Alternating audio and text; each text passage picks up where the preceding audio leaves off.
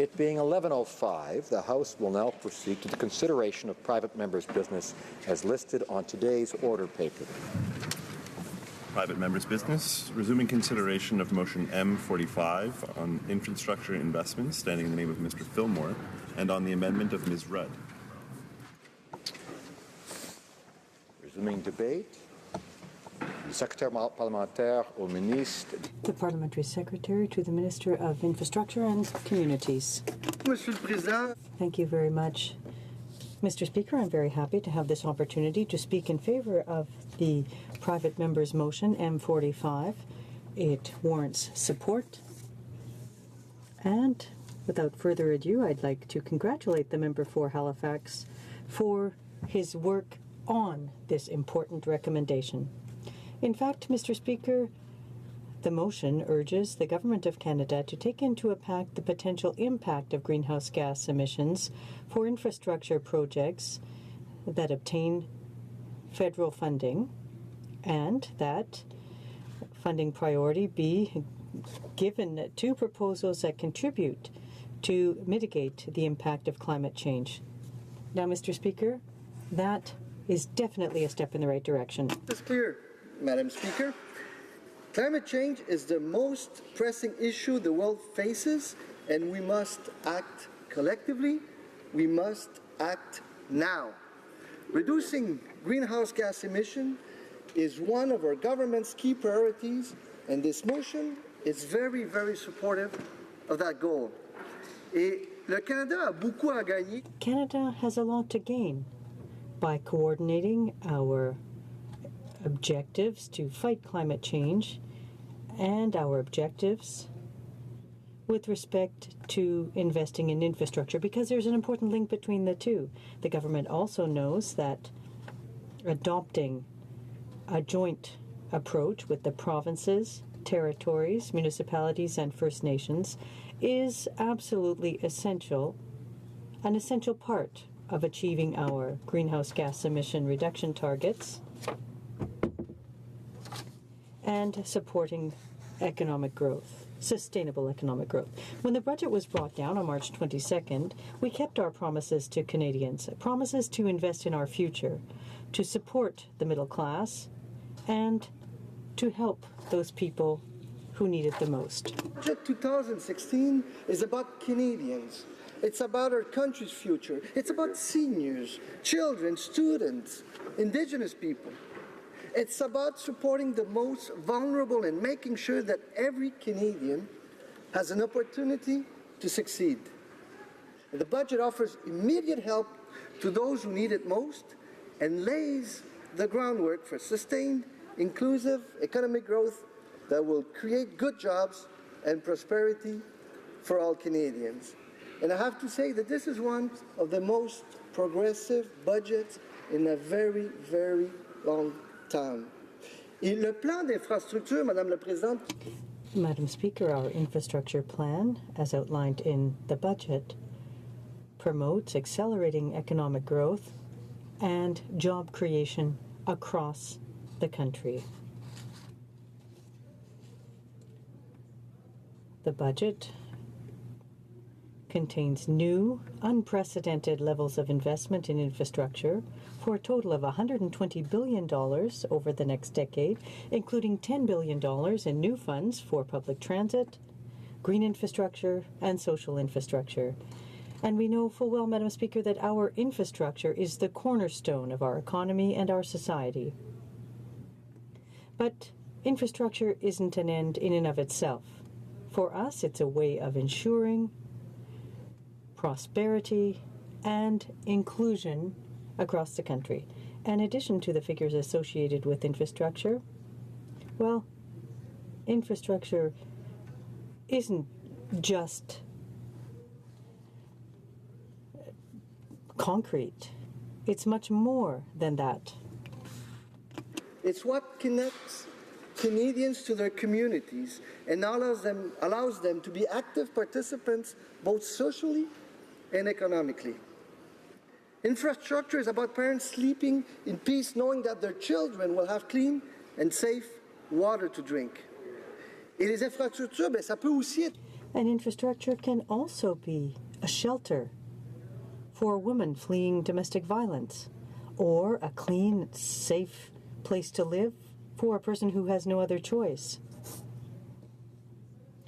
In Budget 2016, we'll be investing more than $10 billion in the years to come in infrastructure projects that Canadians need most: modern and reliable public transit, water delivery systems, wastewater treatment systems, and affordable housing.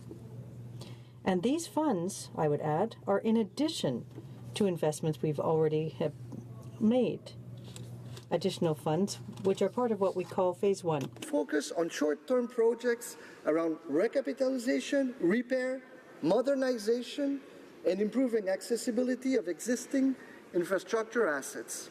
Projects that could get moving fast and get competing within 2-3 years, and that rebuild the foundation of transit, water, and housing that people rely on.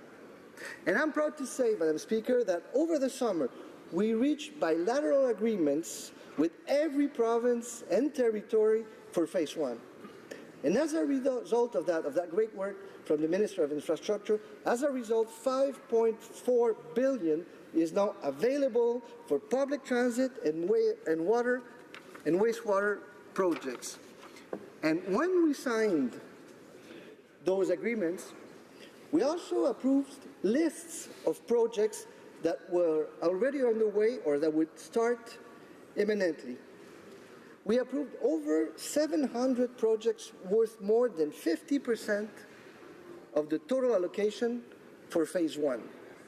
But more importantly, 466 of those projects are already underway across the country, creating growth and improving quality of life for all Canadians. And not forgetting that 400 communities across Canada will benefit from these projects. This is absolutely key, Madam Speaker. Le budget 2016 Budget 2016 also includes $3.4 billion in funding to invest in affordable housing, cultural and recreational infrastructure, early childhood education, in addition to healthcare facilities on reserves. In addition, Madam Speaker, we'll be undertaking consultations across the country over the next year to develop a national housing strategy which will be used to ensure that future federal investments will have the biggest impact possible.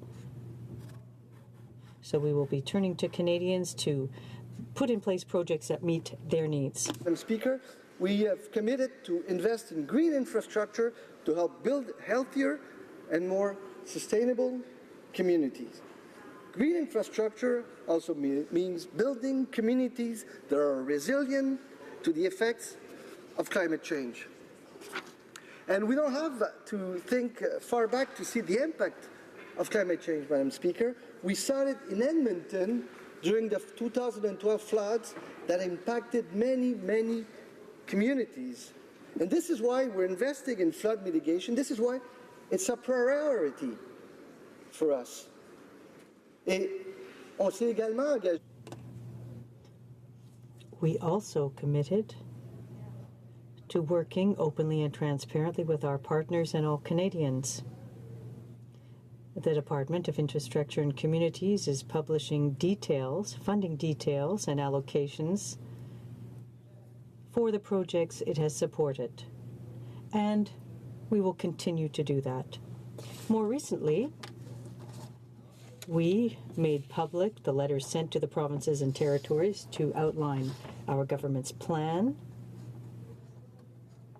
to allocate funding for projects that will make it possible to modernize infrastructure while at the same time encouraging economic growth. Madam Speaker, those letters detail the allocations for each province and territory under the Public Transit Infrastructure Fund, the Fund for Drinking Water. And we have for Canadians We want to do more, and we will do more, Madam Speaker. And while our Phase 1 funding for programs are helping communities deal with their most pressing infrastructure needs, Phase 2 will include funding for projects that leave a lasting legacy for future generations. And in concluding, Madam Speaker, we're committing to get Phase 2 underway as soon as possible, and we look forward to announcing the details in the coming month. And once again, I want to congratulate my colleague, the member for Halifax, for his important work on this issue. Questions and comments, questions et commentaires. The honourable member for Edmonton Manning. Well, I congratulate my colleague on the other side on his speech. It seems to be a very, what we call a hopeful speech, showing projects and what's going to happen in the next 10, 15 years probably. And he mentioned twice job creation. And this is something that we haven't heard for a long time from the other side. Investing $120 billion in infrastructure projects, upcoming projects. Can the member opposite... Excuse me? I'm sorry. It was a mistake on my part. I realize now that this is private members' business. I forgot that there's no questions and comments. And I would allow you to thank me for giving you a few minutes to speak. So it's resuming debate. Reprise de débat. The honourable member for Sarnia-Lambton. Thank you. Thank you, Madam Speaker. Madam Speaker, my colleague talked about all kinds of generalities from the budget, but he didn't speak specifically about motion M45, which is what I'm going to speak on. Canada is a country that needs jobs. We've lost hundreds of thousands of jobs on this Liberal government's watch. This government promised Canadians that they would run a deficit to put people back to work by emphasizing infrastructure spending. That's what they said during the campaign, and that's what they've repeated ad nauseum last session. Well, Madam Speaker, it's been a year, and every month the job numbers show more and more people out of work, and the infrastructure money is flowing too slowly to change that. And now the government wants to entertain a motion that will slow the pace of infrastructure spending approval from a bureaucratic nightmare to a snail's pace. Madam Speaker, I was an engineer overseeing capital projects when the large multinational companies adopted their sustainability goals. And they started doing greenhouse gas emissions analysis. In fact, Madam Speaker, I myself have done the calculations for greenhouse gas emissions analysis. And the analysis is very complicated. There are a lot of questions to consider. Do you include everything from the carbon and greenhouse gas emission footprint of the raw materials, like the steel and concrete used to construct the project? How do you find out what that footprint was without knowing sometimes confidential information from the company that made the raw material, or by making assumptions about it? What about including the carbon footprint of all the vehicles that all the constructors use on the project? What about counting the footprint of the compressors and diesel generators used to build the project, and how do you estimate that? How do you predict the emissions post-startup from the project? Should you include those or not? These are just a few of a myriad of questions that have to be considered for each project, even when there is a greenhouse gas emissions guideline. Most of the time, what is included for each project has to be decided on a per-project basis because each one is different. Then you can't compare GHG emission information for different projects because different things are included on each one. Well, then how do you decide what is an acceptable level of emission or footprint? If it's better than something currently built, is that okay? What if it's not quite as good as the best available technology? Is that okay? Do you include the footprint of the existing infrastructure that's being repaired or not? And so, Madam Speaker, what happens is endless delays while these questions and issues and the seeking of data are resolved, resulting in huge delays for the project, and at the end of the day, no good way to compare projects or to figure out whether they're good enough on GHG emissions or not. Now, that said, many municipalities and provinces have already started implementing their GHG emission requirements. And so now the federal government will add an additional layer of bureaucracy, and the federal program will be different than the municipal programs and provincial programs that have been put in place. And so this is just adding another layer of red tape that will not get these projects built. And who will pay for these endless hours of searching for information and calculating and estimating emissions? Municipalities? They can't afford it. The federal government, with more taxpayer money? Hopefully not. Now, Madam Speaker, this motion claims that it's going to help the national climate change strategy. Let's talk about that for a moment. Canada makes up less than 2% of the global carbon footprint. We could eliminate our entire footprint, and it would not make any fact and evidence-based scientific difference to the temperature of the planet. Can I repeat that? Canada could eliminate its entire footprint, and it would make no difference to global warming. What we should be doing is leveraging our carbon emissions reduction technology to the substantive contributors to climate change, like China, India, and the US, that make up nearly half of the global footprint. We could create jobs for Canadians, and we could help the planet at the same time. But this motion will not help the planet, and it will not help us create the jobs we need to create quickly with infrastructure funding. This motion certainly goes against the direction that was told to Canadians when the infrastructure minister said the focus for infrastructure would be road repairs, maintenance, and rehabilitation of existing assets to quickly create jobs for Canadians. Under this motion criteria, road repairs will never make the list.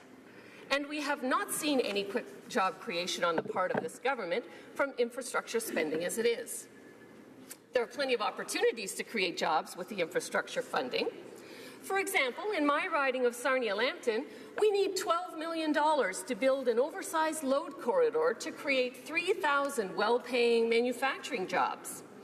The manufacturing shops already exist and already produce these large fabricated modules that can be exported to markets within Canada, the US, and the Middle East. But this government, that I have been presenting this opportunity to since November of last year, has done nothing to follow up and help create Canadian jobs. They've given away $200 million to Iraq for economic development, but can't give my riding $12 million to create 3,000 well-paying Canadian jobs. And now, Madam Speaker, additionally, Motion M45 has been amended to make it even more ambiguous and vague. By removing the criteria that the greenhouse gas analysis would only be done on projects over $500,000, you now have caused smaller projects a disadvantage. Smaller projects, by their very nature, typically have less greenhouse gas emissions when you do the analysis because they have less widgets used to build them and less time spent putting them together. In fact, this motion is just another Liberal action that makes me wonder if the Liberals want to have any private sector jobs at all. Putting GHG screening into pipeline approvals has all but stalled out that process, eliminating the potential for hundreds of thousands of Canadian jobs. Threatening carbon taxes has caused businesses not to invest here, but to move their expansions to the States along with their carbon footprint. And the States does not have an uncompetitive tax. This has happened with 2 expansions in my riding, costing another 2,000 Canadian jobs. So, Madam Speaker, I am speaking against this motion. It will not create the economic stimulus that the infrastructure money promised by the Liberals was supposed to do when they campaigned. It will not result in projects getting approved in a timely fashion. It will not help the planet or contribute significantly to reducing the global carbon footprint. It will bog down the process of supporting municipalities in their need to upgrade infrastructure. And, based on the other evidence this government presented last session, it will likely result in project awards to Friends of Liberals and Liberal municipalities, which is not a fair outcome for all Canadians. Mr. Speaker, Motion M45 is a warm, fuzzy, feel-good motion that is not well thought out. The greenhouse gas emissions evaluation cannot be well defined or applied equitably to different projects, as I have shown. It will slow down the process and delay the creation of the Canadian jobs we need so desperately. And so, Madam Speaker, just say no to Motion M45. Thank you. Good job. Resuming debate, reprise au débat, the honourable member for Nanaimo, Ladysmith. Thank you, Madam Speaker. We need to act on climate change. We've lost 10 years, arguably 20 years of action on the globe. Around the globe, we've damaged Canada's international reputation. We've certainly affected our fishing stocks, our forests, our public safety, put more stress on firefighters, more stress on local farmers, and more stress on future generations. Action is badly needed. Canada cannot stand on the sidelines, and we need to transition now to a cleaner and greener economy. That means setting ambitious targets to reduce greenhouse gases and acting on a concrete plan to actually deliver those targets. Unfortunately, the federal government here and at the other end of the House has done neither. I'm reminded of my first job out of university in the early 90s, working with environmental groups and industry across the country to use economic instruments to reduce greenhouse gas emissions and other air pollutants. The Liberal government of the day did not embrace the recommendations that we made together. We've got a lot of time to make up.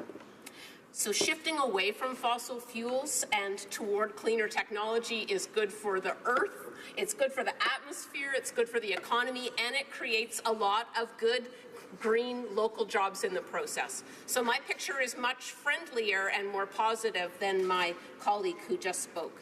The good news is that climate action is a win-win, and I've got a lot of good stories from my riding, Nanaimo Ladysmith, that illustrate what we can do if we do make our investment and economic decisions with a climate change filter.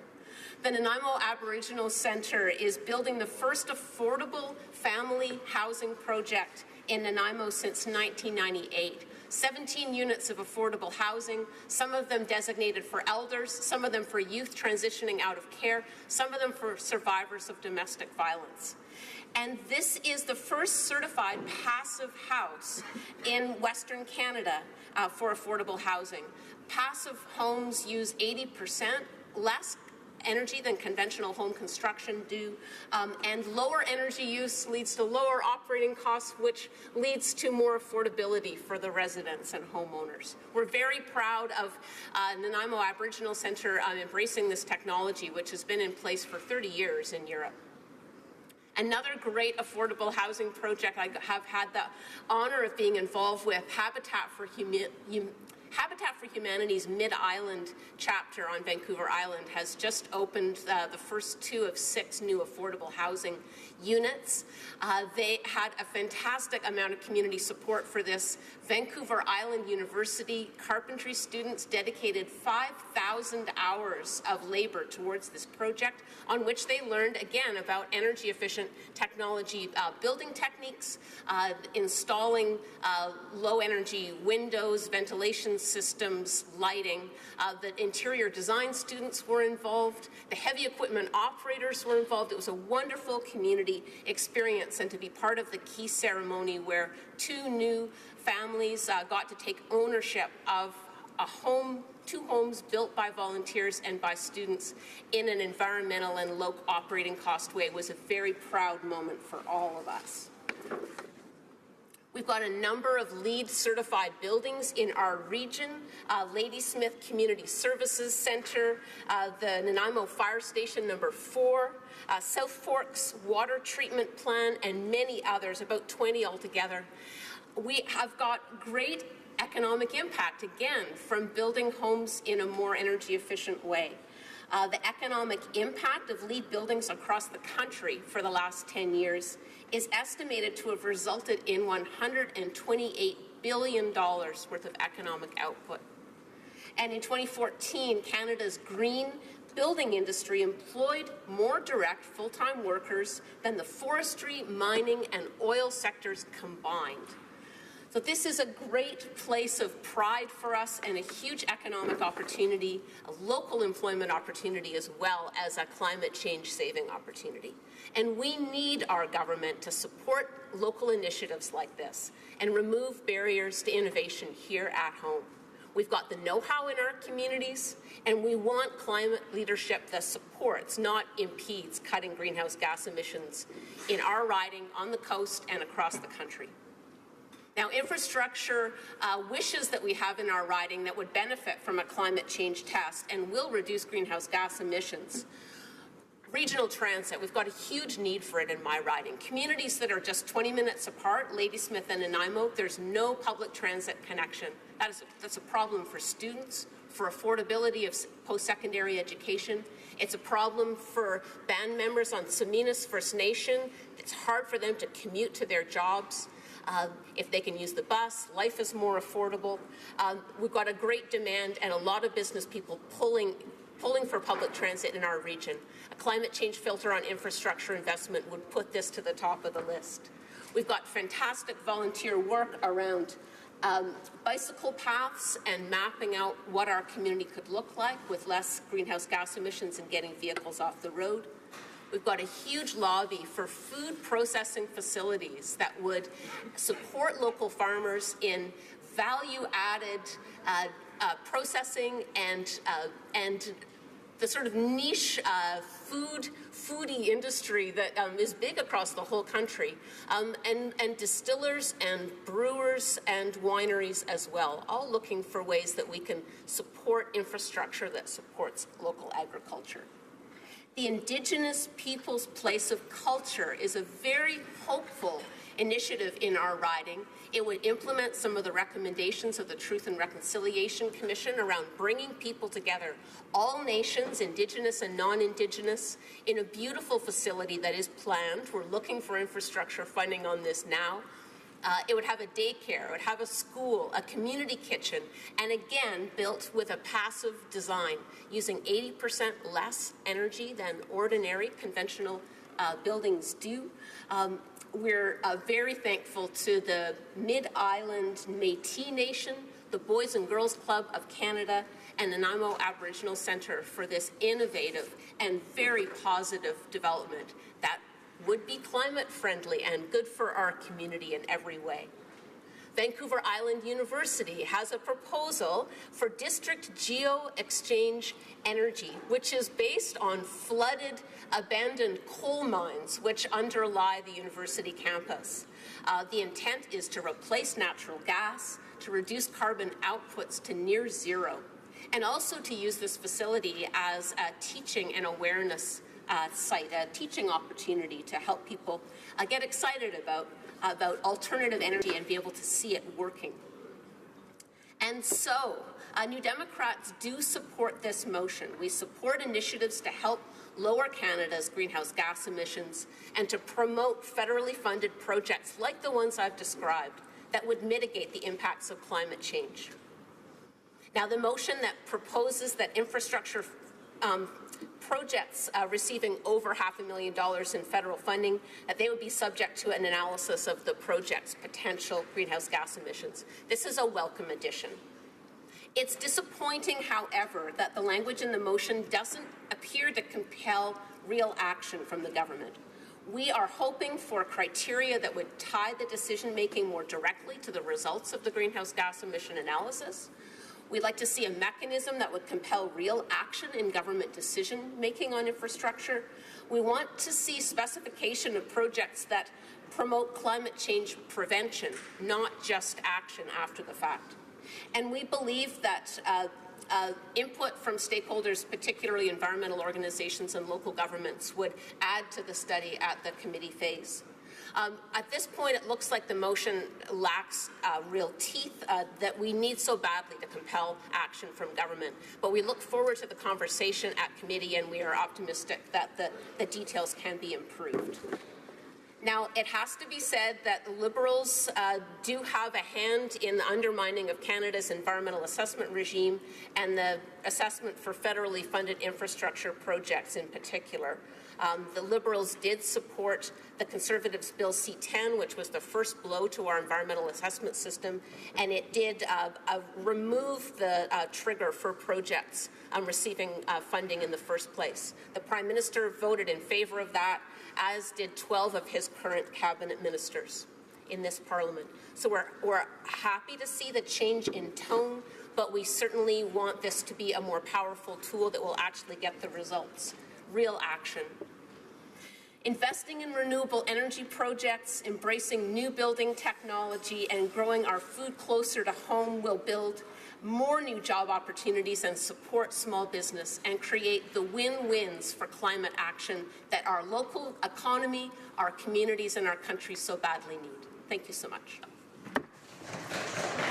Resuming debate, reprise de débat, the honourable member for Dartmouth Cole Harbour.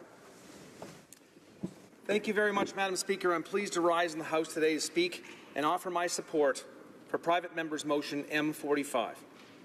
Private Member's Motion M45 harkens back to our government's speech from the throne, which said a clean environment and a strong economy go hand in hand. We can no longer have one without the other, Madam Speaker. Protecting the environment and growing the economy are not incompatible goals. In fact, our future success demands that we do both. I commend my friend, the honourable member from Halifax, for introducing this important motion. The motion represents a significant opportunity for our government to highlight our climate change priorities through targeted infrastructure investments. As you know, the relationship between infrastructure and climate change is an important one to our government. Budget 2016 stated that the second phase of our infrastructure plan will go hand in hand with the important transition to a low-carbon economy. Investments in infrastructure can concretely advance our government's climate change objectives. Extreme weather events can be connected to climate change. We can protect communities across the country and save Canadians money on maintenance and repair by updating the codes and standards that relate to climate change. And, Madam Speaker, infrastructure investments can also support efforts to reduce emissions. Whether it's constructing residential and commercial buildings according to the highest efficiency standards or investing in public transit infrastructure to help get cars off the road and reduce congestion. Infrastructure investments can drive the reduction of greenhouse gases and help advance our government's clean growth agenda. We expect our infrastructure to last for decades, Madam Speaker. That's why it's important that we take the time to do it right. Gone are the days of the simplicity of measure twice, cut once. Our policies and our engineering have to be smart and must be forward-thinking. We must view all of our infrastructure projects through an economical lens in addition to an environmental lens.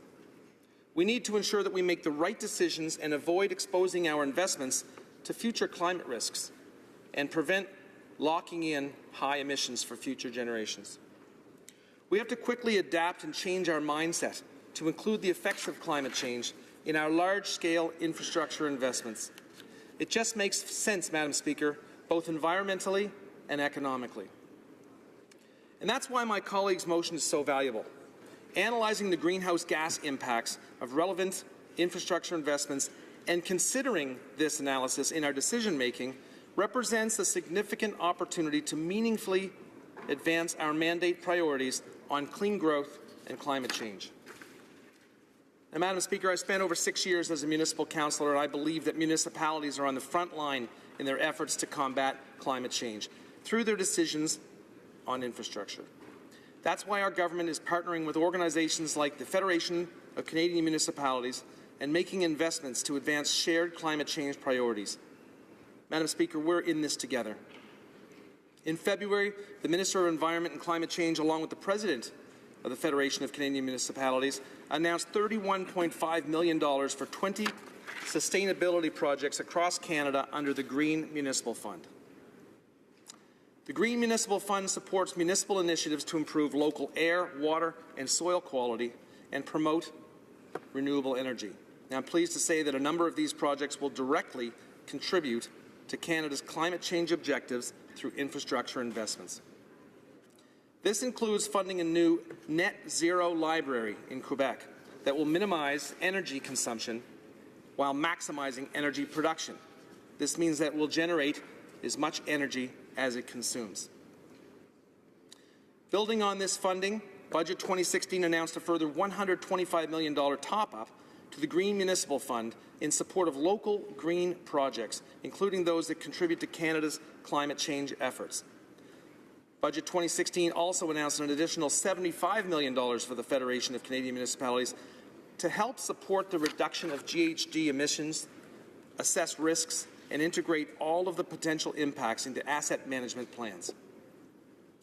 Madam Speaker, combined, this funding demonstrates our government's understanding of the critical role municipalities play in reducing emissions and enhancing environmental resilience across Canada. Budget 2016 also included funding for projects where infrastructure and climate change complement each other. To enhance Canada's resilience to the impact of climate change and severe weather, Budget 2016 included funding to support revised building codes and stronger standards for our infrastructure assets. Funding of $248 million was also allocated to the Lake Manitoba and Lake St. Martin Outlets Channels projects, which will allow the province of Manitoba to regulate lake levels and provide flood protection to the surrounding communities. Furthermore, $212 million was allocated to upgrade the Lions Gate wastewater treatment plant in Vancouver to make it more resilient to the effects of severe weather and climate change. Madam Speaker, Budget 2016 also announced an infrastructure funding to reduce emissions. A total of $62.5 million was allocated to support innovative technology projects and improve emissions through alternative transportation investments across the country. This includes funding for passenger vehicles that run on lower-emitting alternative fuels and fast charge stations for non-emitting electric vehicles. Mr. Speaker, a portion of the $574 million announced for social housing in Canada will be used to fund energy efficiency retrofits, which will reduce greenhouse gas emissions, lower heating and cooling costs, and create jobs. That's real change, Madam Speaker. That's building the green economy. Both measures will directly contribute to the overall reduction of greenhouse gases in Canada. Madam Speaker, passing and implementing this motion will build on these efforts to advance the government's climate change objectives through infrastructure investments. As our government works with provinces, territories, municipalities, and other key partners and stakeholders on the long-term infrastructure plan, we will consider options for implementing the motion in a manner that is consistent with our climate change and infrastructure priorities. Ensuring that all infrastructure investments are first examined through an environmental and a climate change lens must become the normal course of business in Canada. Madam Speaker, implementing M45 would set Canada in the right environmental direction and would advance work under the Vancouver Declaration as well as Canada's international commitments under the Paris Agreement. I would like to thank the honourable member from Halifax for bringing forward this important motion, which I support as amended, and I would urge all members in this House to vote in support of its implementation. Thank you, Madam Speaker. Hear, hear. Resuming debate, reprise de débat, the honourable member for Edmonton Strathcona. Thank you, Madam Speaker. I too am rising to speak to motion 45 as amended, and it's important to keep in mind precisely what that motion proposes, that the government should ensure an analysis of the impacts of greenhouse gas emissions undertaken for all federal infrastructure funds, but leaves the thresholds completely unknown and unclear who's going to be consulted on what those thresholds may be and when they may arrive. Why do I emphasize that condition? Because we are hearing from the big city mayors they're in a crisis. They need funding for social housing and affordable housing right now. How long do they have to wait for this criteria? There's huge interest across this country, including in my riding of Edmonton Strathcona, for a shift towards consideration to a more sustainable way of living. And both my municipal government, under the direction of Mayor Iveson and his council, and the youth of my city are very interested in job creation in the new energy field, and that includes in greener infrastructure. This motion, Madam Speaker, appears in small part, and I say small part, to respond to the recommendations by the Commissioner for Environment and Sustainable Development in her recent audit report. It offers only a partial framework for commitments already made by the Minister of Infrastructure and Communities to at least partially redirect federal funds towards greening infrastructure. The problem is the motion offers no substantive changes to either the regulatory or assessment laws to make consideration of reduction of greenhouse gases mandatory. It also offers no recognition of proposals for a more substantive and all-encompassing reform for a next-generation environmental impact assessment process as proposed by a number of leading legal and environmental impact assessment critics. some of those including from Dalhousie University in the member for Halifax's riding. What has the Commissioner for Environment and Sustainable Development called for? Well, she's called for more substantive reforms to the ways in which the federal government actually delivers money for municipal infrastructure.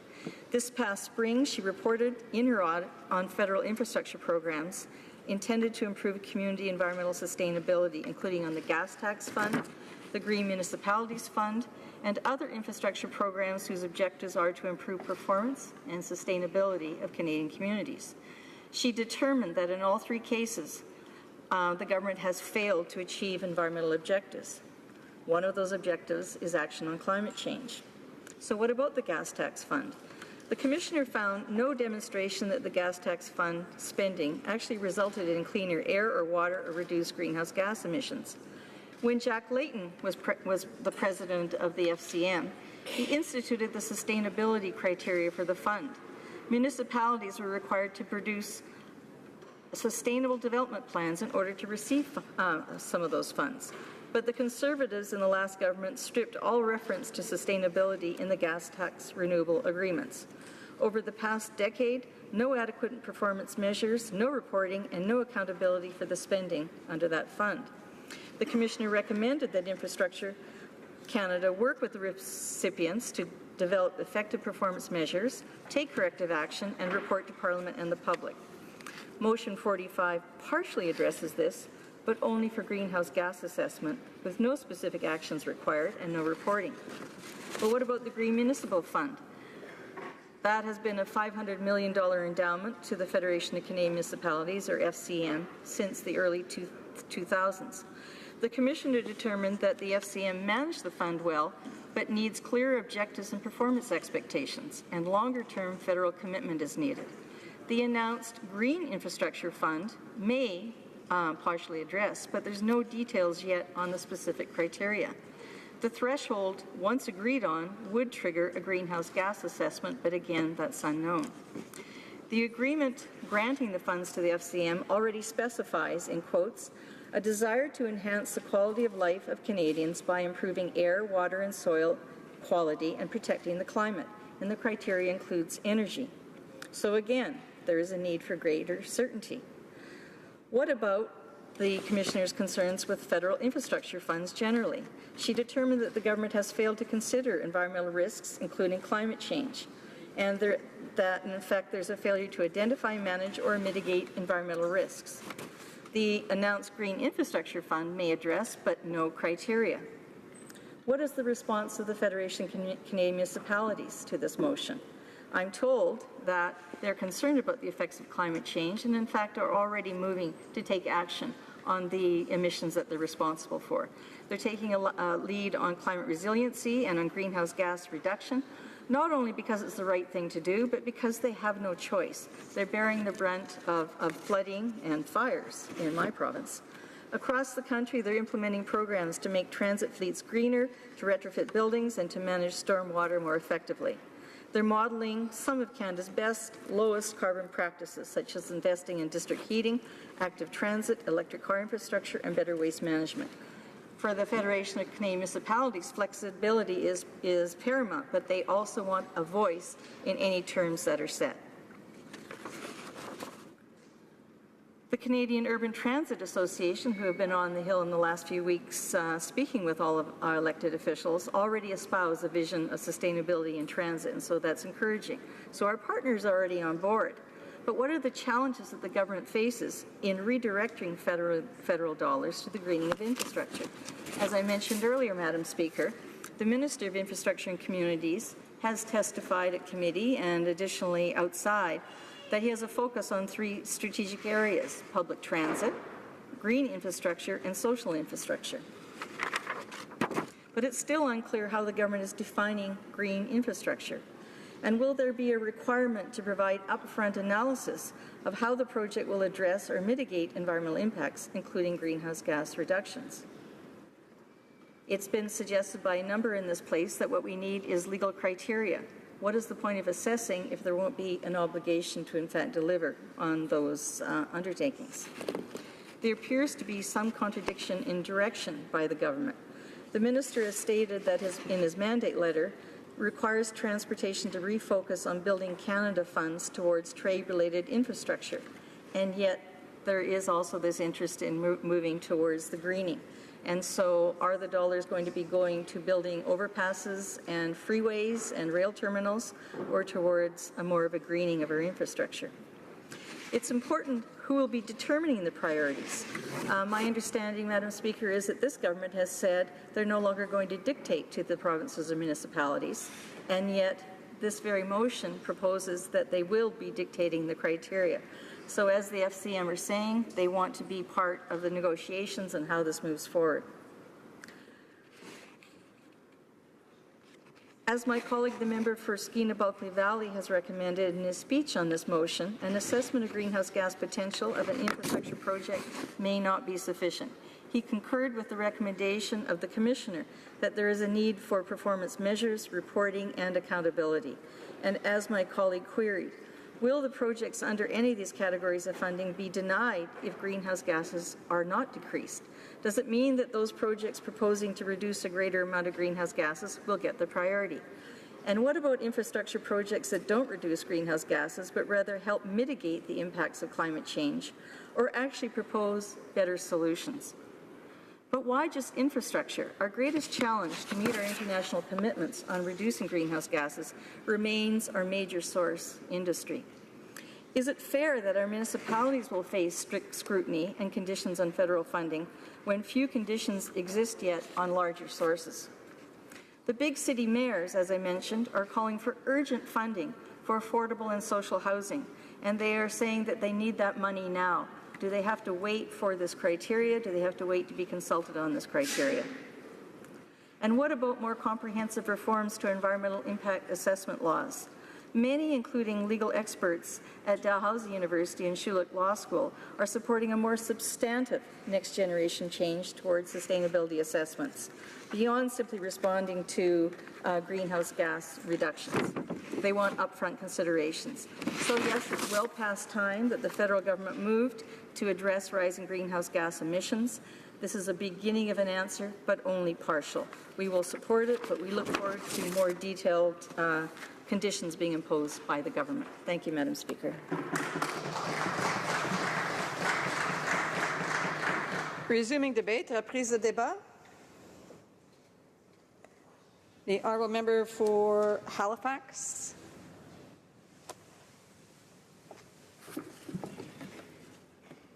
Madam Speaker, it's my honour to rise today and conclude debate on private member's motion M45, and I'd like to begin with thanks to all of my colleagues from various corners of this House who have seconded the motion, and all those who have weighed in and spoken on it as well as every person and organization across Canada who has shared their insight, their encouragement, and their wisdom from this motion's earliest days.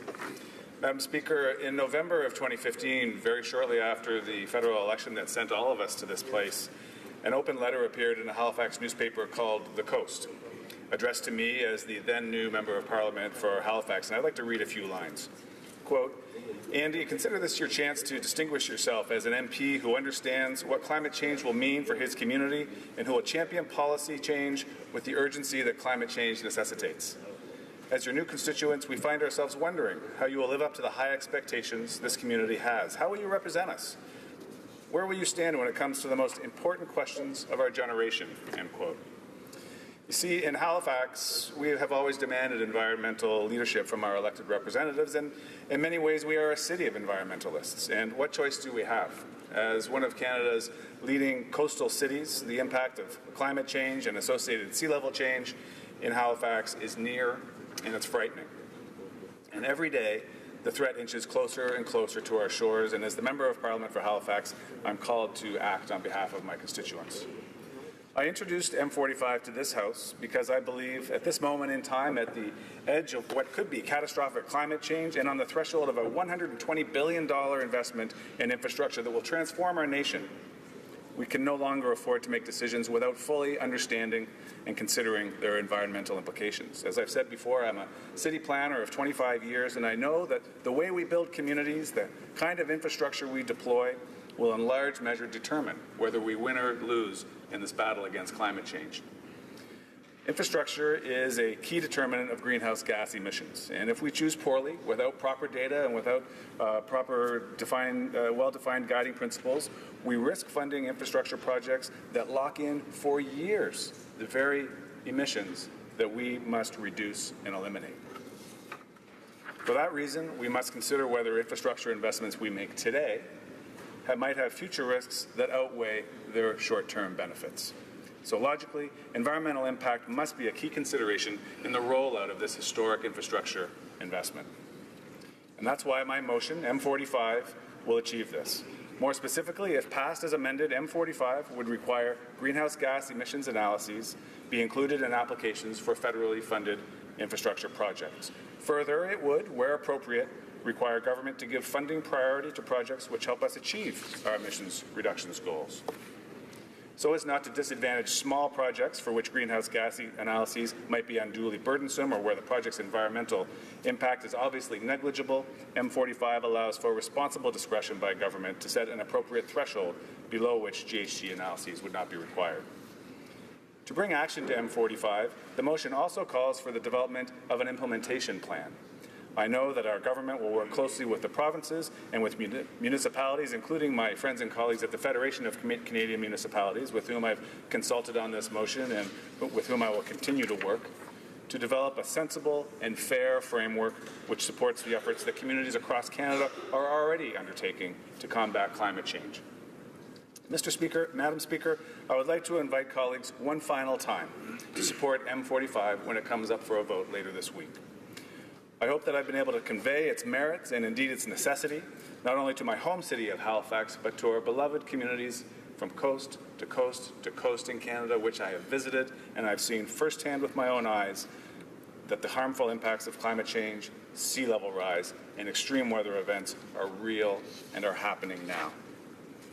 This week, by passing M45, our Parliament can take a leadership role in decisive, meaningful action in the fight against climate change. And in so doing, we will protect our environment for the next ones in this fight, our children and our children's children. I believe we have no other responsible choice. Thank you.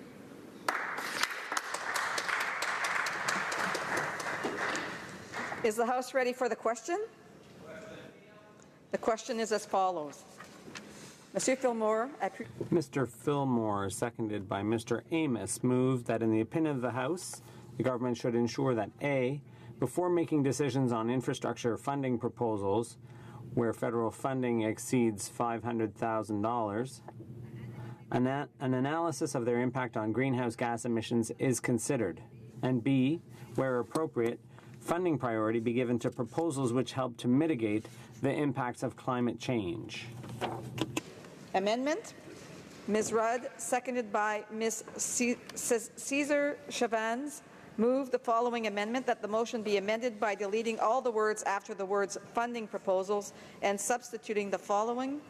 An analysis of their impact on greenhouse gas emissions is undertaken for those projects exceeding an appropriate threshold to be established in an implementation plan, and B, where appropriate, funding priority be given to proposals which help to mitigate the impacts of climate change, and C, that an implementation plan be developed. La mise aux voix porte sur l'amendement. The question is on the amendment. Is it the pleasure of the House to adopt the amendment?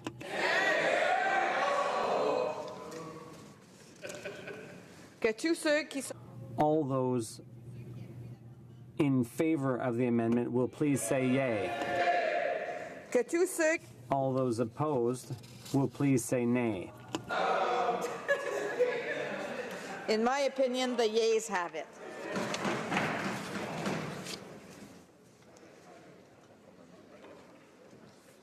Pursuant to Standing Order 93, the Recorded Division stands deferred until Wednesday, September 28, 2016, immediately before the time provided for private members' business.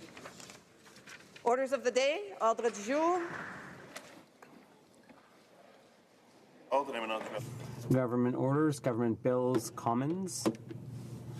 Resuming debate at third reading on Bill C4, an act to amend the Canada Labour Code, the Parliamentary Employment and Staff Relations Act, the Public Service Labour Relations Act, and the Income Tax Act, as well as on Mr. Gould's amendment. Manitoba, the Honourable Parliamentary Secretary to the Leader of the Government in the House of Commons. Yes, thank you, Madam Speaker. As many will know, that when there's opportunities to talk about the issue of labour relations in Canada, and people can count as much as possible, I would love to be able to share my thoughts and words in regards to what I believe is a very important issue. And it's an important issue not only for me, but I can tell you for the Prime Minister and the Liberal caucus as a whole. And you can see how that is very clearly demonstrated in terms of just to the degree in which this has been made a parliamentary priority for the government, Madam Speaker. I can recall having discussions about labor-related legislation prior to being in government when we were talking about two private members' bills, and I will provide comment in regards to that because I know at times it's been fairly emotional from colleagues opposite when we have indicated the manner in which the government of past, the Harper government, changed labor laws, and I will go over that, Madam Speaker. But one of the discussions that often had taken place was this sense of unfairness what the Conservative government was doing at the time by introducing private members' legislation. So no one should be surprised that the new government, led by our current Prime Minister, has made a fairly bold statement, in essence saying that we want to have and establish a new attitude, a new relationship between labor and management, given the harm that was caused by the former government. And it didn't take long for our new government and the Prime Minister to bring forward legislation that ultimately assists in setting the stage.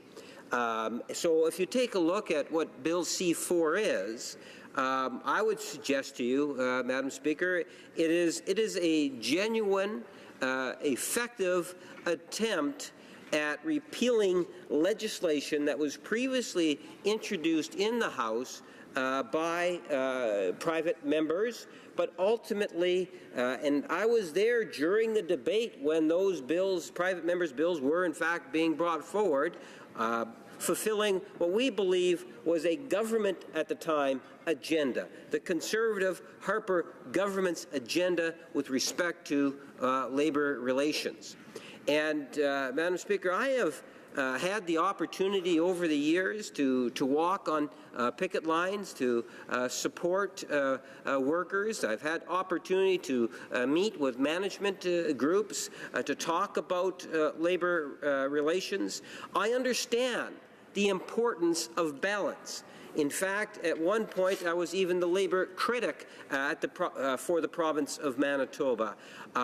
So I understand how important it is that there is a balance that takes place, because that balance is what provides for that bargaining process to be effective, Madam Speaker. Even though we are only in a relatively short number of months where we've held the reins of power here at the national level, Madam Speaker, I believe that we have made significant strides forward.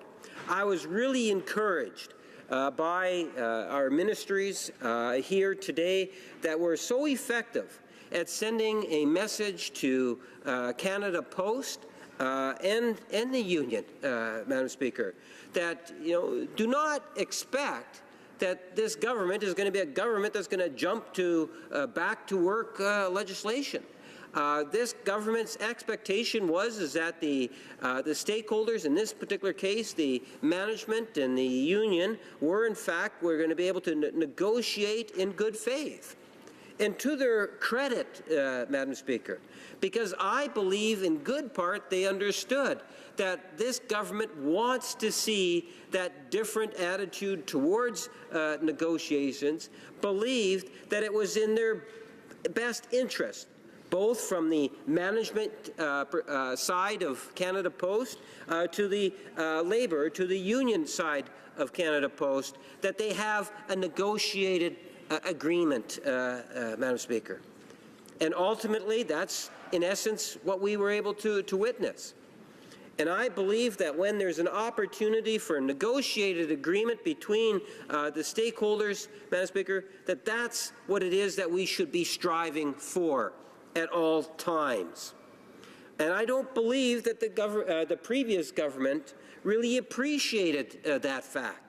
When I sat, and Hansard will clearly demonstrate, Madam Speaker, back then, I would comment in regards to everyone knows that the government of the day would institute back-to-work legislation virtually immediately if it took place. How did that influence negotiations, Madam Speaker? And it wasn't just Canada Post. I think that the government needs as much as possible to respect and allow for negotiations in good faith. It doesn't necessarily mean that we're limited, Madam Speaker. We act on the best interests of Canadians at all times.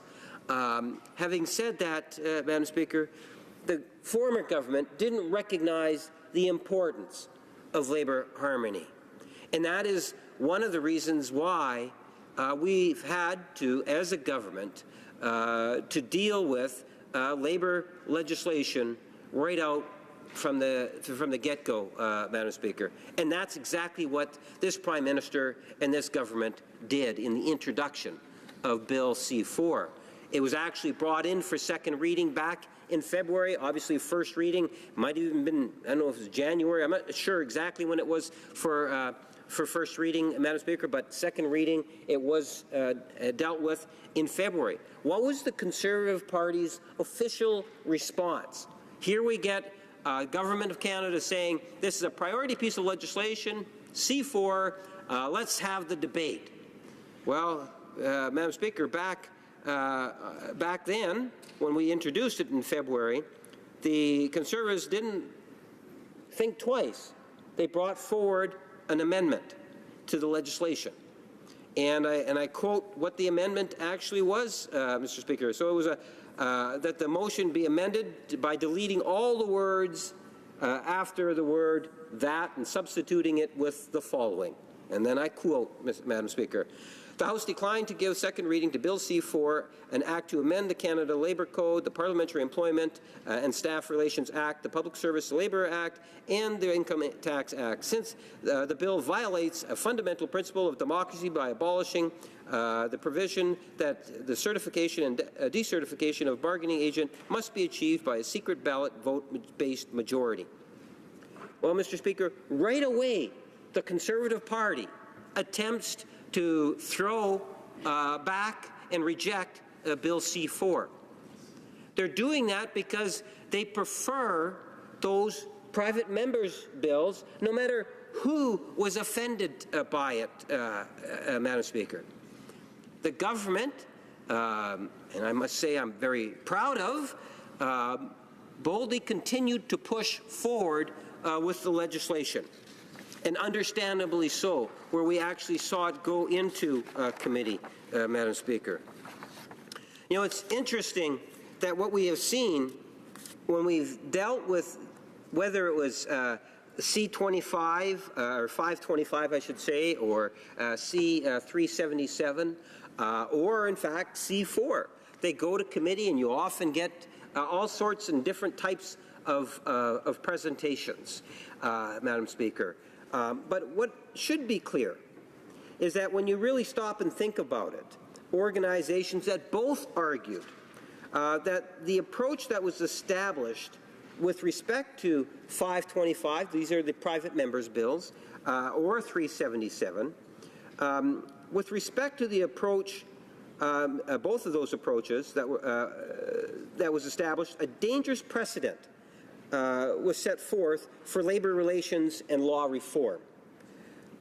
Both argued, labor and management, Madam Speaker, that this approach established that dangerous precedent for labor relations and law reform, where tripartite, referring to employer, union, and government, consultations process had traditionally been considered as essential, Madam Speaker, by the stakeholders to maintaining a workable labor management balance. And we saw that from both sides, Madam Speaker, make that claim. That is something in which I know many within the Liberal caucus have raised. I can tell you, my colleague from Atlantic Canada, as the critic for Labour, stood up many times as I listened to him articulate, Madam Speaker, about how important that balance was and how we had to respect the importance of the stakeholders. And that was one of the fundamental flaws with the private members' bills that were being advanced at the time, Madam Speaker, that we are repealing or through this legislation. We need to understand that, yes, we look at private members' hours, and we have private member hour every day, almost without exception, Madam Speaker. But what had taken place there is you have substantive labor legislation, and when you've had changes to labor legislation made prior, there was an obligation to take those stakeholders, the labor and management side, bring them to the table, sit down with them and get a good understanding in terms of where it is consensus could actually be built up, allow for the government, obviously, to be involved in the process, a well-established process that was proven to be fairly effective in Canada, Madam Speaker. Other jurisdictions looked to Canada in terms of how it is that we are able to provide balance between labor and management and the different stakeholders. But that is something that is so critical. Yet both of those private members' bills did not go through that process, Madam Speaker. In fact, if we applied the same rules of procedures for C4 as we did for those two private members' bills, Madam Speaker, then we wouldn't be debating this bill right now, because this bill would have been limited in terms of the amount of time allowed for debate. Members know full well that a private member's bill is treated quite differently than a government initiative or government legislation. There is more debate time. There is a different process, Madam Speaker. And whether it's the lead-up of the making of the legislation, ensuring that there is that consultation, ensuring that there is the consensus that is built between labor and management, all the way to the second reading and the now third reading in the report stage and so forth, there are time limits that are instituted in our rules dealing with private members' bills. And that's why many thought that that was intentional on the government, on the Harper government previously, to have private members bring it through the back door, which we've made reference to in the past.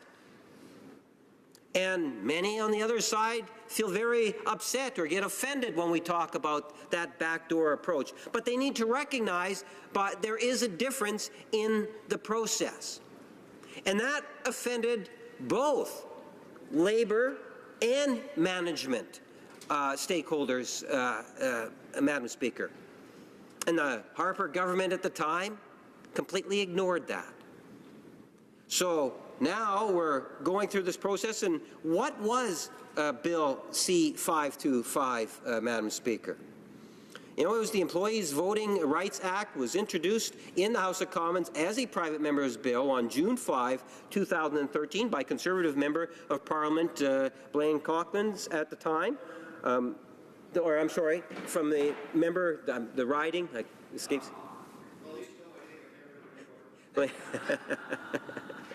From the member, Mr. Speaker, and my apologies for saying his name, but from the Conservative member, Madam Speaker, requirements for labor organizations, or let me get back onto track here, it received royal assent on December 16, 2014, and ultimately came to force on June 16, 2015.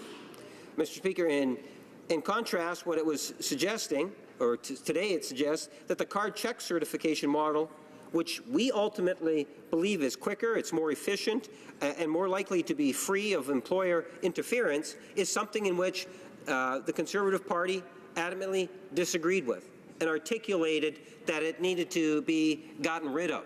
But it didn't go through the process. It was private member, and I would suggest to you, which was heavily supported by the government, that brought forward that particular piece of legislation. And it offended a great number of people, Madam Speaker, not only just union personnel.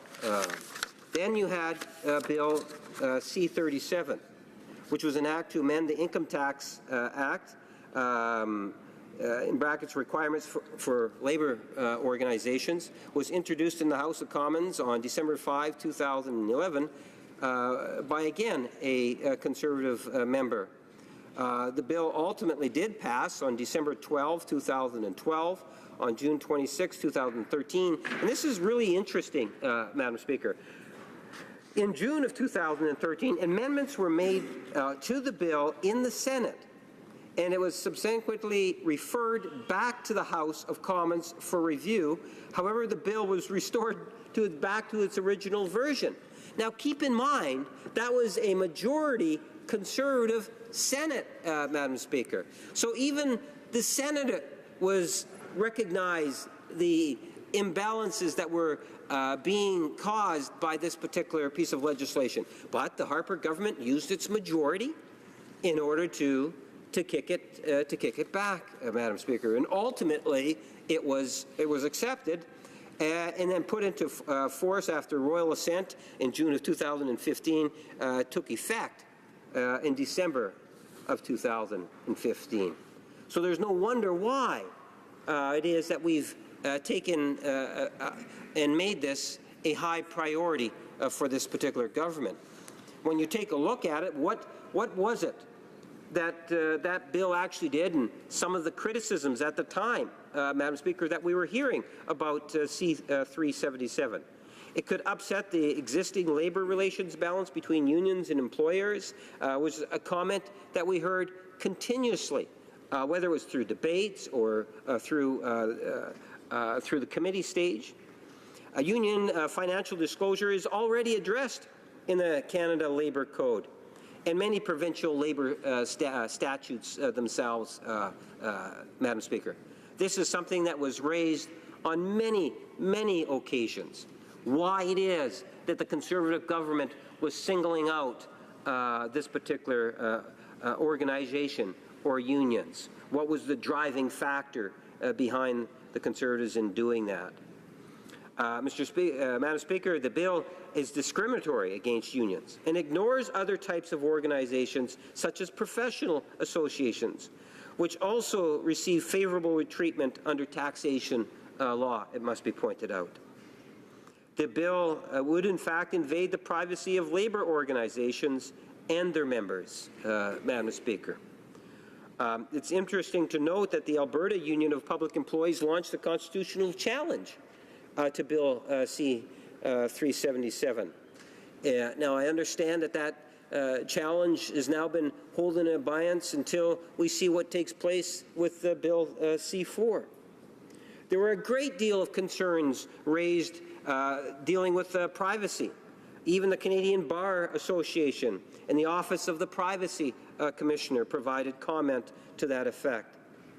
The CBA suggested that the bill may be subject to legal challenge on those grounds alone. It's amazing the number of provinces that voiced opposition to Bill 377, Madam Speaker. They also, and that was a majority, more than a majority of the provinces. They also criticized the bill for potentially crossing over and destabilizing labor relations environment. And, Madam Speaker, this is where I started off my discussion, is when we talked about Bill C-4. Bill C-4 is all about righting a wrong. It's restoring a sense of fairness and balance to our labor laws. And that is something that is of the utmost importance. The Conservative government lost touch with Canadians on labour issues, Madam Speaker, as it's lost touch on many different issues with Canadians, Madam Speaker. This bill is a good bill and should be supported by all members because it brings back and restores balance to labour relations. Thank you, Madam Speaker. Questions and comments? Questions et commentaires. The honourable member for Edmonton Manning. Madam Speaker, I'd like to correct some of the facts. Basically, when the previous government passed those two bills, C-525 and C-377, there was major consultation, and a word I believe the government now loves to hear all the time. So the House of Commons Standing Committee on Finance examined the issue, Standing Committee on Banking, Trade and Commerce, and the Standing Senate Committee on Legal and Consultation Affairs. Although no one is accusing this government of being logical, here's the question. The question is, what is the motivation behind the legislation? I believe an observer would say it's to protect the union bosses. So the irony is those union leaders are themselves elected by secret ballot. Does it make sense that union leaders be elected by secret ballots if secret ballots are not allowed for union certification votes? That is the question, and hopefully we can hear some logical answer. Thank you. The Honourable Parliamentary Secretary. Yes, thank you, Madam Speaker. And let me be crystal clear as to why it is that we have C4. It, in essence, is about fundamental values of how negotiations should be taking place in the collective bargaining process. And those values were violated by the Harper Conservative government. Bill C-4 is an attempt, it is a first step in restoring that balance of fairness, of openness to labour relations here in Canada. It's fixing a problem that the Conservatives created, Madam Speaker. That's what Bill C-4 is all about. Questions and comments? Questions et commentaires. The honourable member for Saskatoon West. Thank you, Madam Speaker, and I want to thank my colleague for his comments and his speech. I was very heartened to hear him use the words that I've used in my speech, and that is having a more balanced approach for labour relations, and of course that this legislation is a first step towards correcting what I feel was anti-worker legislation from the previous government.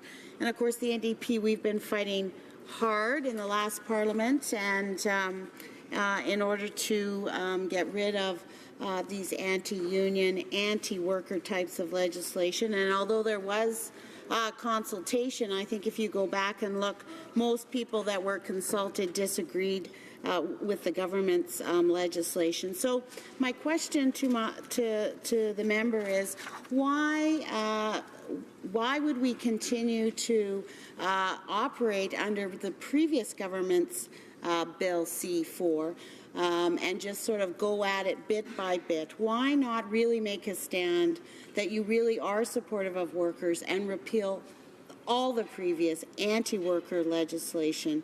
I would just like to hear whether my member the member would like to join with me in order to move forward and make a big step.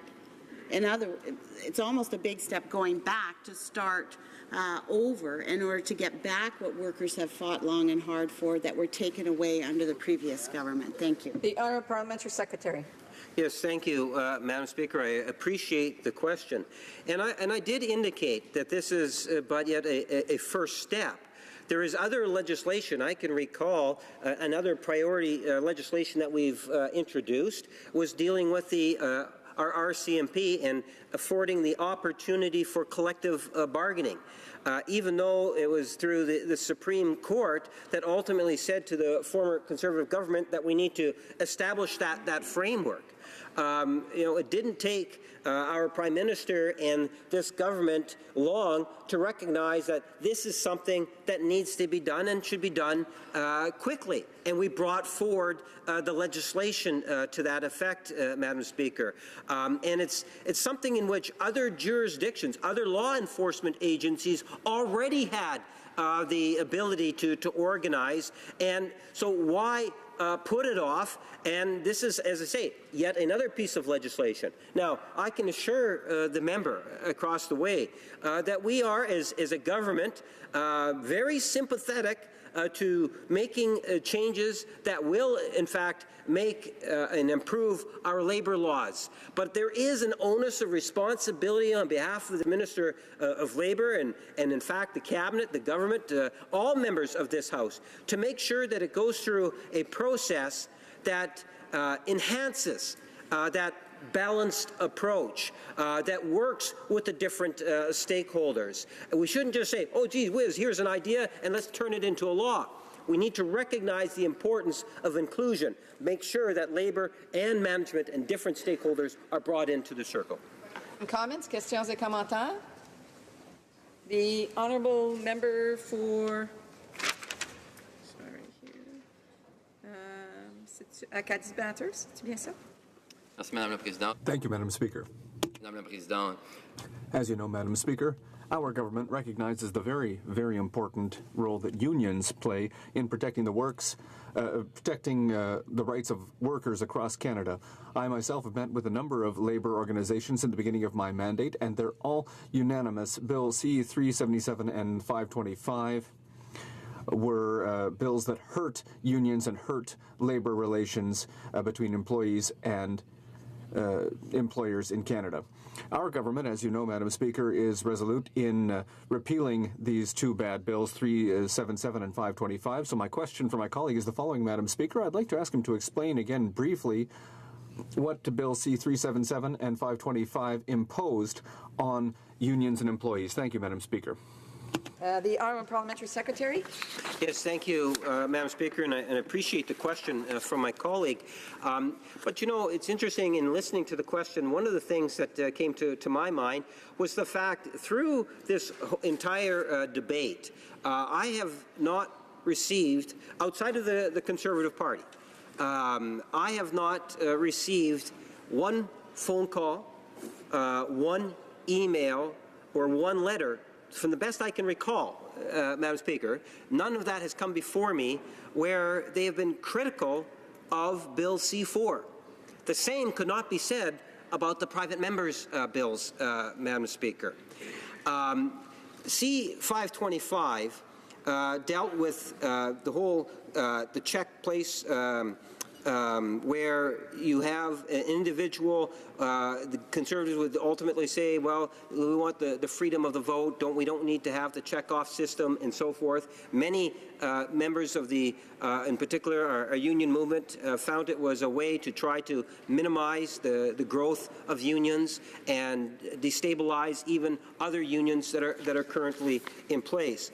The other 377 dealt with financial matters, where unions were targeted as a group, and for what reasons? Well, I've commented extensively. I do believe that there was a lot of negative political motivation that ultimately put politics and wedge issues ahead of what was in Canada's best interest in terms of labor relations in our country.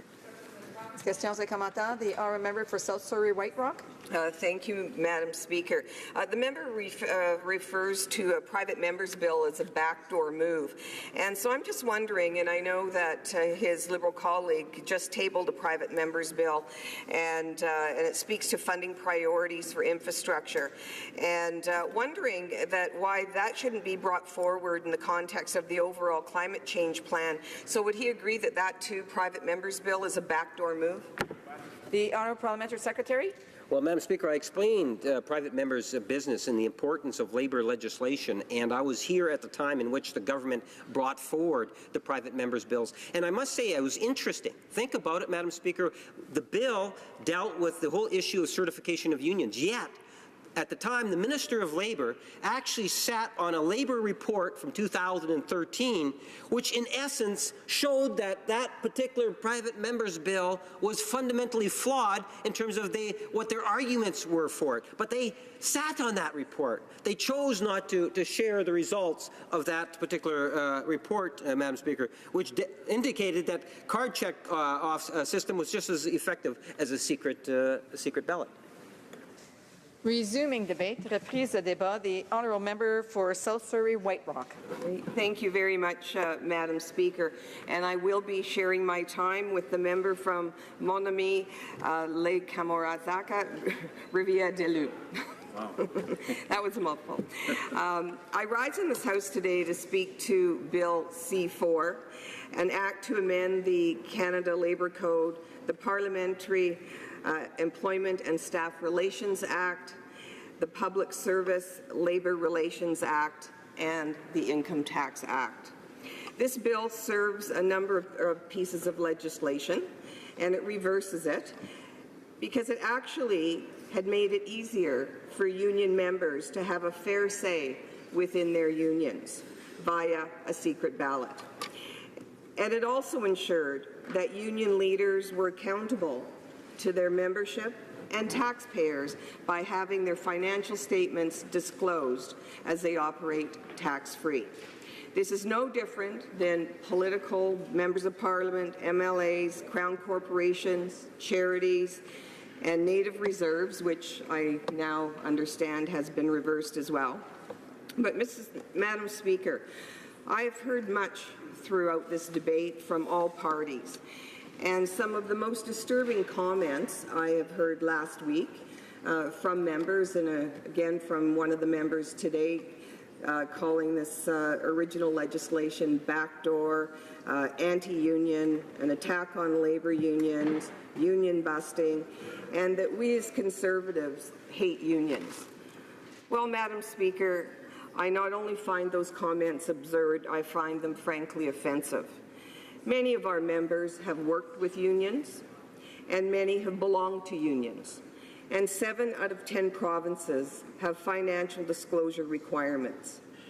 Union members, past and present, along with the general public, supported disclosure in polling data when the bills were first introduced in 2013 by over 80%. Now, when did accountability and transparency become so abhorrent to this government?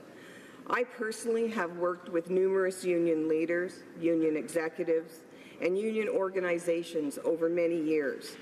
And we didn't always agree on every topic, but we still worked together. We still resolved issues, and we still respected each other's opinions. And more importantly, we respected each other's differences. In past elections, I have been publicly endorsed by unions, and even in this past federal election, as a Conservative, I was endorsed by a union. And the reason I say this is to allow some balanced perspective to enter into this debate. Bill C-377, passed by the previous government, added an additional tool of confidence and transparency for workers requiring unions to disclose the way they spent their money. It did not regulate how unions could spend their money, nor did it regulate any other activity. It simply helped give Canadians a more open and transparent picture. Bill C-525, also passed by the former government, helped strengthen the rights of union members. It gave them the power to vote by secret ballot. This bill, however, Bill C-4, takes those rights away from union workers. So, Madam Speaker, it begs the question, why a government who insists they are all about openness and transparency is so insistent on taking away workers' rights? I have witnessed the certification of manufacturing plants, and I can assure you that this is not an easy nor a smooth process. I have personally witnessed the intimidation by both union workers and management personnel. A secret ballot lets an individual's true opinion be heard without fear of repercussions. And by not allowing a secret ballot, you are putting workers on both sides of the issue in a very awkward and intimidating situation.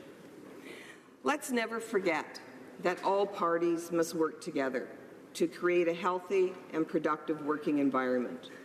Jobs need to be created, they need to be sustained, and opportunities need to be provided for workers, and industry sectors need to grow. It's a symbiotic relationship, one that cannot survive without the other. Madam Speaker, Canadians across this country have the democratic right to vote for their elected representatives by secret ballot. Abolishing the secret ballot is one of the most undemocratic actions that a government can do. And this is exactly what is happening here with this legislation. A government cannot and should not pick and choose who gets the right to a democratic process. But, Madam Speaker, this government is continuing down this path. Not only are we seeing the lack of democratic process through Bill C-4, but we are seeing this play out in communities across this country with the so-called consultation on electoral reform. We have all seen that there is an overwhelming desire by the general public to have a referendum. We have seen it over and over again in dozens of polls, in letters, in newspaper articles, and petitions across this country. People want a say in the way they elect their political representatives. To have a few people gathered at town halls is not representative of the people's voice. It is one element to gather information. However, you cannot base your decisions solely on a few people showing up at a town hall. And by note, Madam Speaker, there were about 70 people in my riding that came out for a town hall. The EDAs, the last candidate of record for the Liberals, and some of their friends, and a very small number that were nonpartisan. And that does not represent the majority. However, I did send out a questionnaire to every household in my riding and asked them about electoral reform, as well as an online questionnaire. Madam Speaker, overwhelmingly, the people want a referendum. They want a say in how they elect their representatives. They do not want politicians deciding for them. And another funny little antidote, I might add, the issue of electoral reform was at the bottom of their concerns.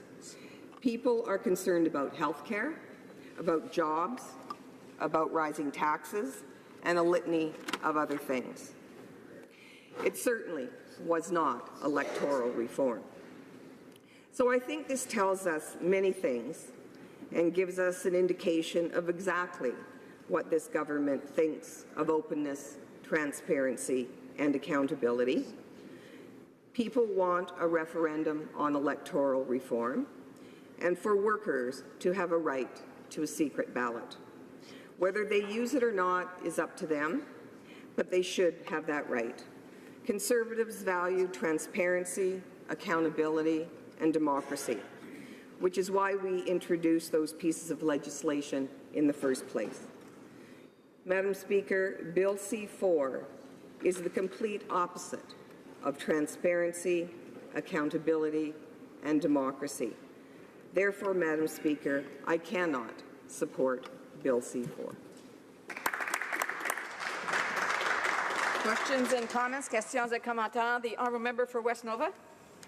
Oh, sorry. Did I get the wrong one? Central? Is it Central Nova? Oh, sorry. Kingston and the Island. Thank you very much, Madam Speaker, and I thank my colleague for her speech, and I see that she's gone into talking about a referendum and electoral reform, and I take great concern with the way that she approached the manner in which she's assessing the value of town hall meetings that are being held across the country right now with respect to electoral reform. In particular, in my riding of Kingston and the Islands, I can tell you, Madam Speaker, that we had a meeting on electoral reform and invited members from throughout the community, and a lot of the people that came there I would not have seen as traditionally being supporters of the Liberal Party. In fact, we had people from right throughout the riding come to voice their opinion. So I think to discredit the notion that town halls can be effective based on the fact that it's just members or friends, as she put it, that come to these meetings is extremely disingenuous. So I'm curious if she could clarify her comments on that and talk a little bit about the value that she might see in those town hall meetings. Honourable Member for South Surrey White Rock. Well, thank you, Madam Speaker. And that's not exactly what I did say, and I will clarify it for him. I was speaking about the town hall that was in my riding and what that consisted of, but I also said that town halls are a way of gathering information. They aren't the entire way of gathering information. So let's be clear. There's value in gathering information on many fronts. But when you fundamentally change the way people elect their representatives, you must have a referendum so all people can have a voice. Questions and comments? Questions et commentaires? The Honourable Member for Kamloops Thompson Caribou. Thank you, Madam Speaker. And I notice when the NDP have been asking questions, they talk about the legislation and how it really is gives time. The secret ballot is a bad thing. Now, in my experience and from my information, the secret ballot is something that is both good for the employer and the employee because, of course, decision-making over whether you want to join a union or not for some people is a very private decision. So I wonder if she could sort of clarify that indeed the secret ballot is something that workers should have the right to enjoy when they're making such a difficult decision. Member for South Surrey White Rock. Well, thank you very much, and I thank my colleague for the question. And I think it comes back to an individual person's right.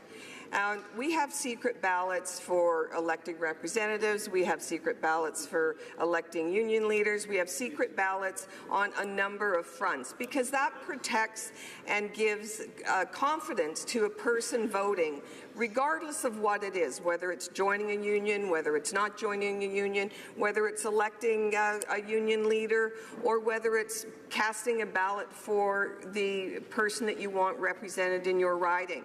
It's a fundamental right that we all have, is that we have a secret ballot so we can keep that information to ourselves for whatever reason it is. And that is what democracy is all about. Taking that way is the most undemocratic piece of legislation I can think of. Then comments, questions et commentaires. The Honourable Member for Saskatoon Grasswood.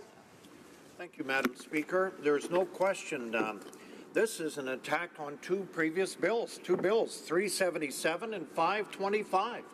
I find it very interesting from my colleague, as a former mayor of a major city in Canada, standing up in this place, Madam Speaker, and saying she respects unions. We all respect unions. And I just want our colleague to talk about her experience again on her time in municipal government doing the proper process. A brief answer from the member from South Surrey White Rock. Thank you very much for that question, and rightly so. I mean, as the mayor of a large city, we dealt with many unions. We dealt with firefighters union, CUPE union. We've dealt with private sector unions, and the fact of the matter is this: is that we all need to work together. We all need to have a healthy work environment that is supportive and empowering for all of us.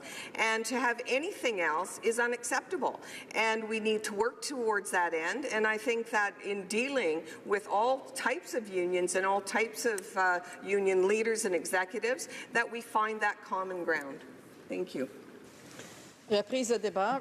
Resuming debate, the Honourable Member for Montmagny, Liselet, Kamouraska, Rivière-du-Loup. C'est grand.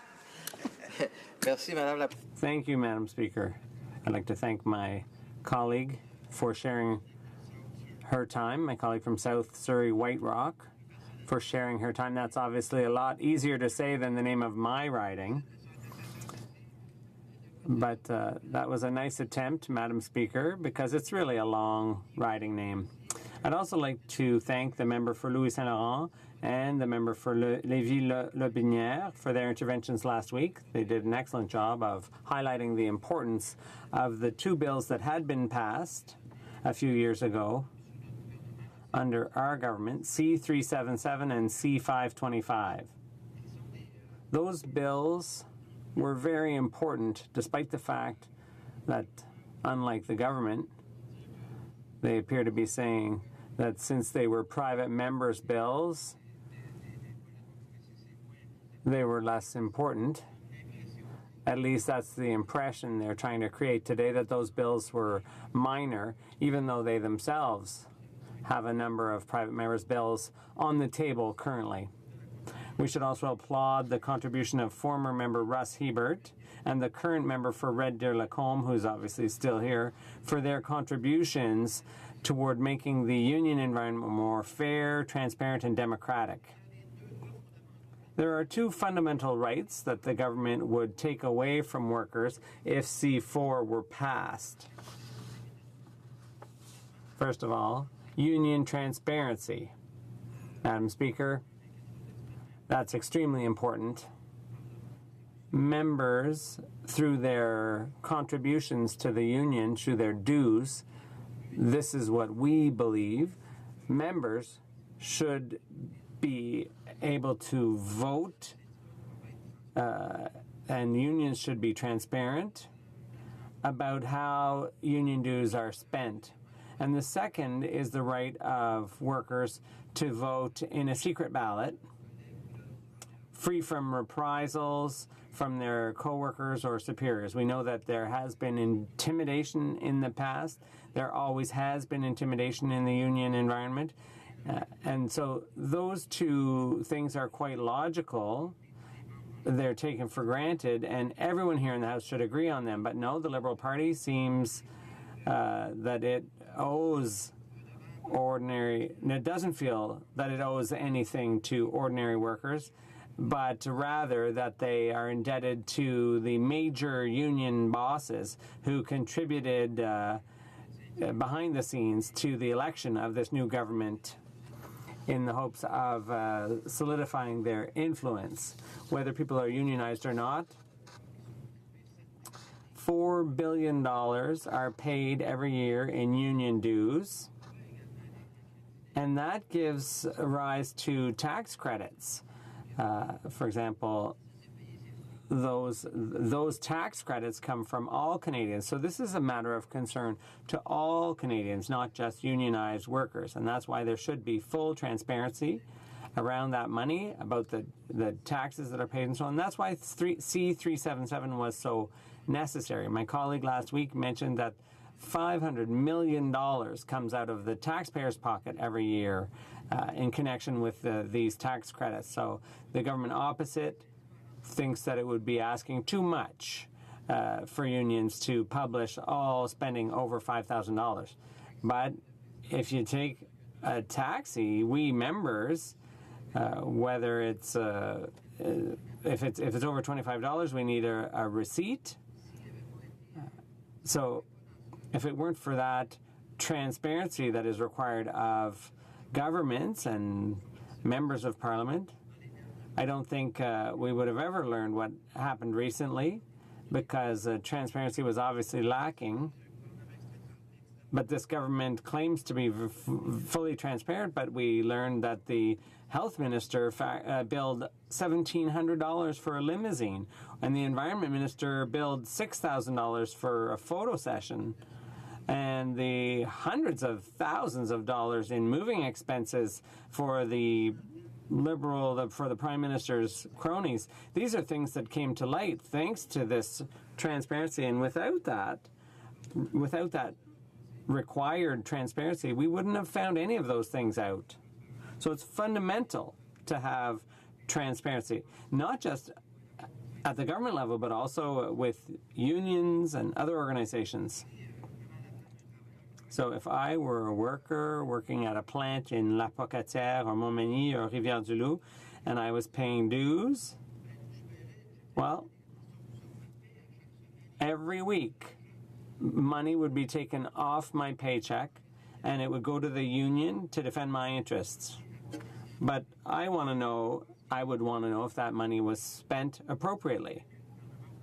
Whatever government or organization we're talking about, they should be transparent. We can't stress the importance of that enough. When we're talking about taxpayer money or union members' money, they should know what's going on with that money, how their money is being spent. It's their money. We're talking about taxpayer money that we manage here as members of Parliament, and the government obviously has to be transparent. And they say they are, but quite clearly, they're not quite living up to that. So if the government thinks that $5,000 is too low a threshold to require accountability, well, what amount would be appropriate? That's an excellent question, because $5,000 with union dues raise about $4 billion a year. So if 5,000, we thought that was a minimum. Does the government have a different minimum? I think they should come out and say so, if they do. As members, we have to declare any expense over $25. I think to ask unions to report on amounts over $5,000, that's really not asking so much. So the government has to be accountable in terms of how it uses taxpayer money, and charities have to be accountable. If a charity decided to support a candidate or a party during an election campaign, they might quickly lose their charitable status and all the tax breaks that come with that. Why should unions be exempted from these requirements of neutrality and impartiality? The Liberals like to claim that the party is based on policies that are fact-based and evidence-based, but in a lot of cases they prefer to blind themselves and not really look at what's going on with union activities. We think C4 would destroy the good work that we enacted, because transparency is a priority. It's fundamental. Respect and integrity and oversight into what union leaders are doing. It should be the same for union bosses as it is for government and members of Parliament. Transparency is fundamental.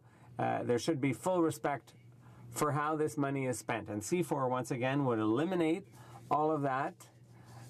And we're talking about two bills that were very important and complementary. They're necessary, and they are still necessary, and that's why, Madam Speaker, I'll be voting against C4. Thank you. The Honourable Member for Laurentides-Labelle. Thank you, Madam Speaker. I'd just like to know from my colleague, if the Conservatives believe so strongly in those bills, why did they take the back door with them? Why weren't they tabled as government bills? Thank you, Madam Speaker. The Honourable Member for Montmagny, Lillet, Kamouraska, Rivière-du-Loup. Madam Speaker, I'm glad my colleague asked that question, because I don't understand why he's trying to distinguish between a private member's bill and a government bill. Sincerely, we're all here. We all are equally important. So there's no difference. Whether a bill comes from one side or the other, supported by one or the other side, it doesn't matter. The bill speaks for itself. These are bills. These are legitimate ways of passing legislation. It's as if they were saying to us that the way we proceeded was wrong, and so all backbenchers' bills, Liberal private members' bills, are not important. It makes no sense, Madam Speaker. The Honourable Member for Peace River Westlock. Thank you, Madam Speaker. I was just wondering if my colleague could make some comments on the fact that we required charities and universities to be transparent with the government tax benefits that they get. I was wondering if you could just comment on that in regards to union dues as well. Thank you. The honourable member for Montmagny, Lille, Kamouraska, Rivière-du-Loup. I'd like to thank my colleague for his excellent question, Madam Speaker. When you belong to an organization of whatever kind, a university, a foundation, a charitable organization, they all have to be transparent about how they use the donations they receive. They have to be open and transparent to all their members or donors. It's the same thing for the government. It should be the same thing for unions. This is 2016, not to paraphrase someone that we all know, but clearly, public money, whatever the source, when it's public money, it should be spent in a way that people have trust and confidence in the organization they've contributed to, whether we're talking about workers, donors, or whatever kind of organization. With unionized workers, it's union dues that's taken off their paycheck. It's put in a fund to defend their interests. That's fine. And once again, I'd like to tell my colleague and everyone here that I have nothing against unions. On the contrary, Madam Speaker, I think they're necessary and important, and they're respectful. They're respectful for the most part.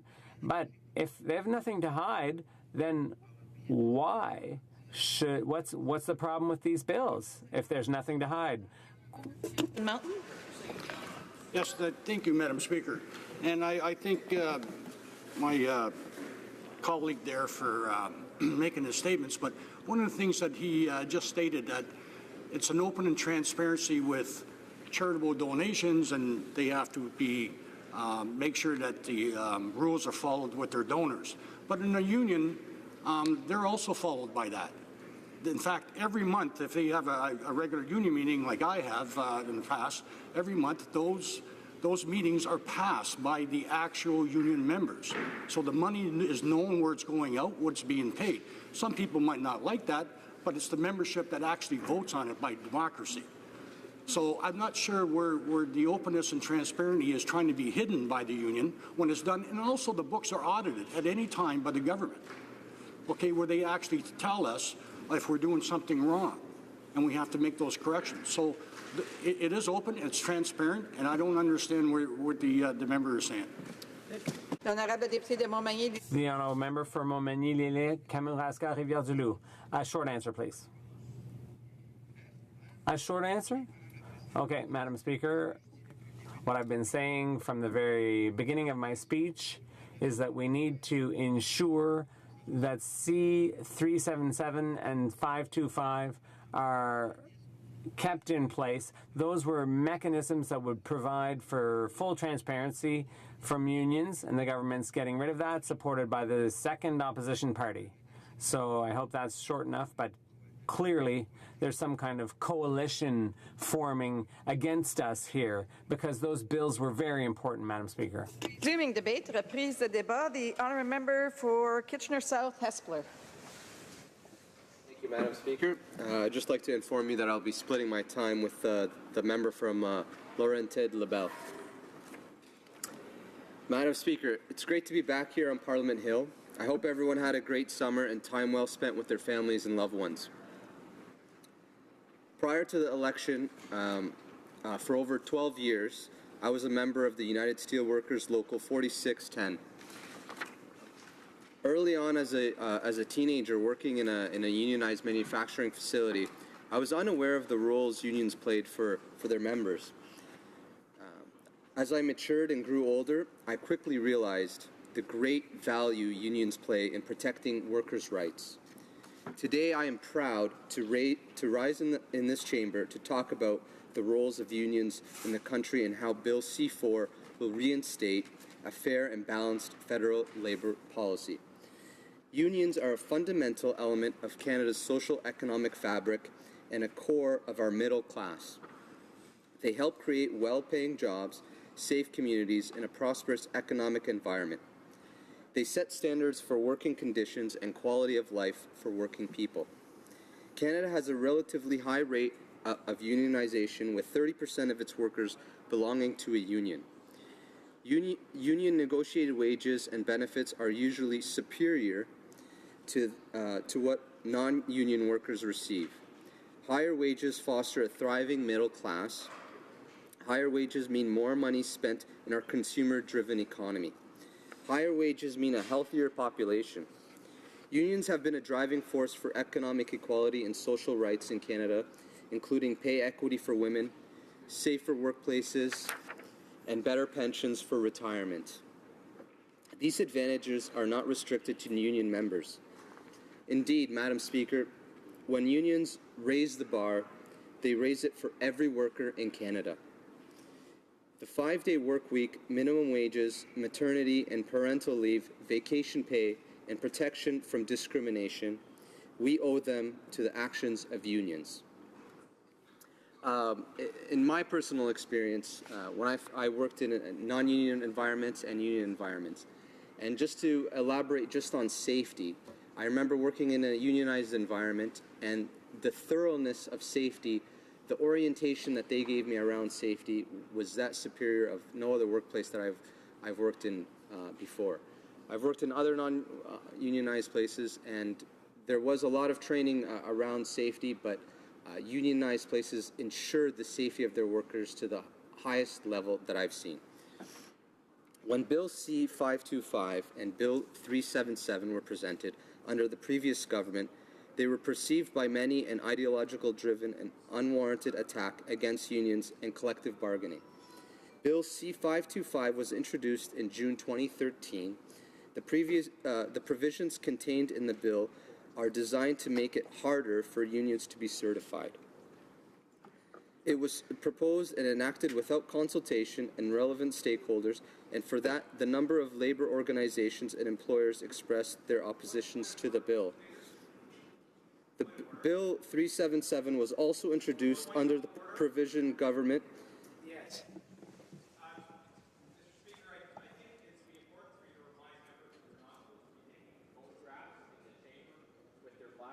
I did witness a member doing that. So if you could bring members to order who are doing that and ask them to delete any images that they took in the chamber. So noted. Members are reminded that BlackBerry cell phones are not to be used in the House. Thank you.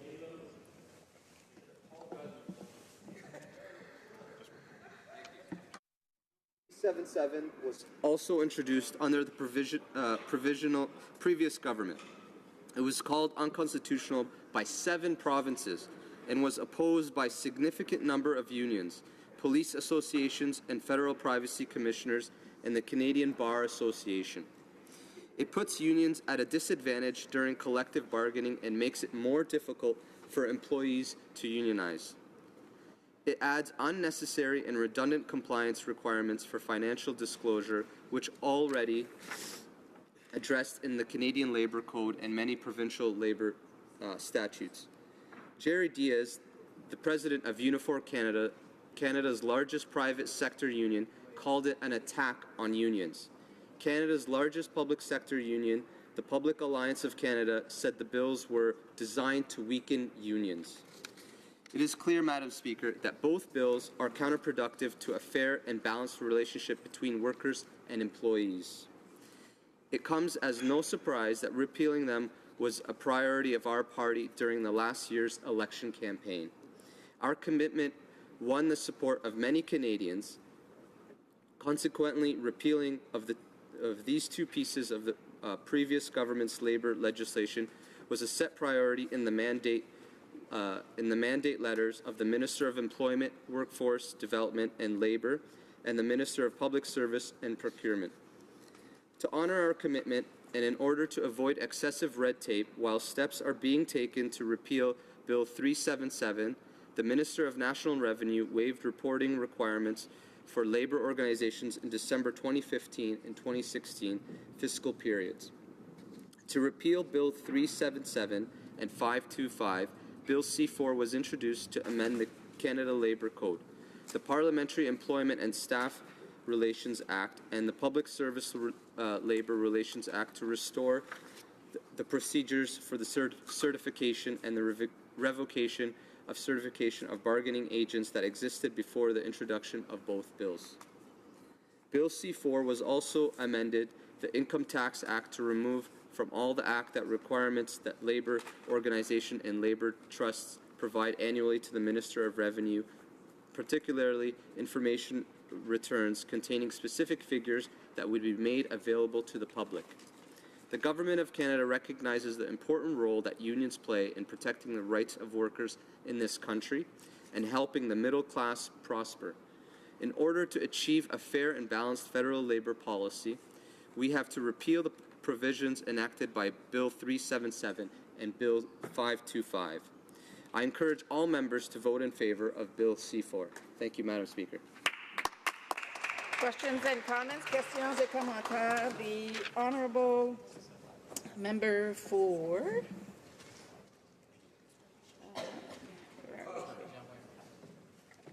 Cape Cancel.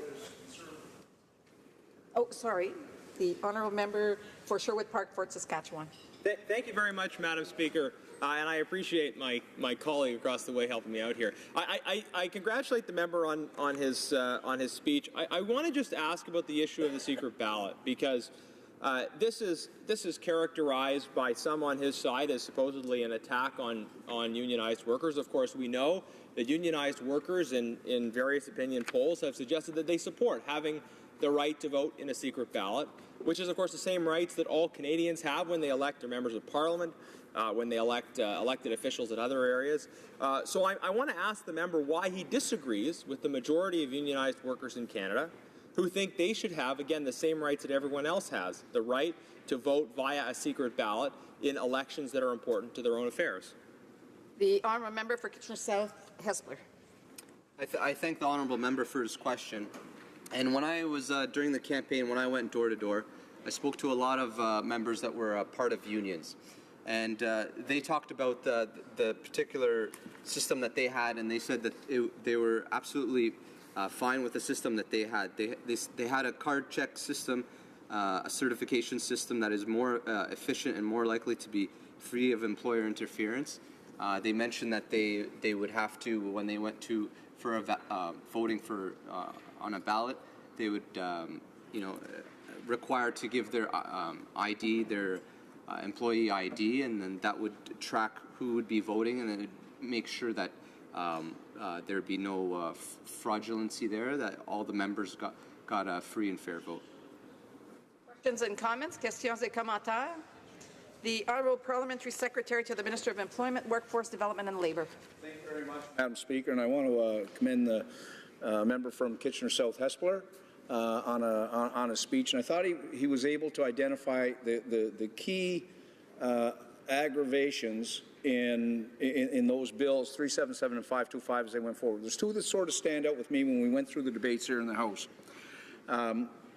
One was that 525 was said to be, the member from Wetaskiwin said at the time, the legislation was put forward to deal with the mountain of grievances that come against union organizers year after year, a mountain of grievances.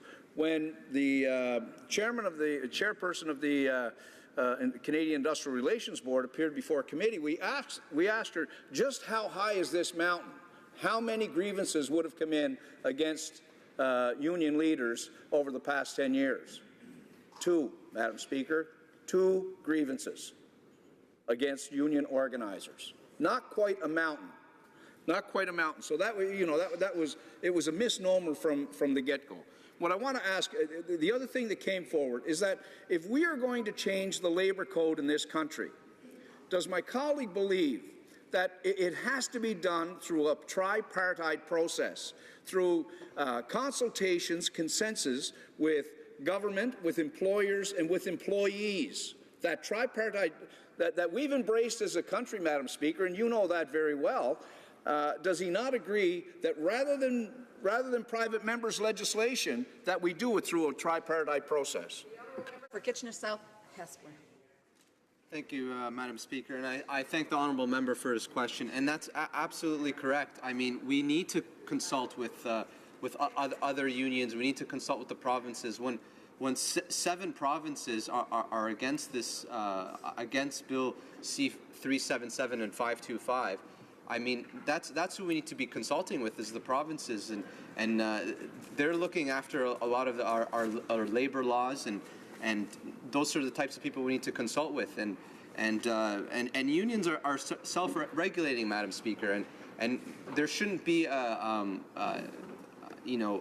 federal government coming in and kind of dictating and telling them how they should be structured in the way they operate. They're self-regulated, and that's the way it should be for unions. Thank you. Reprise de débat, resuming debate, l'honorable député de la... The Honourable Member for Laurentides-Labelle. Thank you, Madam Speaker. I'm pleased to participate in this debate at third reading on Bill C-4, which is designed to repeal legislation created by Bill C-377 and 525 and adopted hastily by the previous government. I support this bill for a number of reasons, but I'd like to today highlight the lack of transparency and absence of consultations that mark the adoption of these 2 acts. In both cases, the legislative process was flawed and totally unfair, Madam Speaker. However, both legislative changes significantly amended Canadian legislation as it regards labour relations. Our government strongly believes in a fair and balanced approach when it comes to legislating issues revolving around labour relations, and strongly believes in a balance between rights and responsibilities of employers and employees. Several organizations appeared during committees of the Standing Committee on Human Resources, Skills and Social Development, and Persons with Disabilities. Many witnesses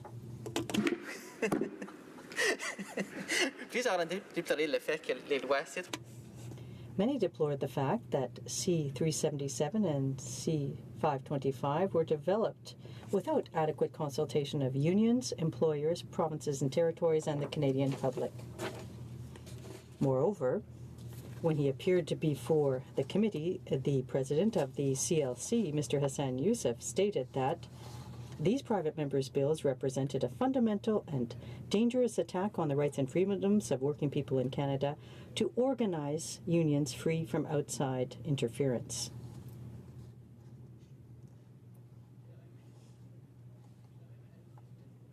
He also added that, quote, these bills were developed without consultation with the labour movement. They threaten to polarize federal labour relations and fundamentally tip the balance between employers and unions.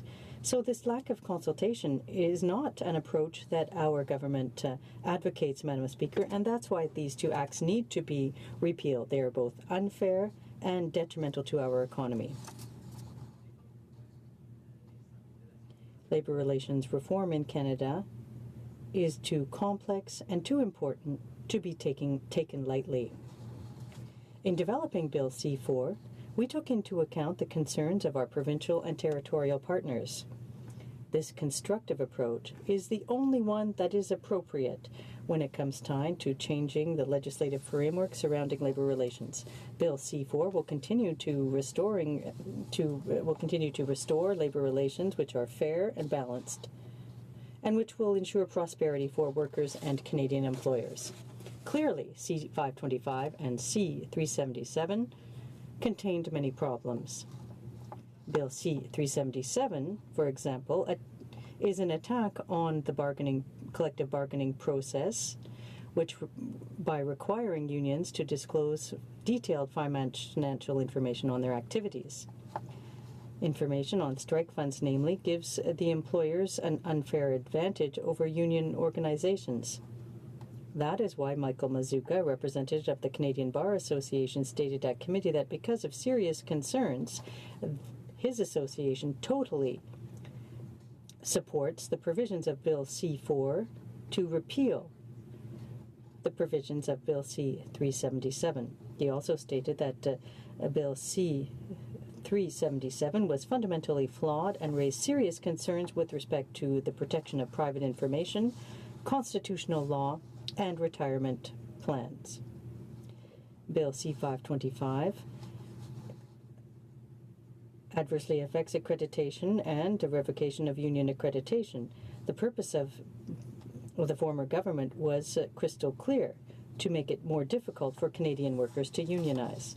As was the case with Bill C-377, this measure will unfairly advantage employers at the expense of workers.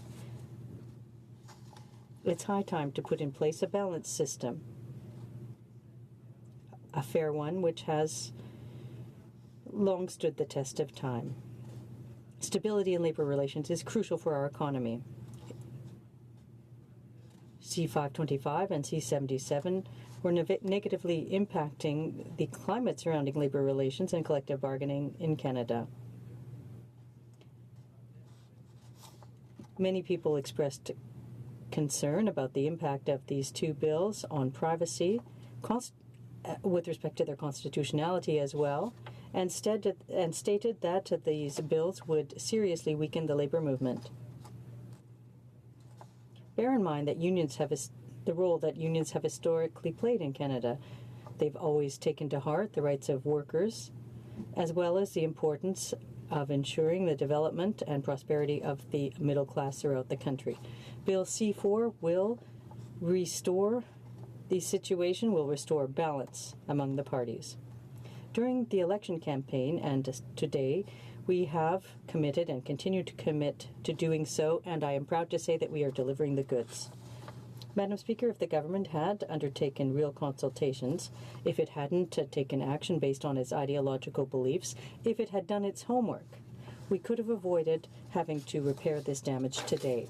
Fortunately, Bill C-4 will do that, will remedy the situation, and I invite all of my colleagues to enthusiastically support it. Canadian workers and employers will be grateful. Thank you, Madam Speaker. Questions and comments? Member for Peace River Westlock. Thank you, Madam Speaker, and I'd like to thank my colleague for his great speech here this morning, this afternoon now, I guess. He mentioned that there was three parties interested in this bill: the workers, the employers, and the Canadian public. And most of the quotes that he gave seem to come from either employers groups or workers groups or union organizers. I was wondering if you could just speak to what the general Canadian public, what their perceptions of this law is, and what the need for the general Canadian public for the rapid removal of some of the things that we brought in. If you could just address that, that would be great. Thank you. The Honourable Member for Laurentides-Labelle. Thank you, Madam Speaker. I think the Canadian public believe in the strength of unions. They believe that unions serve an important role for our society. And without them, we wouldn't have many of the rights that we have today. We wouldn't have 2-day weekends and 40-hour weeks. I think the Canadian public recognizes the value of unions and did not appreciate the tax on unions by the previous Conservative government. Thank you, Madam Speaker. And comments, questions et commentaires. The Honourable Member for Hamilton Centre. Thank you very much, Madam Speaker, and thank you to the member for his remarks. He'll recall as a staffer the struggle we had during the time these bills were on the floor, trying to get real facts and real issues into the issue.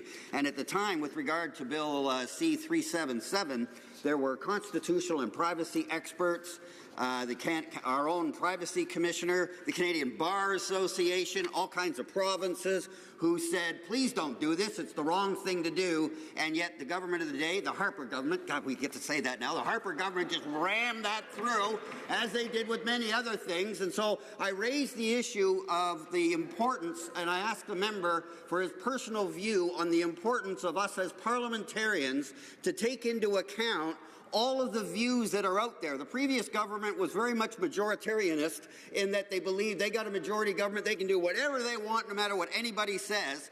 I like to think this government's taking a different approach. Perhaps he could give us some comments on his thoughts about the pluralism in our country and actually listening to other groups and entities and vested interests in bills and actually take it seriously. How does the honourable member feel about that sort of pluralism here in Canada? Thank you, Speaker. Honourable député de Laurentides-Labelle. Honourable Member for Laurentides-Labelle. The question answers itself. It's very, very important that we have conversations, we discuss with Canadians what's going on and the role of unions in every change we make should be looked at in a more holistic perspective. We're not doing things ideologically, we're doing things for the benefit of the country as a whole. I think it's very important that we follow that track. But I want to speak also to my colleague and friend across the way that for me, unions are very important, as my great uncles Bill and Sam Walsh were very, very important in the organizing of the union movement through the 40s and on. It's ingrained in my heart that these things have immense value to our country, and I would not trade their rights away. Thank you, Madam Speaker. Comments, questions et commentaires. The Honourable Parliamentary Secretary to the Minister of Employment, Workforce Development and Labour. Thank you very much, Mr. Speaker. And I got to commend the member from Hamilton Centre first for the use of the word majoritarianism. This is the first time I heard that in the House. So anyway, it was a good one and well used, I thought at the time. My colleague from Laurentide LaBelle, very much. I thought, Madam Speaker, I thought his remarks about unions and their contribution to this country in building the middle class, in their fight for fair wages, for benefits, for working conditions. I very much respected him weaving that through his comments. But again, I asked the question earlier, if we want to be respectful, and we don't, we're not going to be the party that are going to be the cheerleaders for labor or, the cheerleaders for business, but there is a process, and that's called a tripartite process. I want to ask my colleague about, is that the way to go forward here with employers, employees, and the government sitting down in a tripartite fashion? Is that the way to keep is that the way to keep labor peace in this country? L'honorable député de Laurentide-Labelle. The honourable member for Laurentide-Labelle, a short reply. Exclude people, you don't get good results. So having the tripartite process is a good way forward. It helps us get the results we're looking for that will help everywhere we need to be able to do that. Thank you, Madam Speaker. Resuming debate, reprise de débat. The honourable member for Sherwood Park, Fort Saskatchewan. Thank you, Madam Speaker. It's a pleasure for me to rise and join this debate, having listened to some of the different comments that members have been making. And given the broad strokes in which this discussion has been discussed, let's get back to and talk about the actual provisions in this legislation. I think it is important to talk about the role of unions in society more broadly, and I'm going to make some comments about that in my speech as well. But let's first be clear about what we're actually substantively debating. What this government proposes to do in C4 is to repeal, basically to whole hog repeal two pieces of private members legislation that were passed under the previous government. C525 with respect to guaranteeing a secret ballot in the context of certification in federally regulated areas, and then also C377, which was a bill about financial disclosure for unions. So we're talking about some fairly specific things. We're talking about secret ballots, and we're talking about financial disclosure. And I would posit, Madam Speaker, that one can be in favor of secret ballots, in favor of financial disclosure, and still very much believe in the important role that unions have played and continue to play. I think we can have an honest conversation about the provisions in C4, agree or disagree, while still recognizing that there are some points of common ground insofar as there are also points of disagreement. Now, one of the first lines of attack we see from this government on these two private members' bills, and it's quite striking that they're doing this actually, is to attack the very legitimacy of private members' legislation, at least as a vehicle for putting forward substantive ideas. I would argue, as an individual member of Parliament that takes my rights and responsibilities very seriously, that we're all sent here to represent our constituents individually, and private members' business is the only vehicle we have for putting forward bills that we personally believe are important, based on a draw, depending on where our names line up, for having the opportunity to have those bills discussed and then voted on. And it is not only legitimate, but it is valuable for members of Parliament to use those private members' bill opportunities in very substantive ways. With the exception of bills that spend money, private members' bills are allowed to and should cover a wide range of different important and substantive topics. Now, Madam Speaker, members opposite know the process that exists for private members' legislation. Of course, there is less time allocated in the day for private members' bill debate than there is for government debate. But there are no such restrictions on the ability of parliamentary committees to study that legislation once it proceeds to committee. Indeed, when private members' legislation makes it to committee and it's debated at committee, committees can call many different kinds of witnesses. They can take the time that they need to take to consult, to hear from a broad range of stakeholders. And of course, if a bill is going to become law, it will have gone through that process in both the House and in the Senate, providing two different opportunities, again, for stakeholders to be engaged, and that in addition to any consultation that individual members of Parliament do or that the sponsor, him or herself, also does. So there is a process in place, and again, it's important to underline that other than private members' legislation, there is no channel for anyone other than the government to bring forward bills in this place. So wherever members stand on this bill, I say let's stop this attack on the legitimacy of private members' business, because it hurts all of us when members across the way make the kinds of comments that we're hearing about private members' bills somehow not being a legitimate place to have important and substantive debate. Now, I want to talk a little bit about the role of unions from my perspective, and I think probably from the perspective of my colleagues on this side of the House as well. We believe that unions have a very important role to play in our society, that they have had and continue to have an important role. First of all, they have a role in advocacy. We know that many of the basic accepted notions of workers' rights that we have that are now protected in law for all workers were things that were initially advocated for by unions. Unions have provided that general social advocacy on behalf of certain reforms that have been important and helpful for workers. Unions have also provided advocacy at a collective bargaining level on behalf of a whole bargaining unit, and that continues to be an important role that unions play, and also provide advocacy for individuals who may have grievances, who may have challenges within the workplace, and need the support of a broader group of a union acting on their behalf to ensure that their rights and interests are protected. This is an important function that unions play in terms of advocacy, have and continue to play, and that's something that, again, I think you'd find broad agreement about in the House. Perhaps a role of unions that gets less attention, but is still very much important, is the way that unions provide training, provide mentorship, and provide elements of social community for people within the workplace as well. I know members of my extended family that have been members of unions and have really benefited from the mentorship structures that have existed in unions. So it's the advocacy role, but it's also the community role that unions can play, and indeed provide a lot of value when they play that role.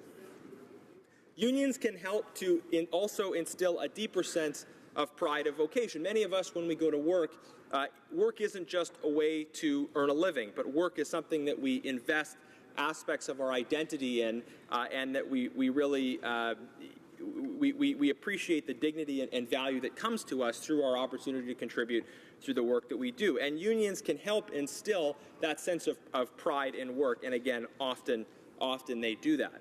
So on our side of the House, certainly from my perspective personally, I would strongly affirm that unions have an important role to play. It's perhaps also worth recognizing that unions come in different forms, and some of the functions that I described, whether it's community or training or advocacy, they can often happen in a different form in a non-unionized workplace as well. So I wouldn't say that there's one model that's necessarily better than another, and I think it's up to individual workers to evaluate and consider what type of model for a workplace best reflects their interests. And that's why it's important to have a democratic model for deliberation about certification and for workers coming to those decisions. Also, by the way, to have a truly democratic model for deliberation about which union. There's increasing diversity of union options out there. And I think it is logical to regard that as a positive thing when we have different kinds of union models that provide workers with some choice in the process of certification. Which union, which kind of union, or perhaps no union at all in terms of how they proceed with their certification. There's an important role for unions, and it ought to be then one in which those functions are fulfilled. And I would say this going further, Madam Speaker, that unions are at their best when they respect the internal diversity of opinion, the rights of their members, and democratic principles in their activity. And again, many unions do that. Unions are at their best when they consider their work in the context of universal human solidarity, when they're invested in the needs and interests of their workers, as well as the unemployed, as well as the long-term well-being of the company that supports their activity. And of course, unions are at their best as well when they work to encourage excellence in the workplace. And again, that's very common. That's something that many unions do as well. And I think we can have then, Madam Speaker, a conversation about the details of how unions operate from a place of respect for the role that they have and continue to play, but also then digging into these specific provisions and saying, from recognizing the role that unions play, what is the best way that we can maximize their success? And as I was reflecting on that, Madam Speaker, I thought it would be worthwhile to draw on some opinion data. I found a survey that Leger did in 2013 with some really interesting data about the opinions of the general public as well as the opinions of members of unions about some of the different aspects of this legislation. I think it's important that we be listening to individual union members who really have bought into this model, who see the value of the work that their unions do, and also may have specific opinions about the kind of structure under which it could operate. So one of the questions, this is from 2013, but I suspect that there hasn't been a radical change in the opinions of union members on these types of issues. The first question that was asked is, agree or disagree with this statement? It should be mandatory for unions from both the private and public sectors to publicly disclose detailed financial information on a regular basis. Now, you might be interested to know that 61% of union members in that sample completely agreed with the statement that unions in both the private and public sector should publicly disclose detailed financial information on a regular basis. 23% somewhat agreed. So of current union members, over 80% either completely or somewhat agreed with the idea of public disclosure of financial information on a regular basis. And so if you're going to call some of these things anti-union, I think you should actually listen to what union members are saying and reflect on that feedback. Now, it was interesting to look through the full range of questions that this study asked. One of them was, did workers feel that their dues were being well spent? And in terms of the numbers here, 57% of unionized workers said they thought their dues were being well spent. 27% said they were being not well spent. So a positive number there for unions. Unionized workers saying, yes, they see the value of their membership in the union. They see the value of the dues that they're spending, but at the same time also saying that they see the importance of financial disclosure. Now, there has been some discussion of the use of union dues for certain kinds of political activities. And it was interesting that 62% of unionized workers in this sample felt that making contributions to advocacy groups unrelated to workplace needs was something that they disagreed with. That they did not want to see their dues used to fund advocacy groups unrelated to workplace needs. And a full 77% of unionized workers said they did not want to see their dues being used to fund political parties. So that was some feedback. Workers are saying, yes, they see generally their dues being well spent, but they do want to see that it's going to things related to workplace needs, not things unrelated to workplace needs, and they see the value in that public disclosure. Now, this one really stuck out for me. A secret ballot should be required when forming or removing a union from the workplace. Agree or disagree? A secret ballot should be required when forming a union. 62% of current unionized workers completely agreed with that, and 24% somewhat agreed with that. So according to this particular survey, 86% of current union members said they believe that a secret ballot should be required when forming a union from the workplace. So when I hear my colleagues across the way suggest that advocating for a secret ballot is somehow going against unionized workers, when well over 80% of unionized workers are telling a pollster that no, they want to have a secret ballot, well, there's obviously some dissonance there. And may I say, Madam Speaker, I wonder if that's why we hear so little discussion of the actual substantive provisions of this legislation. We hear members of the government say, well, these old bills were anti-union and our new approach is eliminating those anti-union bills, without actually saying, well, what were the specific provisions in the bill? And do those provisions of the bill accord with what union members are asking for? Because if you look at the numbers, it seems pretty clear that they're actually that these things do accord with what union members are asking for. Now, when I've spoken about this bill before, I've talked about one of the key arguments for a secret ballot is that a secret ballot provides an opportunity for prior deliberation. The card check system is one where members may, seeking certification may go around, may get people to sign cards, and then once sufficient number of cards are signed, that's it. The union happens. There isn't, but when you have a secret ballot, there's an opportunity for discussion for the employer, yes, to present arguments, perhaps, and for those seeking certification to present arguments. And there was actually a poll question specifically about this issue of the process of deliberation. Agree or disagree with this statement? During a union organizing drive, employees should be entitled to obtain information from both the union and the employer on the impact of workplace unionization. 73% of unionized workers completely agreed with that. 24% somewhat agreed with that.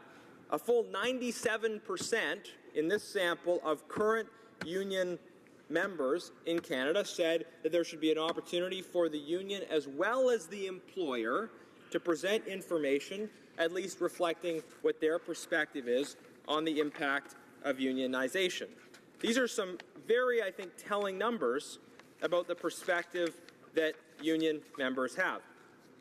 And I want to conclude my discussion of this poll, at least, with reference to one additional question that asked for perspectives. Are unions still, they gave two options. Unions are still as relevant today as they have ever been was one option. The other option was unions were needed and relevant at one time, but today they are no longer necessary.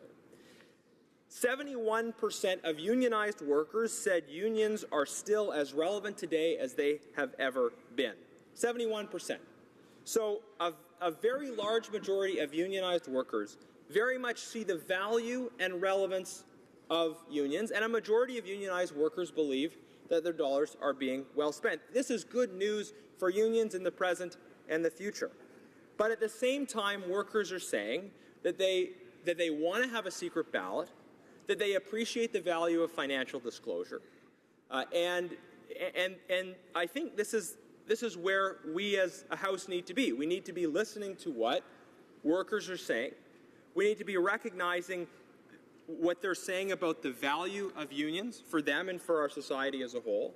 And we also need to recognize what they're saying about these very simple but important areas of having a proper process in place for certification, and also of ensuring that there is a proper mechanism in place for disclosure.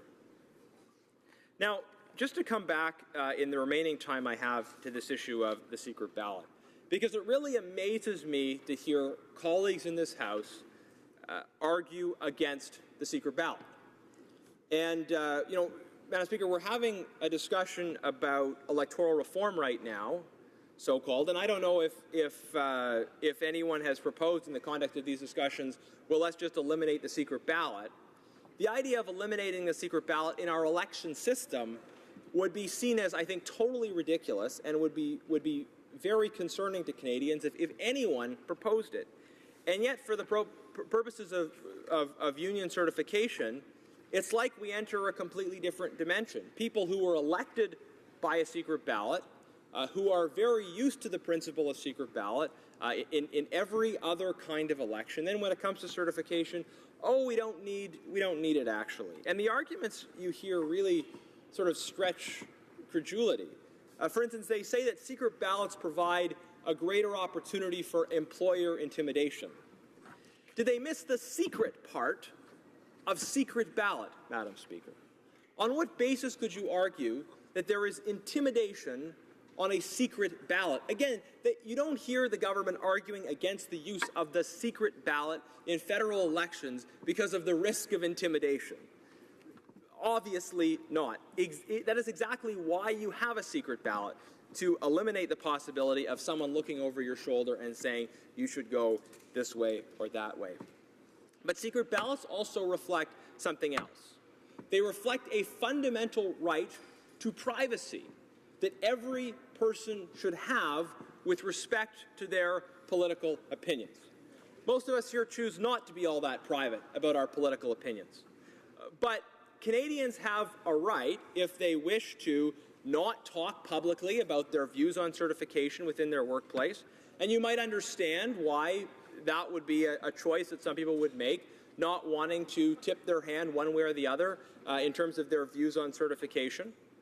That people should have, if that's how they want to express their right to privacy, to vote in secret about certification in elections, in any other case, that's a fundamental function of the rights to privacy that we expect, that people should be able to not expose their political opinions if they wish not to. I talked in the context of secret ballot already about the importance of the process of deliberation, having an opportunity for debate without having a certification drive sort of sneak up on people that aren't aware of it or don't have an opportunity to have that conversation. So, Madam Speaker, I'll just conclude by saying this. This is an important bill, a bill on which we can and have good debate, but we should dig into the provisions. We should talk about the bill, because I think we all accept that there is an important role for unions in society. But also we need to listen to what unionized workers are telling us with regard to the specific provisions of the bill, and we need to evaluate it accordingly. Thank you. Questions and comments? Questions et commentaires. The Honourable Parliamentary Secretary to the Leader of the Government in the House of Commons. Yes, thank you, Madam Speaker. And I think the members actually lost the point in regards to why it is that we have Bill C4 before us. Fundamentally, we disagree with the Conservatives. We need to recognize that there needs to be a balanced, fair approach in dealing with labour laws. We didn't see that with the Harper Conservative government. That's what Bill C4 is all about. It's taking a flawed, conservative way of changing labour laws and to try to restore confidence in a system that was working quite well prior to Harper, Madam Speaker. My question isn't necessarily about the content of the two bills, but will the member acknowledge that the way in which Mr. Harper actually changed labour laws through private members' hour was fundamentally flawed? And the reason why we have to have this legislation is to restore confidence and restore balance in our labour laws. That's what it is that we should be talking about today, Madam Speaker. Would not the member agree with that? Honourable Member for Sherwood Park, Fort Saskatchewan. Madam Speaker, with all due respect to my colleague, that is one of the most ridiculous things that I have heard thus far in this House. He says it isn't necessarily about the provisions of the bill. Well, what is it about then, Madam Speaker? We're debating whether or not we should pass C4, a piece of legislation before us.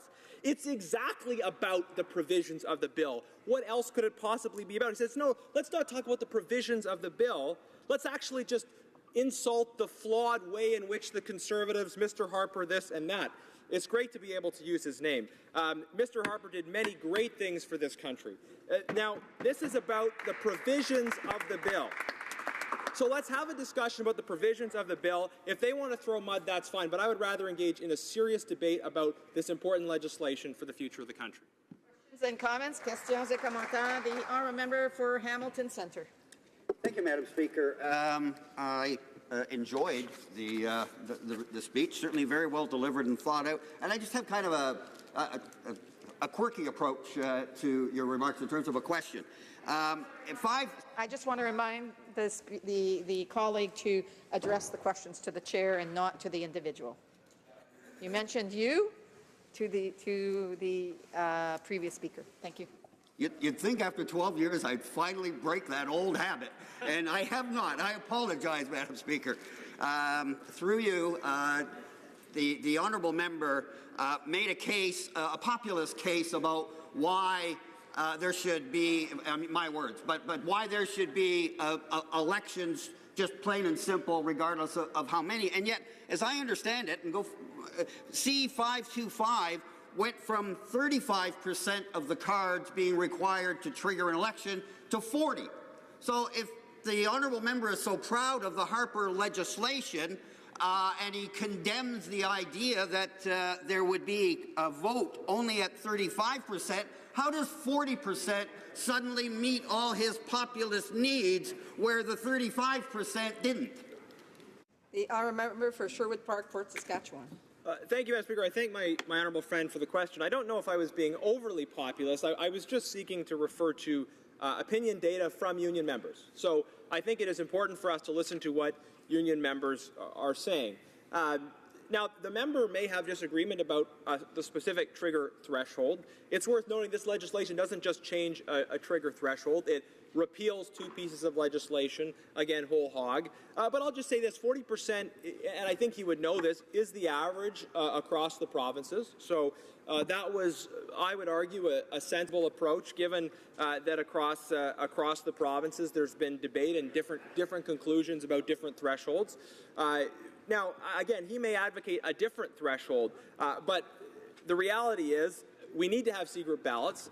And I think the most important thing here is secret ballots. Whatever the trigger threshold is, we should all be committed to the principle of secret ballots, and having that part of it remain in the law is particularly important, and it's disappointing to see the Liberals getting rid of it.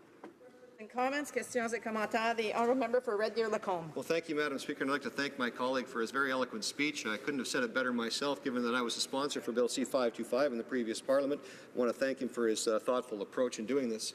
And I must say, just in passing comment, I guess this House now can take it that every private member's bill that's put forward by a Liberal MP is now a bill from their government and their Prime Minister, and it's nice to know that Liberal MPs don't have any rights to put forward legislation on their behalf. But based on what my colleague had said in his speech, is the current legislation as it stands now not more in line and reflection with the public opinion that he talked about in the Leger poll, and isn't Bill C-4 as proposed completely offside with the wishes of union members? The honourable member for Sherwood Park, Fort Saskatchewan. Thank you, Madam Speaker. I thank my colleague both for the question and for his very good work in the previous Parliament on these important issues. Absolutely, he's right that the approach we have advocated in terms of, transparency as well as secret ballots is more in line with what we're hearing both from the general public and from union members. And the point he made about private members' business is particularly important. We've already had some very substantive proposals from government members in the form of private members' business. And I credit them for doing that. I credit members of the government, as well as of our party, for putting forward substantive ideas through private members' business, even if I don't always agree with what's being put forward. But the approach taken by some members on that side of the House is to completely delegitimize this vehicle. Let's remember that private members' business was a vehicle through which changes to the words of our national anthem were proposed. So we routinely deal with important things in the context of private members' business. So the members are using that argument, I think, in a way that has dangerous implications for this institution. Questions and comments, questions et commentaires. The Honourable Parliamentary Secretary. Yes, thank you, Madam Speaker. And let me pick up on the point in which the member is making reference to. At the end of the day, there is a difference between private members' hour and government business. When you implement a bill through private members' hour, there's many limitations that are put into place, i.e. the amount of time in which you can actually debate a bill. The government and the Harper government knew that. They've thrown their support behind the private bills measure. There was no tripartite agreement. In labor, when you change labor legislation, it includes labor, management, government. And there's a process that wasn't respected that was long time respected, part of the tradition. That's what promoted and encouraged labor harmony in our country. It was the Harper government that upset the apple cart on that issue and got behind that legislation. That is the reason why we have labour issues that were coming to the surface at that point in time. Madam Speaker, my question to the member is, will he not at the very least acknowledge that there is a difference between the way legislation passes through the House of Commons if it's private members versus government legislation, and in fact it was a manipulative attempt by the Harper government to change labour laws? The member for Sherwood Park, Fort Saskatchewan. Thank you, Madam Speaker. Well, I spent the first quarter of my speech laying out in precise detail aspects of the process for private members' business as it relates to and is different from the process for government legislation. Again, I'll say this is the only process by which individual members of Parliament can bring forward substantive policy ideas to the floor of the House to be debated, considered, and then voted on.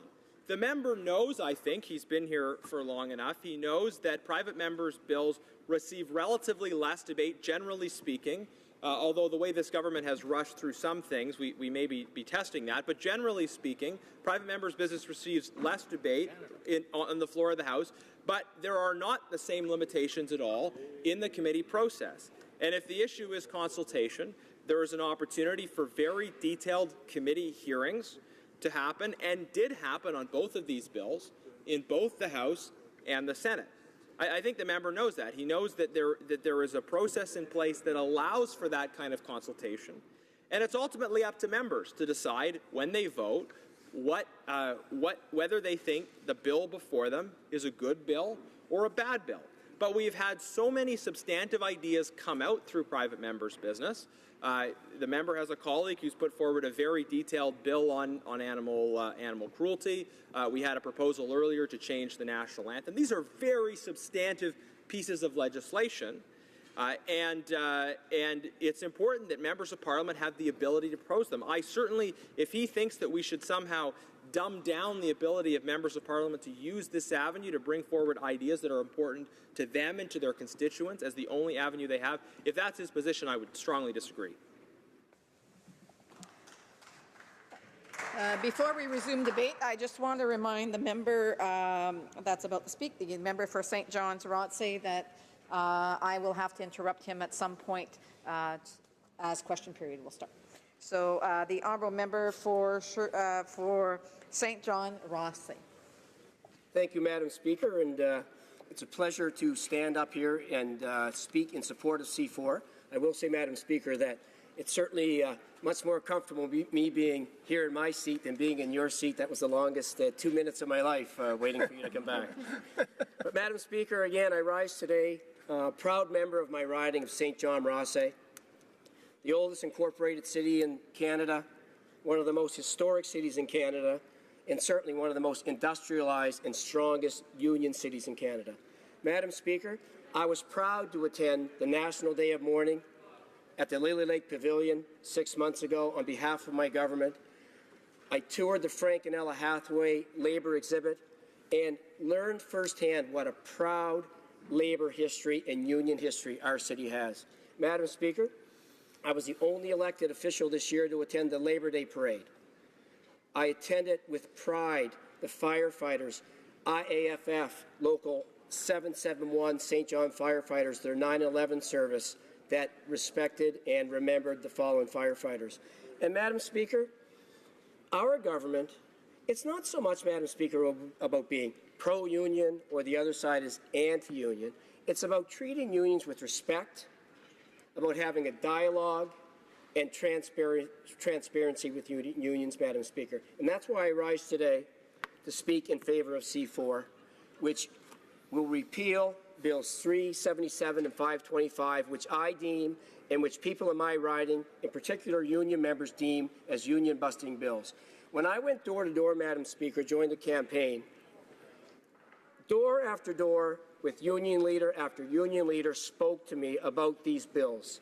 They felt disrespected, they felt unions were degraded, they were demoralized, and they wanted change. And that's why C4 is so important. Bill C4, Madam Speaker, is the next phase of our government's attempt to reverse the degradation and demoralization of unions that the Conservatives used in their decade of power This government was elected on a pledge to strengthen the middle class, and we strongly believe that unions are a key partner in fighting that fight. My hometown of St. John, like I said previously, has a long history of unions, industrial base, and unions help grow our economy, they protect our workers, and they're there to produce a more vibrant community, Madam Speaker. The former Conservative government neglected the middle class for more than a decade. Instead, they focused their energy to attack unions and dismantle unions. That's a fact. Our members opposite speak about how unions supported them and unions supported them. Madam Speaker, I can't find a union or a union member in Eastern Canada that supported 377 and 525. St. John's history as a key shipbuilding and trading port in the British Empire shows how trade unions can create a vibrant, strong community. It was only with well-represented with strong unions did St. John thrive, and it is only with these things again can we make Canada's middle class, and especially my constituents of St. John Rothsay, stronger than ever before. My riding of St. John Rothsay is a proud union city. I will always be immensely proud to stand up for our unions, such as our local firefighters, Local 771, our police union, IBEW and Matt Whalen, the Public Service Alliance, amongst others. These unions are the backbone of our city and its economy, and I will always stand up for them. That is why I care passionately about C4. It's standing up for unions and standing up for the ordinary Canadians who need great things and reap for the great things that unions provide. Now, Bill C4 repeals two laws that were not supported by evidence, not wanted by either employees or unions, created additional and needless red tape, and were designed to pit employers against employees. We all know the best way to get anything done is to work together and to work with respect back and forth and have open, transparent dialogue. That is why 377 and 525 must be repealed. The Conservatives justified Bill 377, Madam Speaker, by claiming there were complaints by union members. These complaints, let's be clear, came from 0.0002% of union members across Canada. It's a tiny proportion of the 4 million Canadians who are members of the union and ignores the fact that federal and provincial laws already exist to ensure proper transparency about union spending to the proper people, the union members themselves. This led to a massive administration burden being placed on unions, as well as limited the ability of organized labor to effectively, collectively bargain, reducing the ability of unions to help affect the landscape and help their members. Anything that hurts the ability of a union to collectively bargain for its members cannot be allowed to stand, Madam Speaker. An attack on collective bargaining is an attack on the union's ability to help its members, which hurts ordinary Canadians trying to get ahead.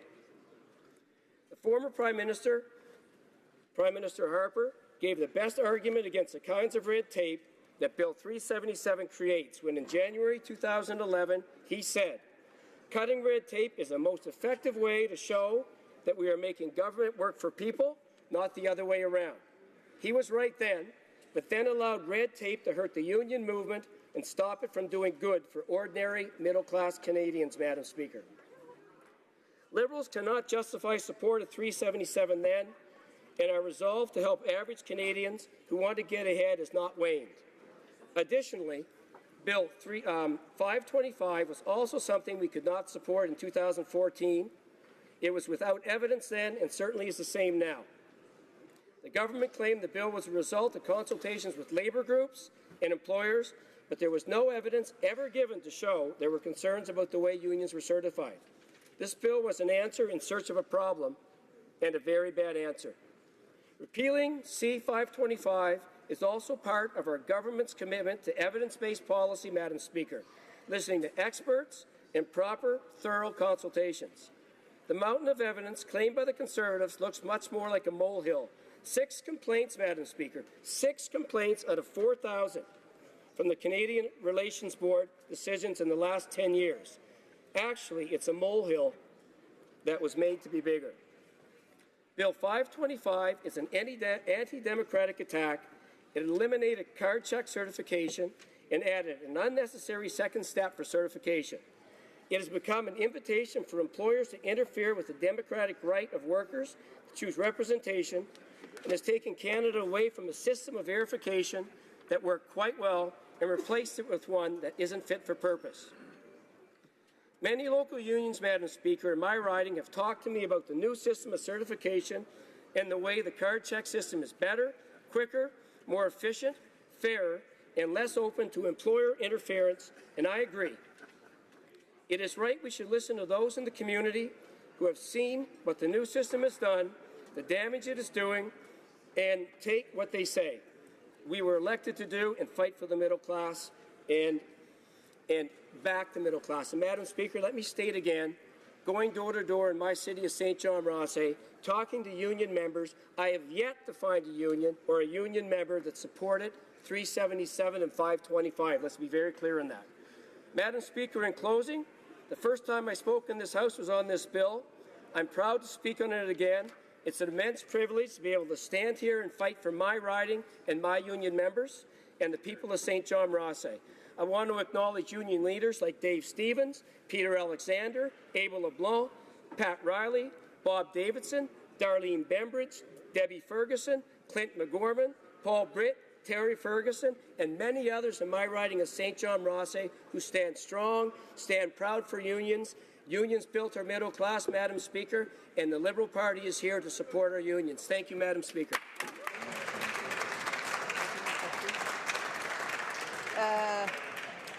Questions and comments? Questions et commentaires. The honourable member for Red Deer Lacombe.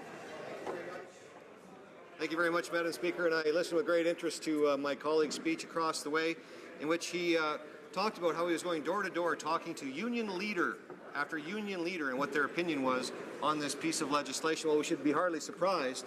But my honourable colleague did mention a whole bunch of union leaders in his speech that he gave glowing recommendations to. However, does he think so little of them that he thinks that they wouldn't get elected by a secret ballot? The honourable member for St. John Rothsay.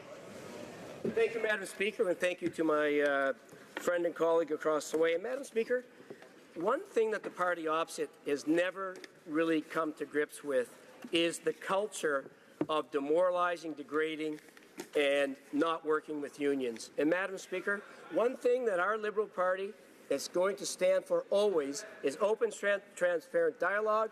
377 was anti-union, 525 was anti-union, and I'm proud to support C4 to repeal those bills. Thank you, Mr. Speaker. After question period, the member will have 8.5 minutes resuming for questions and comments. Statements by members. Déclaration de député. The honourable member for Davenport. Mr. Speaker, I rise today to honour Brazil's Independence Day celebrated earlier this month on September 7th. Home to the Amazon forest, Brazil is a tropical country, blessed with abundant nature and known for its love of soccer, music, coffee, festivals, and of course their beaches. The Brazilian Canadian community is a proud, strong, and growing community in my riding of Davenport. They are hardworking people of great warmth, laughter, and huge hearts. I want to acknowledge the heroic work of leaders such as Angela Mesquita, Dolores Gonjicho, Sueli Anunciação, and Zico Pereira, who have done so much to share and celebrate the Brazilian culture in Canada and to build a wonderful community. Like so many immigrants who came before them, Brazilians have come to Canada to build a new home for themselves and their families, a safe place where they can take advantage of the many opportunities that this great country has to offer. I've no doubt that Brazilian Canadians will continue to make their mark here in Canada and contribute to building this great country that we're lucky to call our homes. Parabéns, brasileiros do Canadá. The honourable member for Perth Wellington. Speaker, last week Wellington County hosted the 99th International Plowing Match and Rural Expo in the town of Minto. Over 5 days, more than 100,000 people entered through the gates of the tented city for the largest event of its kind in North America, with events ranging from the RCMP musical ride to the Knights of Valor jousting to educational activities for kids and countless types of plowing, including plowing with horses, antique equipment, and modern machinery. There was something for all ages and all interests. I want to thank and congratulate Chair Ron Faulkner and his team of 1,200 volunteers who gave of their time and energy to make this event a success. Volunteers are truly the lifeblood of our community, and the people of Wellington County have proved this once again. The 2016 International Plowing Match has shown the pride of rural Canada, as we celebrate our agricultural heritage and innovate for the future. Thank you, Mr. Speaker. Honourable Member for Beaches East York. Mr. Speaker, I rise today to congratulate all of our Team Canada Olympic and Paralympic athletes and to pay special tribute to one accomplished Olympic athlete from my riding of Beaches East York. Penny Alexiak captured our country's imagination in Rio. Our youngest Olympic champion, the first Canadian to win 4 medals in the same Summer Games, the first swimming gold since Tewksbury in '92, 1 Olympic record and 5 Canadian records. Penny grew up and lives in the beaches, and on August 28th, our community came together and held a parade for Penny and all of our East End athletes. In particular, I want to recognize the work of the Beach Village BIA and the Danforth East Community Association. We're very much a small town on the east end of Toronto. We're proud of all of our Team Canada athletes, but we are especially proud of those athletes from our community, including Penny. We can't wait for 2020, Mr. Speaker. The Honourable Member for Saskatoon West. Thank you, Mr. Speaker. On Saturday, September 17th, I had the honour of bringing greetings to the Montgomery Community Association in celebration of their 70th anniversary and their recent designation as a National Historic Site. In 1946, the first 25 homes built through the Veterans Land Act were occupied in the Saskatoon neighbourhood of Montgomery. At first, there was no sewer, no water, no garbage pickup, no mail delivery, no street signs or lights, and definitely no trees. Today, the Montgomery community is a beautiful neighbourhood in my riding. You can wander the streets named after famous World War II battles and servicemen, and at the corner of Rockingham Avenue and Conn Street, you can view the special memorial that pays tribute to the 568 veterans who settled in Montgomery Place between 1946 and 1977. Please join me in congratulating the Montgomery Community Association on 70 years of remembering and honouring our veterans. Thank you very much. The Honourable Member for Vancouver Quadra. Mr. Speaker, it's my honour to pay tribute to Canada's preeminent landscape architect, Ms. Cornelia Hahn Oberlander of Vancouver Quadra. A fearless innovator, a remarkable artist, a visionary, and yes, a rebel, Cornelia has been a pioneer, creating her field for more than 60 years. Last Tuesday, His Excellency the Right Honourable David Johnston presented Cornelia with the first ever Governor-General's Medal in Landscape Architecture, awarded to those whose lifetime achievement and contributions have had a unique and lasting impact on Canadian society.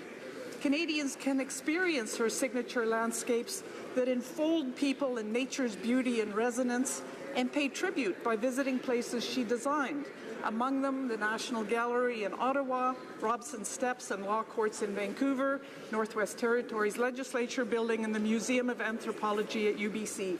She's a personal inspiration to me, and it's fitting that someone so inspiring would gift us with a built... The Honourable Member for Bruce Grey, Owen Sound. Thank you, Mr. Speaker. I'd like to take a few moments to highlight some very important milestones and events in Bruce Grey Owen Sound. Over the summer, there were a number of local events that were once again a huge success. This year, the Sydenham Sportsman Association hosted the 29th annual Owen Sound Salmon Spectacular. Year after year, this is a highlight of the summer for local anglers. Other highlights of the summer were the 41st annual Summer Folk Festival in Owen Sound and the 23rd annual Heritage Farm and Steam Show, which took place in Paisley. Just this past weekend, I had the opportunity to attend the 20th anniversary of the Scarecrow Invasion in Meaford and the 149th anniversary of the Rockland Fall Fair, which were great events to kick off the fall. In the coming weeks, there are a number of fall fairs taking place, and the Owen Sound Attack will kick off their season. I look forward to attending all and to watching the Attack bring home an OHL title, Go Attack Go. Hear, hear. The Honourable Member for Eglinton Lawrence. Thank you, Mr. Speaker. Today I rise to speak about the Limitless Heights Scholarship Fund, which provides members of the Lawrence Heights and Neptune community with much-needed support for education and training. La Bourse a été créée. This was created with a view to revitalizing this area and to recognize residents who have made important, significant contributions. FISA Dereer. Following a surge in gun violence, FISA helped start a neighborhood association leading to a better and more safe community. With the scholarship, FISA plans to go back to school to gain her food service work certificate. Her children say they can't wait to see Mommy do homework too. I would like to congratulate Faiza not only for this achievement, but for being an inspirational mom and a source of inspiration for her community. Thank you, Mr. Speaker. The honourable member for Hamilton West, Ancaster Dundas. Mr. Speaker, I believe strongly that we are judged by how we treat our most vulnerable. Today I focus on a crisis that is of great importance to me personally, as well as my colleagues from Hamilton East, Stony Creek and Burlington, and to the caring people of Hamilton, securing the pensions and benefits of our city's retired steelworkers. I believe the best solution to the U.S. steel crisis is the emergence of a viable company that continues to make steel and employ Hamiltonians in high-paying, secure jobs. However, the pensions and benefits of retired U.S. steelworkers should not be sacrificed in the process. Mr. Speaker, I've heard their stories. They told me of days when they were younger and full of hope, when they took jobs in a hazardous work environment in the faith that their retirement benefits would cover the costs of the drugs for any illness that they might develop. Mr. Speaker, today the U.S. steel retirees and their families are racked by uncertainty. They deserve better. The honourable member for Stormont, Dundas, South Glengarry. Speaker. Mr. Speaker, I'm proud to rise in the House today and recognize two outstanding volunteers from the riding of Stormont, Dundas and South Glengarry. On September the 7th, I had the pleasure of attending a ceremony at Rideau Hall where Sean Adams and Ernie Spiller joined dozens of Canadians from the National Capital Region in receiving the Sovereign's Medal for Volunteers, presented by the Governor-General himself, His Excellency, the Right Honourable David Johnston.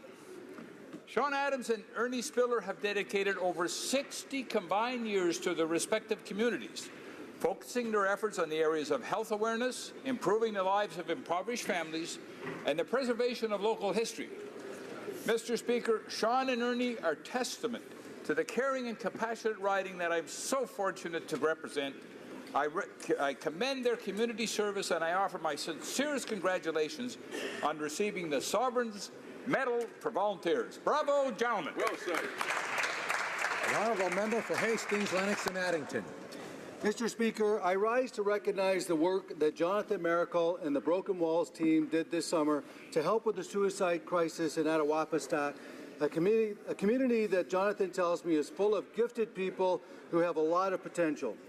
Jonathan is a member of the Mohawks of the Bay of Quinte, an Indigenous community who I have the honour to work with in my riding of Hastings, Lennox and Addington. Broken Walls is a Christian music band that travels the world communicating a message of dignity, self-respect, and the Creator's love of all cultures, using the Mohawk water drum and other Indigenous instruments. And Mr. Speaker, I rise also to recognize the very real crisis of suicide facing First Nation, Inuit, and Métis communities. I am eager to travel the road ahead with all of my colleagues on the Indigenous and Northern Affairs Committee this session as we work with Indigenous communities to seek answers and find solutions. Thank you. For Sackville, Preston, Chesapeake. Monsieur le Président, Mr. Speaker. Feedback from the town hall I held last week with veterans in my riding. I'd like to state first and foremost that the Nova Scotia has the largest number of veterans and military per capita in the country, and the riding of Sackville, Preston, Chesapeake has the highest percentage in Nova Scotia. It was a great evening, and many veterans and military were able to share the perspective of various issues and concerns that they may have. Many were sharing the good things that are happening. Some had some suggestions about how we could improve it, and it was an excellent night, I have to say. But three things came out of that discussion. The first one was lifelong pensions, which is extremely important to them. The second one, of course, which is a 24-hour clinic at Camp Hill Hospital, which would be a specialized area. So I want to thank the Minister for having invited MPs to share that feedback. Two, I want to thank all the veterans that came out and shared that information with me. Thank you. The honourable member for Yellowhead.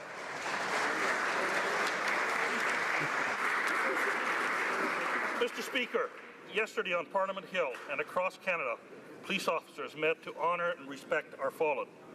The Canadian Police and Peace Officers' 39th annual memorial service honoured more than 850 men and women whose names are engraved on the honour roll tablets on Parliament Hill. This year, the names of 5 officers have been added to the memorial as a permanent reminder of their contributions and their sacrifices. Last Friday, I paid tribute to Constable Chelsea Robinson, who died in the line of duty. A local park in my riding was dedicated to her. We must not forget those that made the ultimate sacrifice.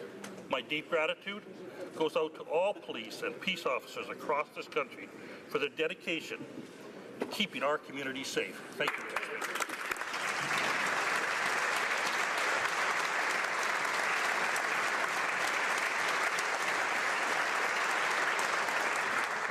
de Saint-Jean. The Honourable Member for Saint-Jean. Mr. Speaker, recently, tremendously talented Canadian ambassadors proudly wore our colours.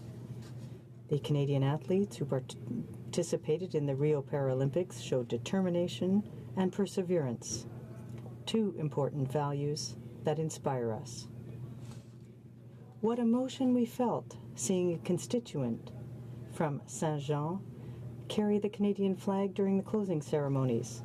Congratulations to the Queen of the Games, Aurélie Rivard, who stood out thanks to her exceptional performances. This swimmer from Saint-Jean-sur-Richelieu brought home 3 gold medals, 1 silver medal, setting 3 new records along the way. I join my constituents in the riding in applauding this golden athlete from Saint-Jean on her accomplishments. To all athletes, coaches, organizers, parents, and friends who invested time and energy in the years leading up to the Paralympics, and for all those who will ensure the success of Canada in the next Games, we say thank you. For Hamilton Mountain. Mr. Speaker, one thing the people of Hamilton know for sure is that the Liberal government has let them down. There is now a potential deal in place for the purchase of U.S. Steel Canada. Success of the negotiations will depend on the involvement of the federal government. Talk is cheap. It's time for action. The minister said last Thursday that he and his local colleagues are engaged in the file. What does that mean? I certainly don't know.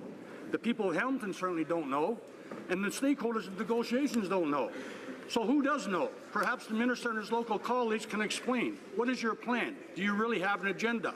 If so, we have heard nothing about it from our local MPs.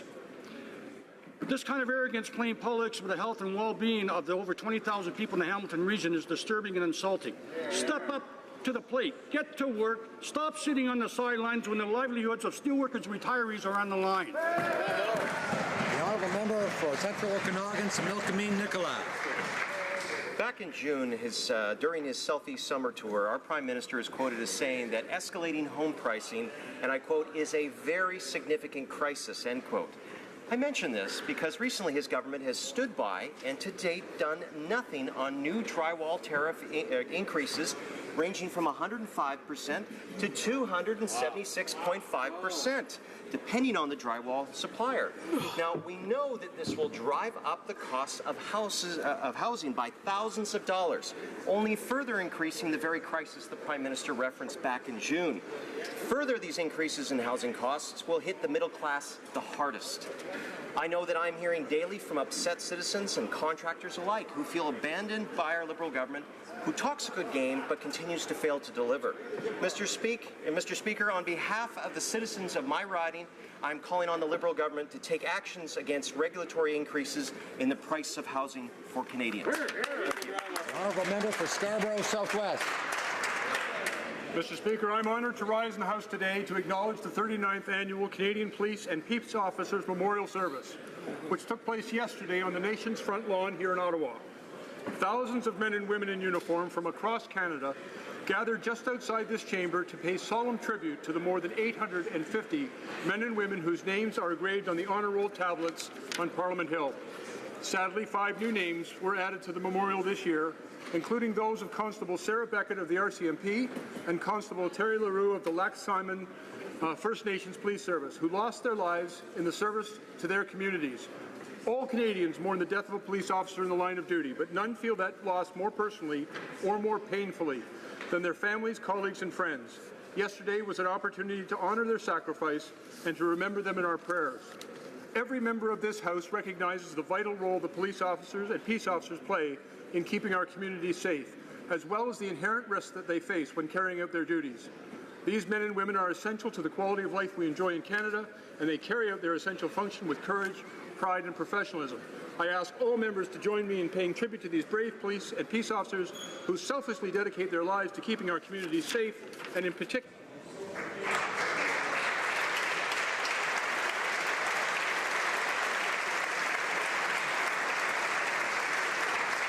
Oral questions, questions orales. Honorable député. The honourable member for Lac-Saint-Jean.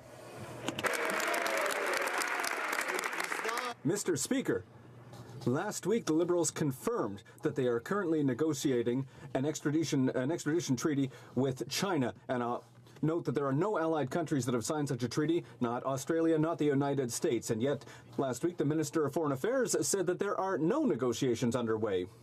So if the Prime Minister signs such an extradition treaty, Canada will be seen as being accomplice to a country whose justice system has one of the worst human rights records in the world. Who's telling the truth, Mr. Speaker, the Prime Minister or the Minister of Foreign Affairs? Minister of National Defence. Mr. Speaker, we announced a high-level national security and rule of law dialogue as part of a comprehensive discussion with China. Dialogue is important. Dialogue is what helps us move consular cases forward. Dialogue allows you to actually bring up difficult subjects like human rights and move the yardstick forward, Mr. Speaker. And we are proud of our dialogue, and that's the direction that we will be going. Thank you, Mr. Speaker. The honourable member for Lac-Saint-Jean. Probably the Prime Minister needs a comprehensive discussion with his minister, Mr. Speaker. Mr. Speaker, this weekend, the Minister of Foreign Affairs shed some light about the negotiation with China on extradition. And I quote, "Your paper should check the facts. There is no negotiation. To write like pretending it is wrong. Stop that, please." That's what the minister said. Yeah. Though last week the Prime Minister said that Canada is indeed entered in negotiations with China on an extradition treaty. Mr. Speaker, let us check the facts. Who tells the truth to the Canadians, the Prime Minister or the Minister? Yeah. The Honourable Minister of National Defence. Mr. Speaker, as I stated many times before, our government believes in a dialogue with China. It allows us to have those difficult conversations. That's exactly what we're doing, having a dialogue with China on the rule of law, on the important discussions of national security, and also of human rights as well. Thank you, Mr. Speaker. The honourable member for Lac-Saint-Jean. Mr. Speaker, we learned this weekend that the Chief of Staff to the Minister of Foreign Affairs is going to have to pay back over $32,000 to Canadians, which represents roughly the equivalent annual salary of somebody who works in sales in my riding in Quebec. And this was spending that the Minister accepted. He says one thing, but does another. So, Mr. Speaker,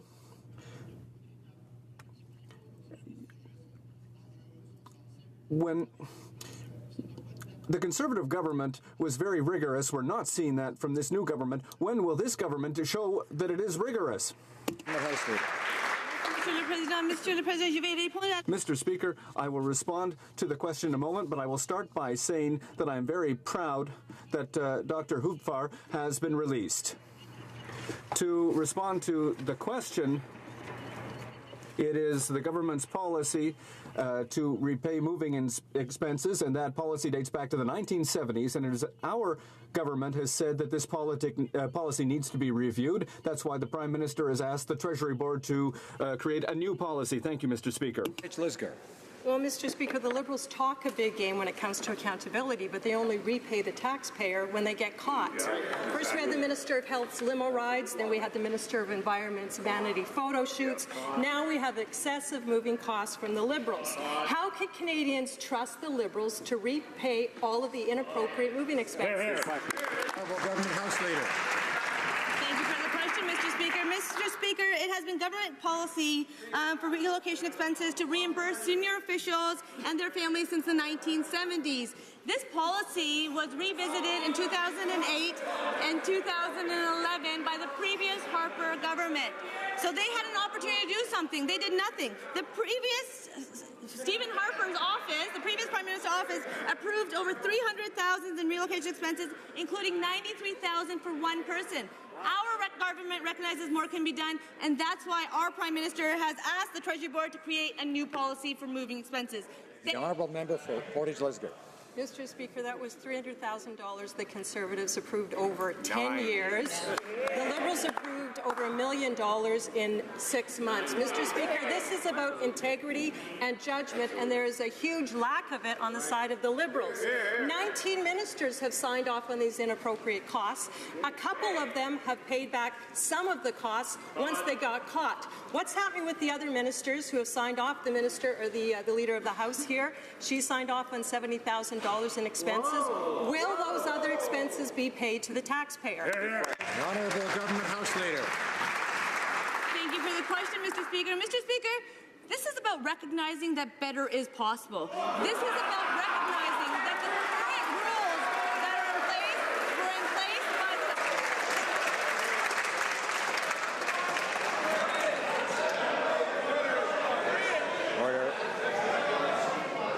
the... Order. I know members are anxious to applaud, but they should wait till the end of the question, of the answer.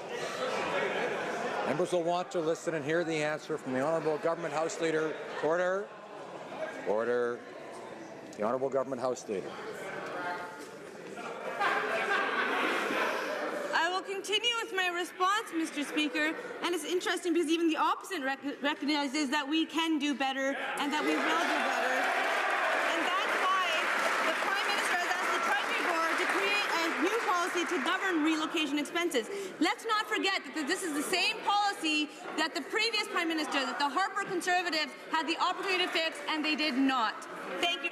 The Honourable Member for Saint-Hyacinthe-Bagotte. Mr. Speaker, for over 6 years, the provinces have been asking the federal government to abandon the Conservative government's planned cuts to health transfers. Unfortunately, the new health minister has confirmed that the Conservatives' cuts will be adopted by this Liberal government. Can she explain to the provinces and to Canadians why her government is maintaining the $36 billion in cuts imposed by Stephen Harper? The Honourable Minister of Health.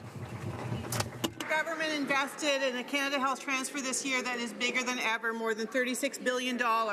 It will increase next year. The Canada Health transfer will go up by more than $1 billion. But in addition to that, our government is going to make investments in areas where the provinces and territories have agreed with us that there are concerns and priorities, and those include things like $3 billion for home care. We will also work to increase access to mental health care. I look forward to further conversations with my colleagues.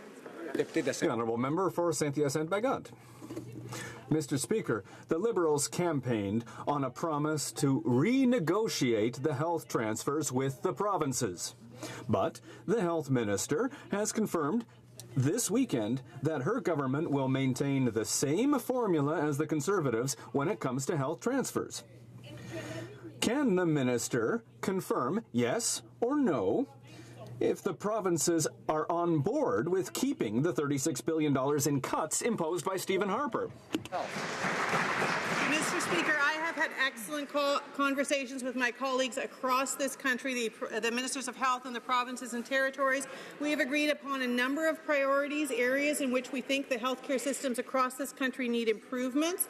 We look forward to a further collaborative relationship. They are on the front lines. They know where the needs are. We have agreed with what those needs are, and we plan to invest in better health care for all Canadians. Member for Vancouver Kingsway. Mr. Speaker, real change is turning into real betrayal real fast. Now, during the election, the Prime Minister told Canadians you can't have Tommy Douglas health care on a Stephen Harper budget. But yesterday, the Health Minister confirmed that the Liberals are adopting Stephen Harper's health care cuts.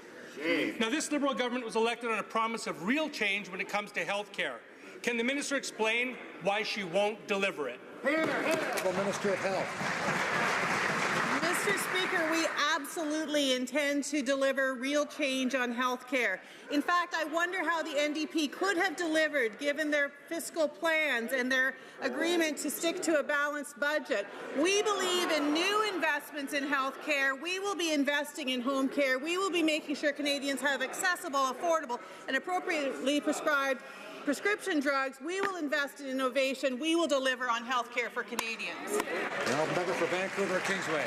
Well, we'll see how this Liberal government delivers better health care on Stephen Harper health care cuts, Mr. Speaker. Now, The minister is promising millions while cutting billions every year. And the truth is, this government's decision will cut over $1 billion from health care next year alone, and a total of $36 billion will be cut from health care over the long term. Now, the Liberal campaign platform also promised that they would discuss any cuts with the provinces, but instead they're going to impose these cuts without any negotiating with the provinces, just like Mr. Harper. Will the minister tell us, do the provinces support these Harper and the Honourable Minister of Health? Mr. Speaker, Canadians are rightfully proud of our strong publicly funded healthcare system. We will continue to invest, and there will continue to be a growing Canada Health transfer. But all health policy experts in this country agree that there is room for improvement. There are areas where Canadians do not have access to the home care they need, where people are lacking access to mental health care. I have had a very good relationship with my colleagues, and I look forward to further discussions with them next month to invest in those areas. Thank you. The Honourable Member for Mégantic-L'Érable. Mr. Speaker, Jerry Butts, the Prime Minister's best friend, Katie Telford, Chief of Staff to the Prime Minister, the Chief of Staff to the Minister of Foreign Affairs, the Chief of Staff to the Minister of Innovation. Now, what do these people have in common, Mr. Speaker? Well, their bosses lacked judgment. Mr. Speaker, the question is simple. How many Liberal government staff members will have to get caught with their hands in the till? How can the Prime Minister justify such a lack of judgment? The Honourable Government House Leader. Thank you for the question, Mr. Speaker. Mr. Speaker, as you know and everyone knows, this is a policy to repay moving expenses that has been in place since the 1970s. It was the previous Stephen Harper government that developed the current policy. Prime Minister Stephen Harper's office approved over $300,000 in moving expenses, including over $93,000 for one person. We know that this policy needs to be reviewed, changed. That is why the Prime Minister has asked the Treasury Board to create a new policy. The Honourable Member from Mégantic-L'Érable. Mr. Speaker, in English or in French, well, it doesn't matter. The Government House Leader should also set a good example and end these astronomical moving fees. The Liberal version of ethics is to pay back a bit when they get caught and then ride out the storm. But the storm won't be ridden out. The official opposition will keep the pressure on until the Liberals stop spending taxpayers' money on themselves. Can the Government House Leader please explain her own lack of judgment with these expenses? Merci pour la question, Mr. The Honourable Government House Leader, thank you for the question. Mr. Speaker, it's our government that knows that the policy needs to be changed.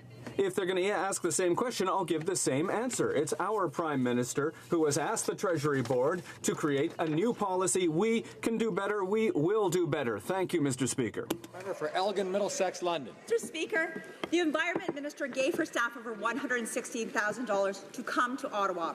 Her own office admits that only $28,000 was actually used for moving. Wow. After getting caught, other Liberals have admitted their claims were unreasonable. When will the minister come clean and explain to Canadians what they got for the rest of the money? The Honourable Government House Leader. Thank you for the question, Mr. Speaker. Mr. Speaker, it gives me another opportunity to remind us that these reimbursement policies, relocation costs, have been in place since the 1970s. The previous government had an opportunity to fix it, but they didn't. And that's why it's our government that recognizes that these policies need to be reviewed. And let me remind Canadians that it was Prime Minister Stephen Harper's office that approved $300,000 in relocation expenses and $93,000 for one single individual.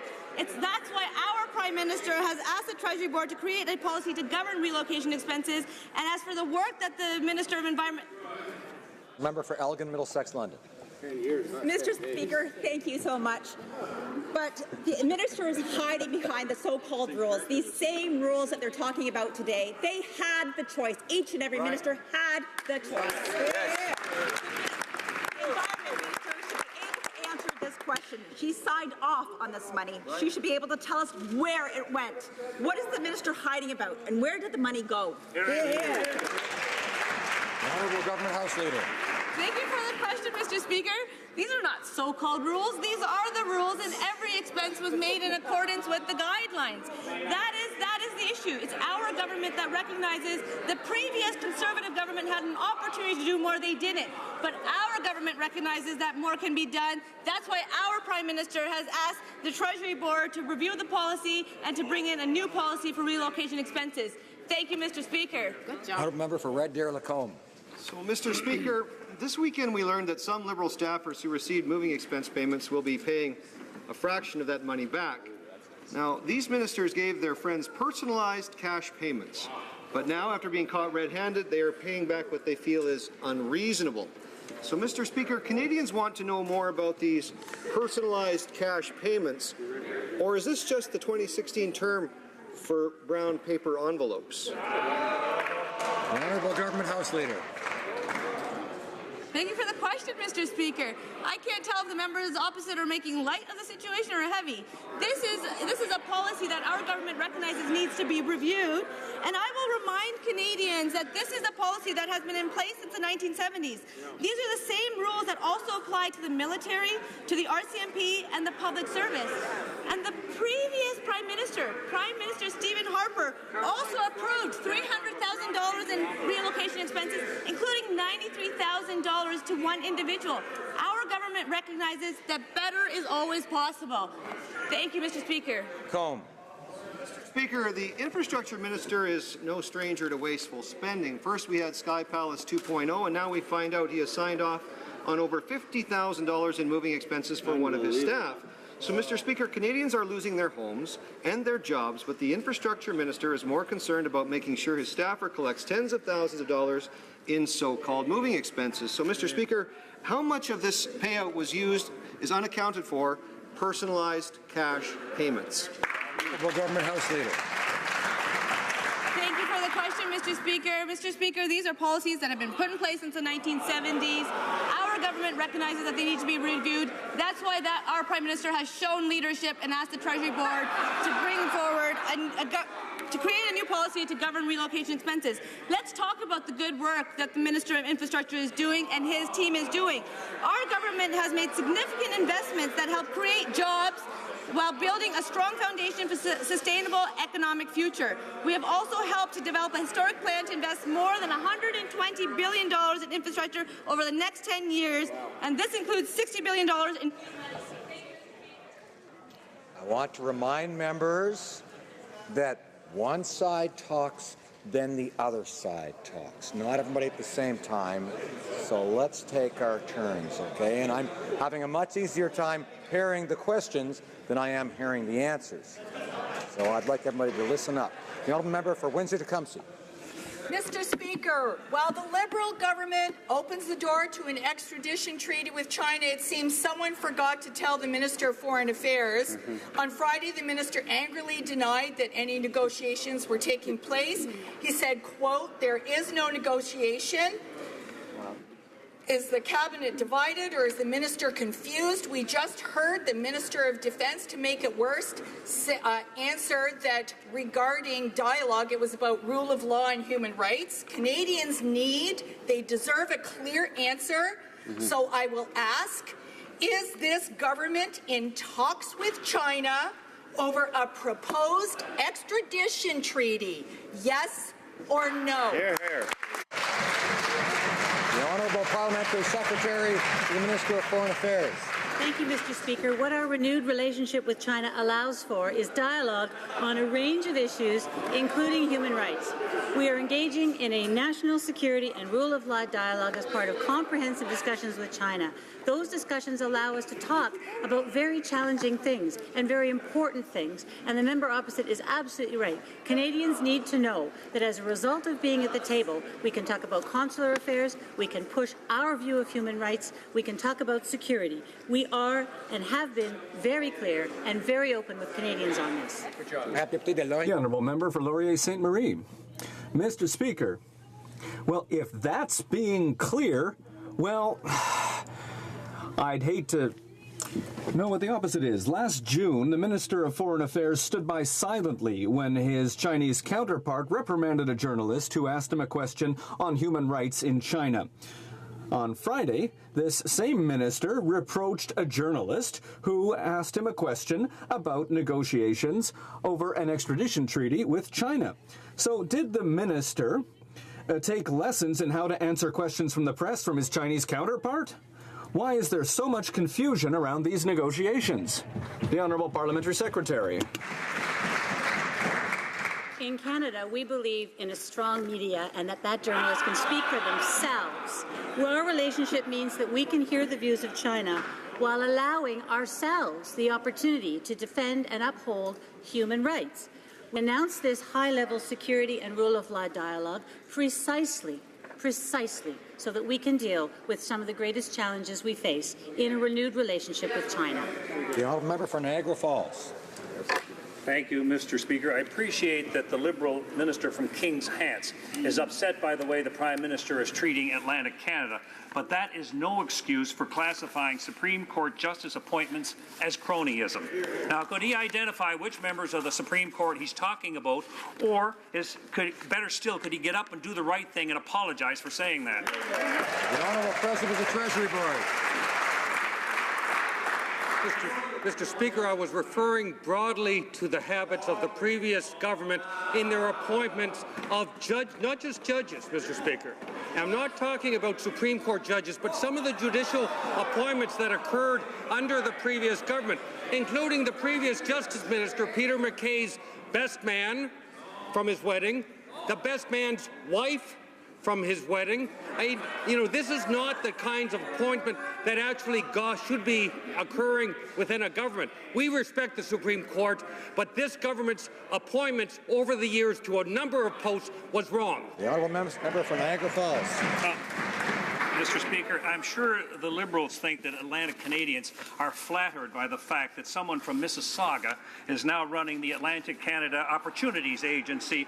Maybe that's why they think Atlantic Canada doesn't need to have representation on the Supreme Court of Canada. But I'm pleased that at least one Liberal member, the member for Central Nova, now agrees with the Conservatives here. I'd like to know about the other 31. Are they going to stand up and do the right thing for Canada and Atlantic Canada? The Honourable Parliamentary Secretary to the Minister of Justice. Mr. Speaker, the process used to appoint Supreme Court justices by the previous government was opaque, outdated, and in need of an overhaul. In their mandate letter from the Prime Minister to the Advisory Board, they were asked that when making their selections, they consider the custom of regional representation on the court as being one of the factors to be taken into consideration. Therefore, the list of qualified and functionally bilingual candidates developed by the Advisory Board includes candidates from Atlantic Canada, and they're perfectly capable of competing in a national competition. Thank you very much. Member for St. Albert, Edmonton. Mr. Speaker, while the Minister for Nova Scotia has been busy attacking the independence of the Supreme Court, the Minister for Atlantic Canada, where's he from again? Oh yeah, Mississauga. The Minister for Atlantic Canada from Mississauga has been silent in standing up for Atlantic Canadian representation on the Supreme Court, as have all 32 Liberal MPs from Atlantic Canada. So when will the Minister for Atlantic Canada from Ontario break his silence and stand up for Atlantic Canada? The Honourable Minister of Economic. The Honourable Minister for Economic Development. Mr. Speaker, it's an honour and privilege to stand up and stand alongside 32 exemplary members of Parliament from Atlantic Canada. These fine individuals punch above their weight, and they care deeply about the Atlantic Canada region. That is why we made historic investments into this region. That is why we unveiled the Atlantic Growth Strategy, which is going to invest in diversifying that region, creating jobs. Most recently, we made an announcement on immigration. This is an example of how we work together to provide meaningful results for all Atlantic Canadians. Member for St. Albert, Edmonton. Just about everyone has criticized the Liberal appointment process to to shut out Atlantic Canada, from academics and lawyers to the Canadian Bar Association to First Nations leaders, and the process is being challenged in court as we speak. So when will the minister get the message and reverse this objectionable, constitutionally questionable appointment process to shut out Atlantic Canada? Honourable Parliamentary Secretary. Speaker, the process employed by the previous government for Supreme Court of Canada appointees was opaque and badly in need of an overhaul. And that's the reason why there was a new process that increased transparency, that increased accountability. That's why the advisory committee has been asked to identify suitable candidates. These will be jurists of the highest caliber, they'll be functionally bilingual, and they will be representative of the diversity of our great country. That list will include candidates from Atlantic Canada. Thank you, Mr. Speaker. The honourable member for Rimouski-Nejet-Témiscouata-Les-Basques. Mr. Speaker, CRA claims it won't go easy on tax cheats identified in the Panama Papers. If the past is anything to go by, I have my doubts. With previous leaks in Liechtenstein, Switzerland, Luxembourg, and the Isle of Man, CRA was particularly ineffective at recovering the money and largely relied on voluntary disclosure and granting amnesty to cheaters. How are we to trust the minister when CRA has such a poor track record? The Honourable Minister of National Revenue. Mr. Speaker, the government understands that middle-class Canadians pay their fair share and some rich taxpayers avoid their obligations, and this has to stop. The Panama Papers came to light on April 2nd, and I called on my officials to investigate. I can announce that CRA is currently investigating over 2,500 cases, and we've identified 85 taxpayers who will be studied more closely. We are keeping on with our work. The Honourable Member for Hochelaga. The government keeps saying its investments in First Nations have been historic. But at a time when there's a serious housing crisis on reserves, this morning we learned that the government would only be funding the construction of 300 new units this year and next. But according to their own department, 20,000 new units are needed to address the crisis. So I ask the Prime Minister, what is so historic about funding only 3% of the construction needed? The Honourable Minister. Mr. Speaker, we are determined to solve the housing shortage, which is unacceptable. Budget 2016 provides for the investment of over $554 million over 2 years to address the shortage of construction and renovation of housing units. Agreements are in place for 2/3 of the funding. And CMHC is also investing in renovations and repairs to 2,500 housing units. The Honourable Member for Vimy. Mr. Speaker, I do a lot of talking with my constituents, and they consistently raise the importance of enhancing old age security and the guaranteed income supplement. So having a good grasp of the situation is a priority for me. Can the Minister of Families, Children and Social Development update the House on initiatives to reduce poverty among Canadian seniors and to restore them to an acceptable standard of living? The Honourable Minister. Thank you, Mr. Speaker. I'd like to, first of all, thank and congratulate my colleague for her excellent work on behalf of seniors. We have brought the eligibility age back down to 65, which will help 100,000 seniors get out of poverty. We also have increased the GIS to $950, which will help many more seniors get out of poverty. We've invested $200 million in support to seniors' housing, and I would encourage the member to continue supporting the government's policies to help seniors. Thank you. Time, Mr. Speaker, that the Foreign Affairs Minister is out of touch with Canadians on a range of issues, but it's now clear he's not even on the Prime Minister's wavelength. The Minister's emotional denial that Canada is discussing an extradition treaty with China was surprising, given the PM's admission and the Chinese Premier's urging? Is the minister simply not paying attention, or is there division in Cabinet? The Honourable Parliamentary Secretary to the Minister of Foreign Affairs. Thank you very much, Mr. Speaker. As I've said before, our renewed relationship with China allows for dialogue on a range of issues. I'm not sure why the member opposite doesn't understand what dialogue means. It means we are providing an opportunity for Canada to be at the table with China, express, uphold, and assert our extreme value that we put in human rights. It allows us to discuss difficult matters, and it is a reflection of our policy of engagement. Thank you. For Thornhill. Well, Mr. Speaker, this is not the way to set a convincing foreign policy. A month ago, the Immigration Minister said Canada would never negotiate an extradition treaty with China, while China maintained the death penalty. The PM then acknowledged discussions on exactly that topic have begun. And then the Foreign Minister denies it, and then he pleads with journalists to stop reporting the facts of the matter. What's going on here, Mr. Speaker? Who's in charge? The Parliamentary Secretary. The promotion and protection of human rights is an integral part of our foreign policy, and that's what's in charge. Both the Prime Minister and the Foreign Affairs Minister at every opportunity raised this with their counterparts in China this summer, last week. This reflects our government's policy of engagement, which is in stark contrast to the previous Harper government's policy of isolation and retreat. We will continue to champion respect for diversity and human rights in our relations with China. Thank you, Mr. Speaker. The honourable member for Richmond, Arthabaska.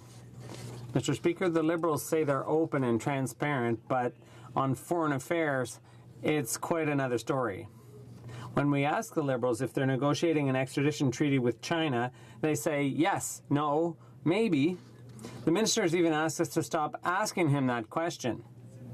That's not the way it works, Mr. Speaker. Canadians want a clear answer. Is the minister negotiating an extradition treaty with China, yes or no? The Honourable Parliamentary Secretary. Thank you, Mr. Speaker.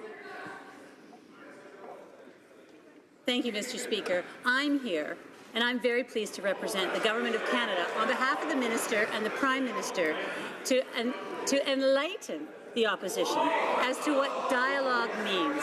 It reflects our policy of engagement. It is going to allow us to make progress on very, very challenging issues, including human rights. Thank you. The honourable member for Richmond, Arthabaska.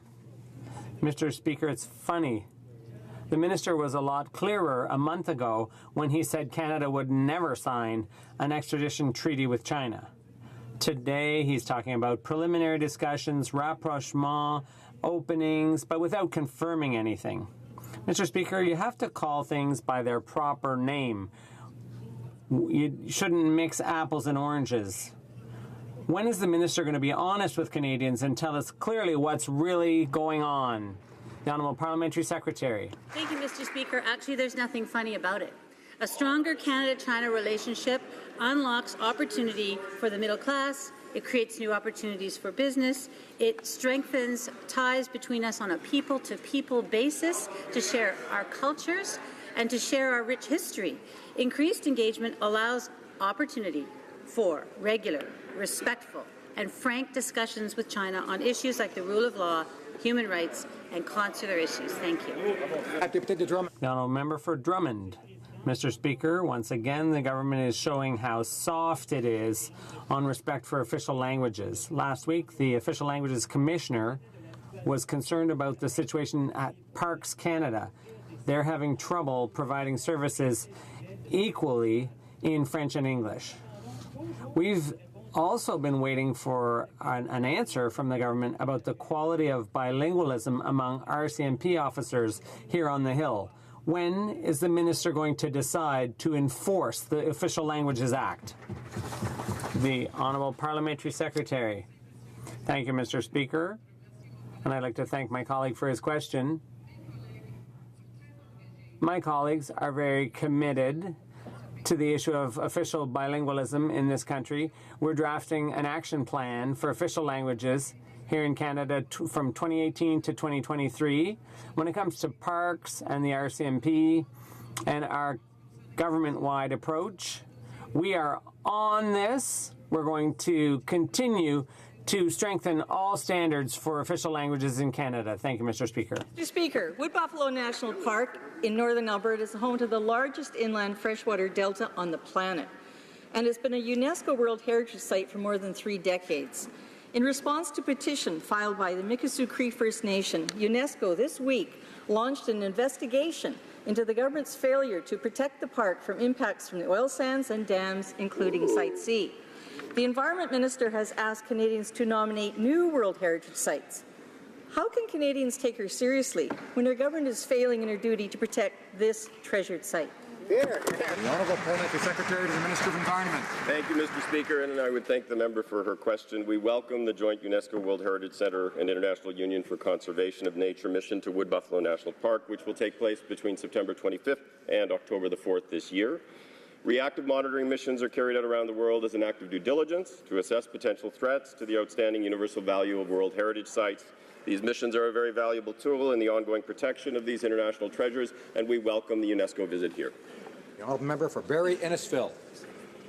Mr. Speaker, the Chinese Premier visited Ottawa last week, and while our Prime Minister was learning all about China's basic dictatorship, eyebrows were raised over a wall erected at the Westin Hotel. Right. The wall was built to shield the Chinese Premier from Canadians exercising their democratic right to protest. Shame. The Chinese Premier doesn't recognize these basic rights, and the wall was meant to keep protesters out of sight and is in fact, Mr. Speaker, a symbol that limits dialogue. Mr. Speaker, my question to the Prime Minister is, who paid for Ottawa's little wall of China? The Honourable Parliamentary Secretary to the Minister of Foreign Affairs.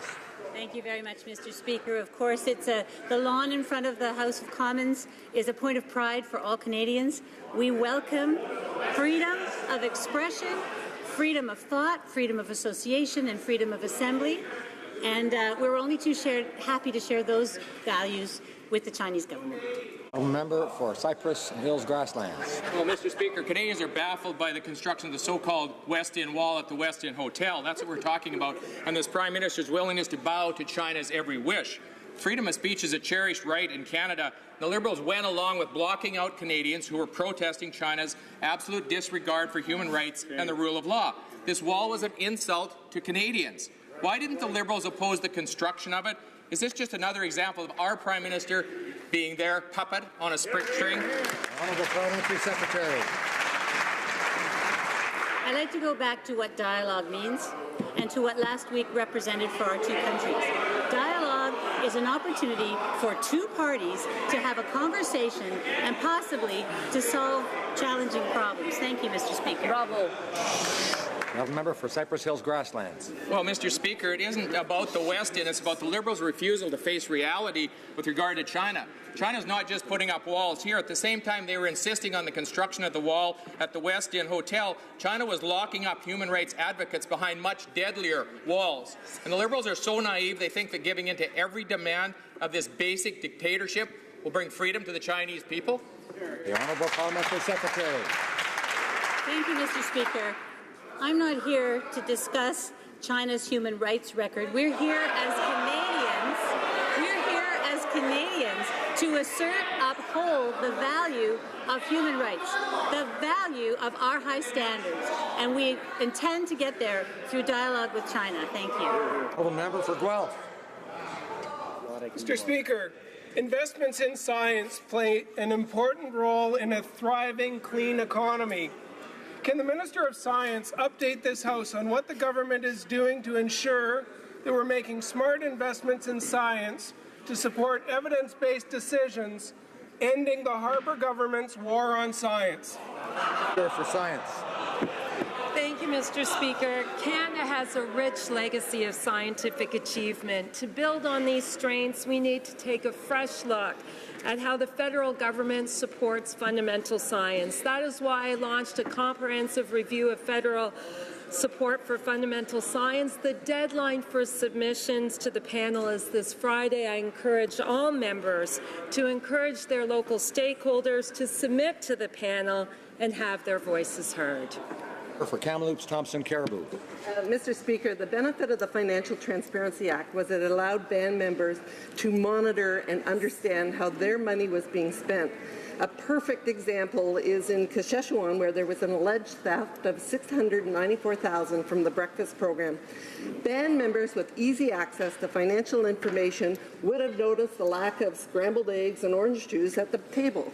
Will the minister explain to the people of Saskatchewan why they don't deserve guaranteed access to the basic financial information that every other Canadian enjoys? The Minister of Indigenous and Northern Affairs. Accountability and transparency are key tenets of the government and are vital in ensuring the delivery of the historic investments to Indigenous and Northern communities through Budget 2016. We are engaging First Nations on the way forward in transparency and accountability. The First Nations continue their long-standing practice of reporting on their financial and program performance, and any illegal activities will be pursued. The Honourable Member for Trois-Rivières. Mr. Speaker, unfortunately, the pyrrhotite crisis that affected families in the Mauricie region is spreading after Mont-Laurier, now Connecticut, is looking to the coalition to share its expertise. Here in Canada, only the government can prevent a repeat of this disaster by reviewing the federal standard for concrete aggregates. But the Liberals are acting every bit as tight-lipped as the Conservatives. Mr. Speaker, how much longer are we going to have to wait for this government to amend the standard and get rid of this huge defect, the largest defect in Canadian construction history? The Honourable Parliamentary Secretary. I'd like to thank my colleague from Trois-Rivières.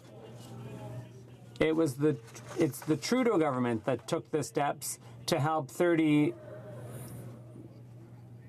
I need to remind the Honourable Member that we don't use the names of members here unless he was talking about a different Trudeau Prime Minister, but I don't think so. The Honourable Parliamentary Secretary.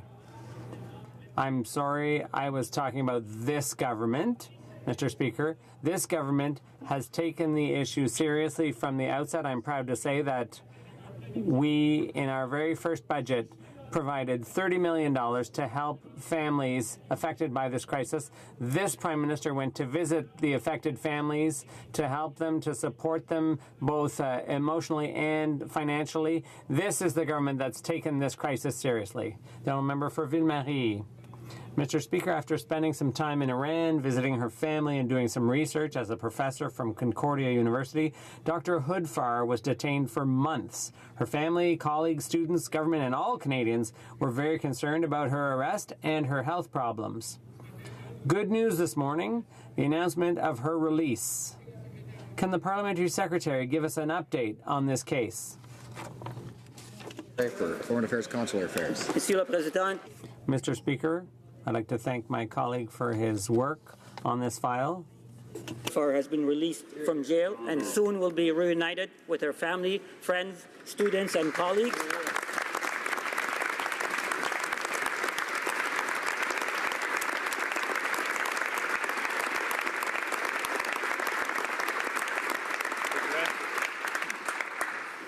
Our government has been engaged at the highest level in Dr. Hoodfar's case, and we've been advocating for her release. I want to take a moment to thank my colleagues in the House and the thousands of Canadians who raised this case. I also want to take a moment to recognize the strength of her family, particularly her niece, Amanda Gomari, for her work. We look forward to welcoming Dr. Hoodfar back home. The Honourable Member for Calgary-Nose Hill. Mr. Speaker, we've just learned that it appears the Immigration Minister hid the cost of moving a senior Liberal staffer to Ottawa from Thailand. In an official response to Parliament, the Immigration Minister said no such expenses existed, but moments ago we received documents that tell us otherwise. So given that it seems that there's a bit of a pattern here with Liberal ministers feeling like they can hide expenses from Canadians, a very simple question. Are there any other Liberal ministers that want to come clean with these expenses? The Honourable Government House Leader. Mr. Speaker, as has been said time and time again, there is a relocation policy that has been in place since the 1970s. The previous government the previous government had an opportunity to revisit these policies. They did not. So this government recognizes the need to review these policies. That's why our Prime Minister has asked the Treasury Board to revisit this policy and to create a new policy that governs relocation expenses. Thank you, Mr. Speaker. The honourable member for Rivière-du-Nord. Thank you, Mr. Speaker. Mr. Speaker, the Quebec Health Minister has reached a terrible conclusion. The federal government imposes more conditions on taking care of patients in Quebec than it does on the sale of armored vehicles to Saudi Arabia. This was confirmed by a Liberal Minister of Health. That might be another good argument in favor of Quebec's independence if it weren't for the fact that it's our patients who are going to pay the price. Will the minister, yes or no, rectify the situation and restore 6% increases to health care transfers as Quebec has called for? The Honourable Health Minister. Mr. Speaker, Canadians are proud of their health care system and they expect the government to ensure that it's always there for them. The provinces and the territories are on the front lines, and they know where improvement can be made. But I prefer to work with my colleagues. I'll be meeting with them in the weeks to come. We'll be renewing our discussions on ways of creating a healthcare system that meets the needs of Canadians. The honourable member for Montcalm. Mr. Speaker, this is a government that makes the wrong compromises in the wrong places. Compromises on gender equality, on arms sales to Saudi Arabia, on human rights in China, on torture in Syria. But no compromise when it comes time to support patients in Quebec. The question is straightforward, Mr. Speaker. Will the minister, yes or no, restore 6% increases to health care transfers? The Honourable Minister of Health. Speaker, I have had very good conversations with my colleagues, including the Minister of Health from Quebec. We have made it clear to them that we will increase investments in the Canada Health Transfer. I have also talked with the Minister of Health from Quebec about other areas where we can make further investments. We appreciate their excellent work on the ground in Quebec in delivering care. We will be a good partner with them to increase investments and make sure that Canadians have the health care they need. The Honourable Member for Bécancour, Nicolas Sorel. Mr. Speaker, the federal government is imposing more conditions on Quebec over health care than on Saudi Arabia, which opens fire on dissidents. That's what we've come to, Mr. Speaker. The Liberal government is soft on barbarians and tough on patients. Is there anyone in this government who's finally going to see the light and boost health transfers as requested by Quebec? The Honourable Health Minister. I'm happy to announce that we are going to boost health transfers. Next year there will be more than $1 billion of additional money in the Canada Health Transfer. I also look forward to making investments in areas where we believe that the provinces and territories want to work to increase access to care, including home care, palliative care, and mental health care. I look forward to excellent conversations with my colleagues as we meet to discuss this and make sure that Canadians have the care they need. Good. It is my duty, rising on a point of order, the honourable member for Central Nova.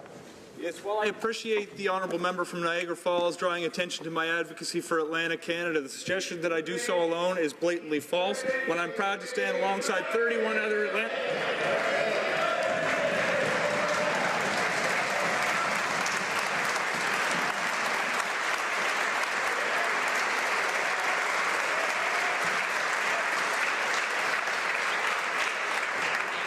Questions of what is true and what is false are not matters that thankfully the Speaker is asked to decide on, and therefore it's a matter of debate. It is my duty to inform the House that a vacancy has occurred in the representation. Member for the electoral district of Calgary-Midnapore, by resignation effective Friday, September 23rd, 2016. Pursuant to subsection 25(1)(b) of the Parliament of Canada Act, I have addressed my warrant to the Chief Electoral Officer for the issue of a writ for the election of a member to fill this vacancy. Tabling of documents.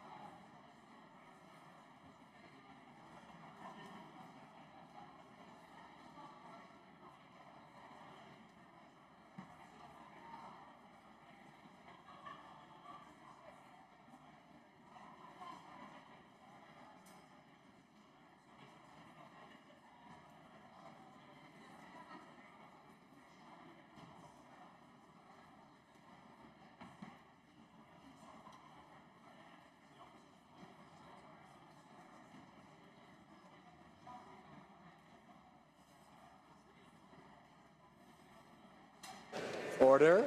Alors, I encourage members to take their conversations, as important as I know they are, into the lobbies. Tabling of documents. Introduction of government bills. Déclaration du ministre. Statements by ministers. Reports from interparliamentary delegations. De rapport de comité. Presenting reports from committees. Action of private members' bills. Mr. Stewart, seconded by Ms. Benson, moves for leave to introduce a bill entitled An Act to Amend the Navigation Protection Act, Burnaby Lake, Deer Lake, and Brunette River. This motion is deemed adopted. The honourable member for Burnaby South. Speaker, I rise to introduce the private member's bill to restore key environmental protections to local lakes and rivers of my riding of Burnaby South. The Protecting Burnaby Lakes and Rivers Act would re-add Burnaby Lake, Deer Lake, and Brunette River to the official schedule of waterways protected in Canada. At the demand of the oil and gas lobbyists, the Conservatives under Stephen Harper gutted our environmental laws and removed protections for 98% of Canada's lakes and rivers. As a result, many proposed development projects, including some pipelines, no longer need environmental assessments or public consultations before proceeding. Mr. Speaker, the Liberals promised during the election that they would reverse these changes, but they have yet to even table legislation to restore the protections that were lost. So that's why, Mr. Speaker, I'm putting forward this bill today on behalf of my constituents. In my riding, where we just celebrated World Rivers Day yesterday, the stewardship of the Brunette River has been a stellar example of our community coming together to preserve our cherished waterways. So, Mr. Speaker, we need to make sure that our lakes and rivers are protected so future generations can enjoy them as well. Thank you, Mr. Speaker. Mr. Stewart, seconded by Ms. Benson, moves that the bill be now read a first time and be printed. This motion is deemed adopted. Première lecture de ce projet de loi, first reading of this bill. When shall the bill be read a second time? At the next sitting of the House. Mr. Garrison, appuyé par Mr. Garrison, seconded by Mr. Dubé, moves for leave to introduce a bill entitled An Act Respecting the Repeal of the Acts enacted by the Anti-Terrorism Act 2015 and amending or repealing certain provisions enacted by that Act. The motion is deemed adopted. Thank you very much, Mr. Speaker. Today I'm introducing a private member's bill which would repeal all aspects of Bill C-51, a bill in force for more than a year now which still manages to infringe our civil liberties without making us safer. This private member's bill is about doing away with the overly broad definition of national security contained in C-51, which allows surveillance of those engaged in legitimate defense of their rights, including Aboriginal people and environmentalists. It's about restoring the fundamental principles of Canadian privacy law. It's about doing away with the powers C-51 gave to CSIS to act illegally in secret without oversight. It's about restoring the prohibition it's about restoring the prohibition on free speech contained in the new broad definition of supporting terrorism in the criminal code. And it's about restoring the previous standard that required reasonable grounds for police action in national security instead of the grounds of mere suspicion as contained in C-51. Mr. Speaker, we're putting our proposal on the table today, what to do about the infringement of civil liberties in C-51, and we await the government putting a specific proposal forward. Mr. Garrison, seconded by Mr. Dubé, moves that the bill be now read a first time and be printed. This motion is deemed adopted. First reading of this bill, première lecture de ce projet de loi. When shall the bill be read a second time? At the next sitting of the House. First reading of Senate public bills. Motions. Présentation de pétitions. Presenting petitions. Conestoga. Thank you, Mr. Speaker. Mr. Speaker, the petitioners here that are signing this petition are pointing out that in the 41st Parliament, the House of Commons unanimously passed a motion calling on the government to create a national strategy on palliative care. However, they go on to point out that it is impossible for a person to give informed consent to assisted suicide or euthanasia if appropriate palliative care is not available to them. Therefore, our petitioners are calling on Parliament to establish a national strategy on palliative care. Thank you, Mr. Speaker. Petitions, the honourable member for Burnaby South. Thank you, Mr. Speaker. I rise today to present a petition on behalf of my constituents and people right across British Columbia who oppose Kinder Morgan's plan to build a new 890,000 barrel a day pipeline from Burnaby to Edmonton. The signers of this petition say this project will bring massive environmental and economic risk without any benefit, and that 40,000 barrels have already leaked from the existing pipeline. Mr. Speaker, they also bring to the attention of the government that although there's promise of part-time jobs, these jobs will be filled by temporary foreign workers, and only 50 full-time permanent jobs will be created, which is not enough for them to take this risk, Mr. Speaker. I urge the government to take seriously this petition. There'll be many more to come over the coming days, Mr. Speaker. Thank you. Member for Saskatoon-Grasswood. Mr. Speaker, I rise today to present a petition signed by Canadians from my riding of Saskatoon-Grasswood who call upon the House of Commons to pass legislation which would recognize preborn children as separate victims when they are injured or killed during the commission of an offense against their mothers, allowing 2 charges to be laid against the offender instead of just 1. For Algoma, Manitoulin, Kapuskasing. Thank you, Mr. Speaker, and I rise to table a petition as it relates to federal health and safety officers in Northern Ontario. The petitioners recognize how valuable the work of federal health and safety officers is in maintaining safe and healthy workplaces. Canada has lost more than half of its federal health and safety officers since 2005, so this is part of a bigger trend. The problem is complex in Northern Ontario because there's only 1 officer serving the territory, and the work of 7 person can be interrupted by an absence or an injury. Is to add more officers in the region. The petitioners joined the call by the Public Service Alliance of Canada and the Canadian Centre for Policy Alternatives in addressing this critical shortage in the areas of postal services, air and rail transport, and, of course, many other areas of the federal jurisdiction. Thank you, Mr. Speaker. George, Peace River, Northern Rockies. Thank you, Mr. Speaker. I'd like to present a petition today representing thousands of my constituents and Canadians across this country. We, the undersigned citizens and residents of Canada, call upon the Government of Canada to support residents, families, communities, and businesses of Canada by saying yes to liquefied natural gas and approve BC LNG projects such as Pacific Northwest LNG. 2, establish as a clean energy global leader by providing access to much-needed LNG resources to markets in areas such as Asia, assisting in reduction of global GHG emissions, reduce the federal deficit through significant contributions of federal, provincial, municipal government via taxes, royalties related to LNG, and lastly, help stimulate the economy and put Canadians back to work in rural communities such as my own, as the ones in northeastern British Columbia, and approve BC LNG projects. Thank you, Mr. Speaker. Member for Saskatoon West. Mr. Speaker, I'm honored to present an e-petition signed by many folks and concerned citizens across Canada calling for the complete ban on all products containing asbestos, as well as ensuring that Health Canada and the federal government inform and educate all Canadians about and provide funding to treat and prevent all ailments arising from exposure to asbestos. Included in their petition, they've asked that we make it clear that Canada bans the importation and exportation of asbestos and asbestos products from Canada, that government websites stop promoting a safe use level of asbestos, and that we make sure that asbestos annex is listed as part of the Rotterdam Convention. Thank you very much, Mr. Speaker. Dufferin Cullinan.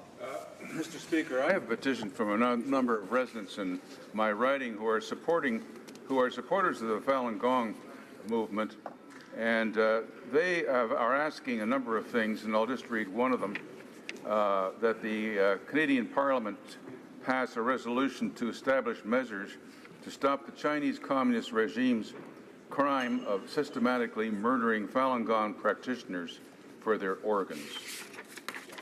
Lambton, Kent, Middlesex. Thank you, Mr. Speaker. I've got a couple of petitions, if you allow me.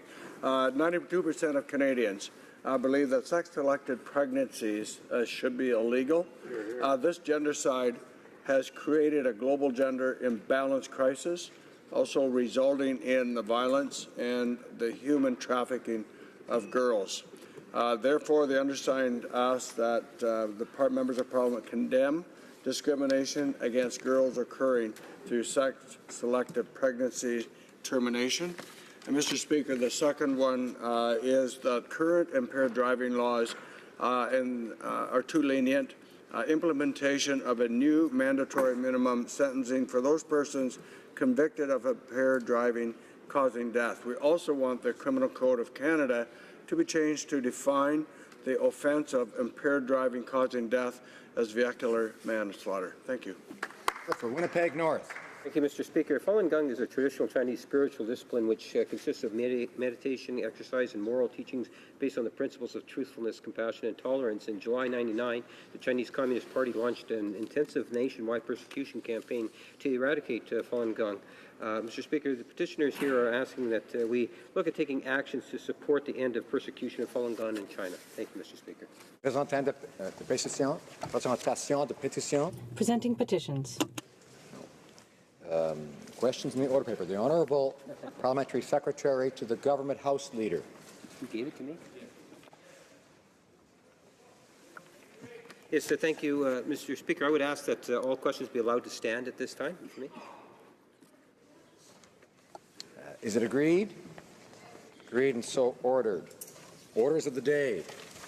Government orders, government bills, commons. Reprise du débat à la table de la troisième lecture du Resuming debate at third reading on Bill C4, an act amending to amend the Canada Labour Code, the Parliamentary Employment and Staff Relations Act, the Public Service Labour Relations Act, and the Income Tax Act. And comments following the speech of the Honourable Member for St. John Rossay. Questions and comments. You have eight and a half minutes for questions and comments. The Honourable Parliamentary Secretary to the Government House Leader. Yes, thank you, Mr. Speaker. I had listened attentively to my colleague in respect to this piece of legislation, and one of the things that came to my mind, and I think the member was really hitting the nail right on this particular issue, is just how important it is that we respect the roles that unions play within our society. And he really spoke to that, and I'm wondering if he could provide or tell the House from his perspective why it is that government needs to work and promote harmony within management and labor, and how we as a society benefit if we have good, sound labor laws, and that's the reason why we need to work with the stakeholders before any such changes are actually made, something that the Harper government did not do. Member for St. John Rossay. Mr. Speaker, thank you to my colleague for the well-thought-out question. And what Bill C4 does, Mr. Speaker, it restores fairness and balance to our labor system. It allows unions an opportunity to go back to the way things were. And, Mr. Speaker, there was certainly no problems with respect to labor relations before the Harper government, by and large. There were 6 complaints, maybe out of 4,000 complaints to the Labor Board about unfair hearings and so on and so forth. So, Mr. Speaker, what we're doing as a government is bringing balance and fairness back. It's treating unions with fairness, respect, and transparency. Thank you, Mr. Speaker. Questions and comments? Resuming. No questions and comments. The Honourable Parliamentary Secretary to the Government House Leader. Yes, Mr. Speaker, if I may, again, just to seek a comment from my colleague in regards to the whole issue of Canada Post. One of the things that we have seen is that new attitude towards labor relations and how important it is that we allow, as much as possible, the opportunity for negotiated settlements, and we encourage that. And we saw a good example of that within our Ministries of Labour and Ministry responsible for Canada Post, where there was, in fact, an agreement that was achieved between management and the union. And I'm wondering if he might want to provide some comment in terms of what he had felt and with respect to the agreement with the Canada Post and its union. Honourable Member for St. John Rossay. Thank you, Mr. Speaker, and again, thank you to my colleague for the question. And Mr. Speaker, with respect to Canada Post, certainly the Public Service Alliance, negotiation is about dialogue. It's about being open and having a back-and-forth discussion about issues. It's not always about being pro-union or anti-union. It's about being fair and being transparent. And certainly, with respect to Canada Post, there wasn't back-to-work legislation. There was open, fair dialogue. That's what our government stands for. Thank you, Mr. Speaker. Questions and comments? Oh, the Honourable Member for Hochelaga. Honourable Member for Hochelaga. Thank you, Mr. Speaker. the government is talking about moving forward with reforming the labour policy, and my colleague from Jonquière has an anti-scab bill against strikebreakers, and it's coming up this Wednesday. So in the spirit of moving forward with reform in this area, does the member intend to vote in favour of my colleague's bill? The Honourable Member for St. John Rothsay. Thank you, Mr. Speaker, and thank you for the question across the House. Mr. Speaker, again, with respect to C4, we're here to talk about C4. We made a commitment during the election to repeal C525 and C377. We're living up to that. We're restoring fairness and balance to our labour system. We're working with our unions. Going door to door during the election, Mr. Speaker, I couldn't find anybody that was in favour of 377 and 525, despite what our members with the Conservative Party thought, and we're going to restore fairness and balance to the labour environment across Canada. Thank you, Mr. Speaker. Questions and comments? Honourable Member for Hochelaga. Well, I know we're talking about one specific bill, but this government says that it's really interested in moving forward with promoting the rights of workers, so I'll repeat my question. Does the member intend to vote for my colleague's bill, my colleague from Jonquière, to get rid of strikebreakers? Member for St. John Rothsay. Mr. Speaker, again, we stand very clear with our position on C4. C4 was instituted to repeal 377 and 525. I'm proud of that bill. Certainly, my riding of St. John Rothsay, which is a very strong union riding, is very proud of our government for repealing that bill. We're going to repeal C4, or we're going to go with C4, repeal 525, 377. We're going to work with unions. We're going to restore respect with unions, and we're going to treat unions with the respect that they deserve. One thing certainly, Mr. Speaker, that I noticed going door to door again during the campaign was unions were demoralized, they felt disrespected, and their morale was very, very low. We're going to restore that right across the country, Mr. Speaker. Thank you. Questions and comments? The Honourable Parliamentary Secretary to the Government House Leader. Oh, yes, Mr. Speaker, hold on. The questioner... Excuse me, I've asked the Parliamentary Secretary to hold on. I see that someone who hasn't asked a question yet is up, so I'm going to, if he doesn't mind, turn to the Honourable Member for Elmwood Transcona. Thank you very much, Mr. Speaker. I know that the member from St. John Rothsay, in response to the question asked twice by my colleague from Hochelaga, is keen to stay on the topic of C4, but I couldn't help but notice when the member from Winnipeg North asked him a question about postal workers, he was willing to expand more on a topic that doesn't have directly to do with C4. I just asked in that same spirit, would he now tell us whether or not he's prepared to support the anti-scab legislation that's coming forward to the House for a vote in the next couple of days? Thank you. Honourable Member for St. John Rothsay. Mr. Speaker, again, let me be very clear. We're here to speak about C4. Our government is going to move forward with C4. We're going to repeal C525 and 377. I'm very, very proud of that, and I stand behind that. Thank you, Mr. Speaker. Questions and comments? The Honourable Parliamentary Secretary to the Government House Leader. Yes, thank you, Mr. Speaker. And I'm wondering if I could just provide a very quick question in regards to what it is that the NDP are talking about doing is something in which the Harper government did. And that is when you look at bringing in labour legislation, there is a process where you involve both unions and management and the stakeholders in the government, and that's how you develop good legislation. The former questioner, and I would ask for the Minister, the former questioner I'm sure would be aware that even the New Democrats in Manitoba, British Columbia, Saskatchewan have never implemented anti-scab legislation. Chances are there's a good reason for it, and I'm wondering if the member would provide how important it is when you talk about labour harmony, and that's where his speech focused so much attention on, that it's important that you build the consensus between labour management and the government, that it be put together as with the stakeholders as opposed to piecemeal that's being suggested, whether it was the Harper government or the New Democrats. The Honourable Member for St. John Rothsay. Thank you, Mr. Speaker. Thank you to my colleague again for the thoughtful words. Mr. Speaker, one thing that's been missing in our country over the last 10 years is good labour relations, and that starts with a culture, and that starts with leadership. And one thing certainly that was missing in the past 10 years was leadership from the top. It trickled right down to our unions and our union executive. They never felt respected. They felt demoralized. And, Mr. Speaker, we're here to restore faith. We're here to restore bargaining. We're not here to legislate workers back. We're here to repair the damage that was done. Thank you, Mr. Speaker. Resuming debate. The honourable member for Elmwood Transcona. Thank you very much, Mr. Speaker. I just want to begin by notifying you that I'll be splitting my time with the member from Hamilton Mountain, and say that I'm very pleased to be speaking at third reading of C4.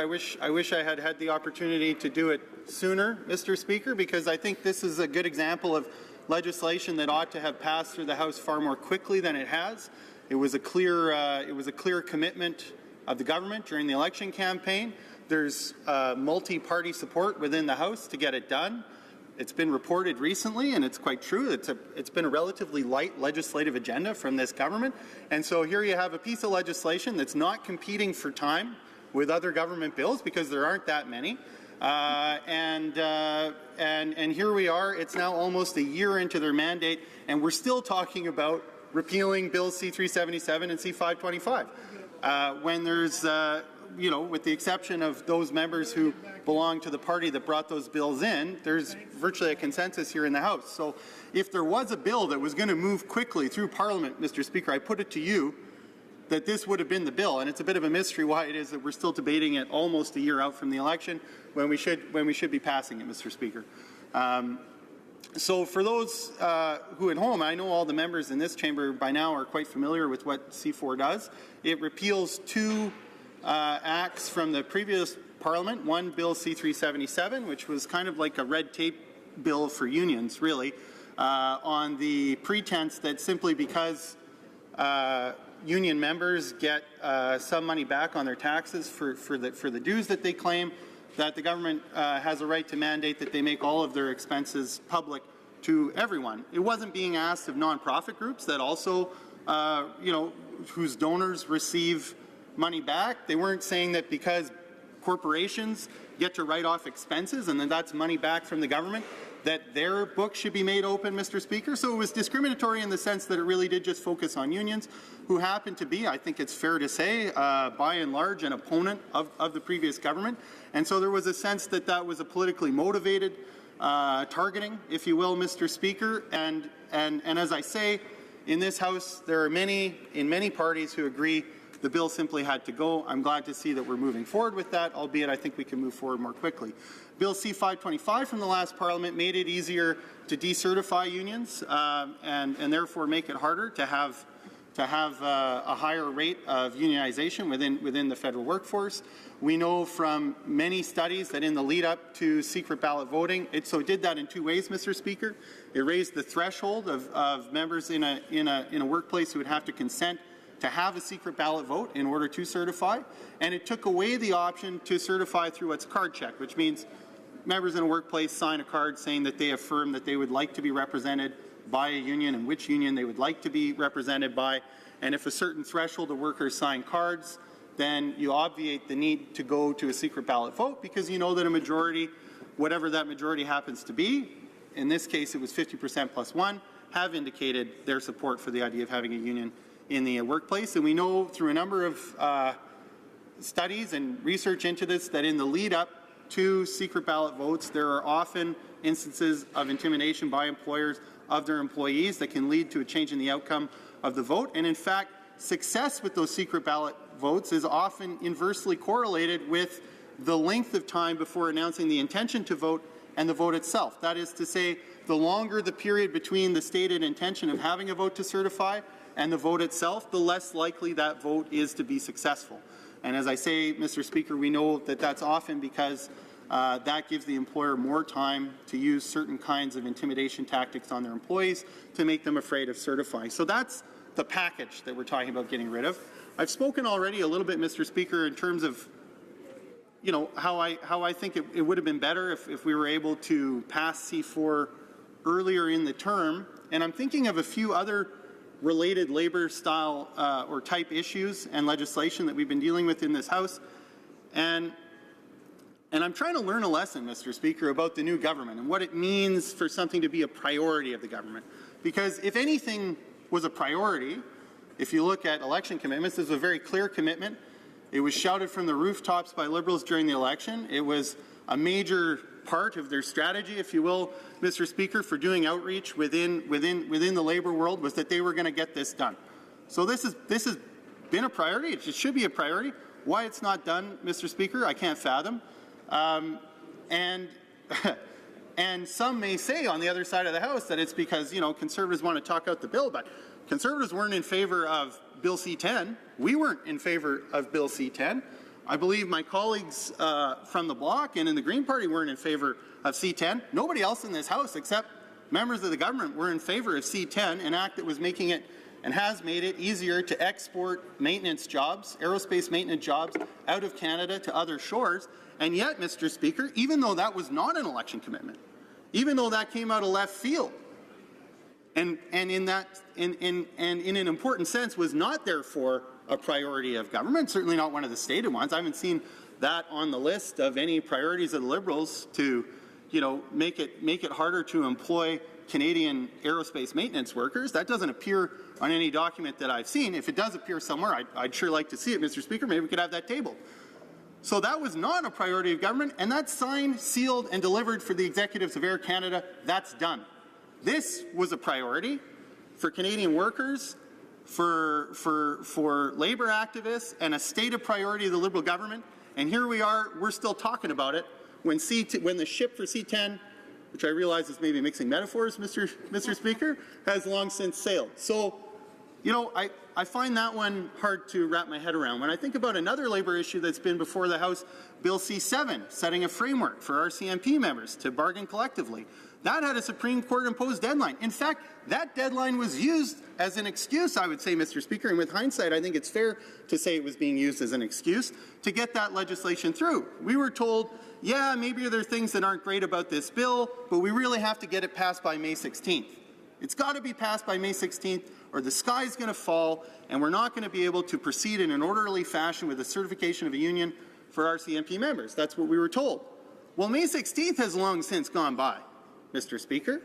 And that bill, yes, it went to the Senate. There were amendments made by the Senate, but we've been back now for 2 weeks, and I don't see where it is that we're going to start talking about Bill C-7. If the government has a plan for when they're going to bring that forward, I would sure like to know, and I know there's RCMP members across the country that would like to know that that's going to be brought forward. So there we have it again, Mr. Speaker, another priority of the government, and it's sitting on the books when favors for Air Canada executives, legislative favors for Air Canada executives, are what's really being rammed through, and that's where the real priority of the government has been, is to get those things done that they never talked about. And here we are, things that have been on the books for a while, and stated priorities of the government continue to languish, Mr. Speaker. So I think if there's a lesson in all of this, it's that it's not actually very good to be on the priority list of the government, Mr. Speaker, because they're going to launch consultations, if they are. I mean, they're not doing consultations on C4. They don't need to. I think that issue has been debated plenty in Canada, and that was part of the decision that was made on October 19th, 2015, was to reject that approach to labour legislation. But here we are. The same laws are on the books, Mr. Speaker. The same laws are on the books. And part of what some people wanted, and certainly I think RCMP members imagined, that when we had a government that thought about labour issues differently, that would be good for them because they would get an appropriate bargaining framework that they didn't trust the Conservatives to deliver on, and yet the legislation that the Liberals decided to move forward with was almost a carbon copy of some of the worst aspects of a previous Conservative bill. And here we are, it's sitting on the books, and I'll say one last time, Mr. Speaker, just in case anyone missed it, C-10, which was not a promise of the government, which they did not consult thoroughly on, which they did not, when they talk about anti-scab, and we can't move forward with anti-scab because we don't have a robust consultation process. There was no robust consultation process for C-10 and the sellout of Canadian aerospace workers. So where was the ethos of consultation on that one, Mr. Speaker? So the lesson learned is, God forbid you get named to be a government priority, far better to simply be a friend. Then they'll get it done for you. If you're a stated priority for election purposes, well, the sooner the bill passes, the sooner they have to stop talking about it, which means the sooner they have to stop reaping whatever political benefit that caused them to make the commitment in the first place. That's disappointing, Mr. Speaker. I hope we can end this debate, move on, get this passed, and move on to some of the other things they've said are priorities. Some of them are good priorities. It'd be nice to do something about them, rather than nothing, Mr. Speaker. Thank you very much.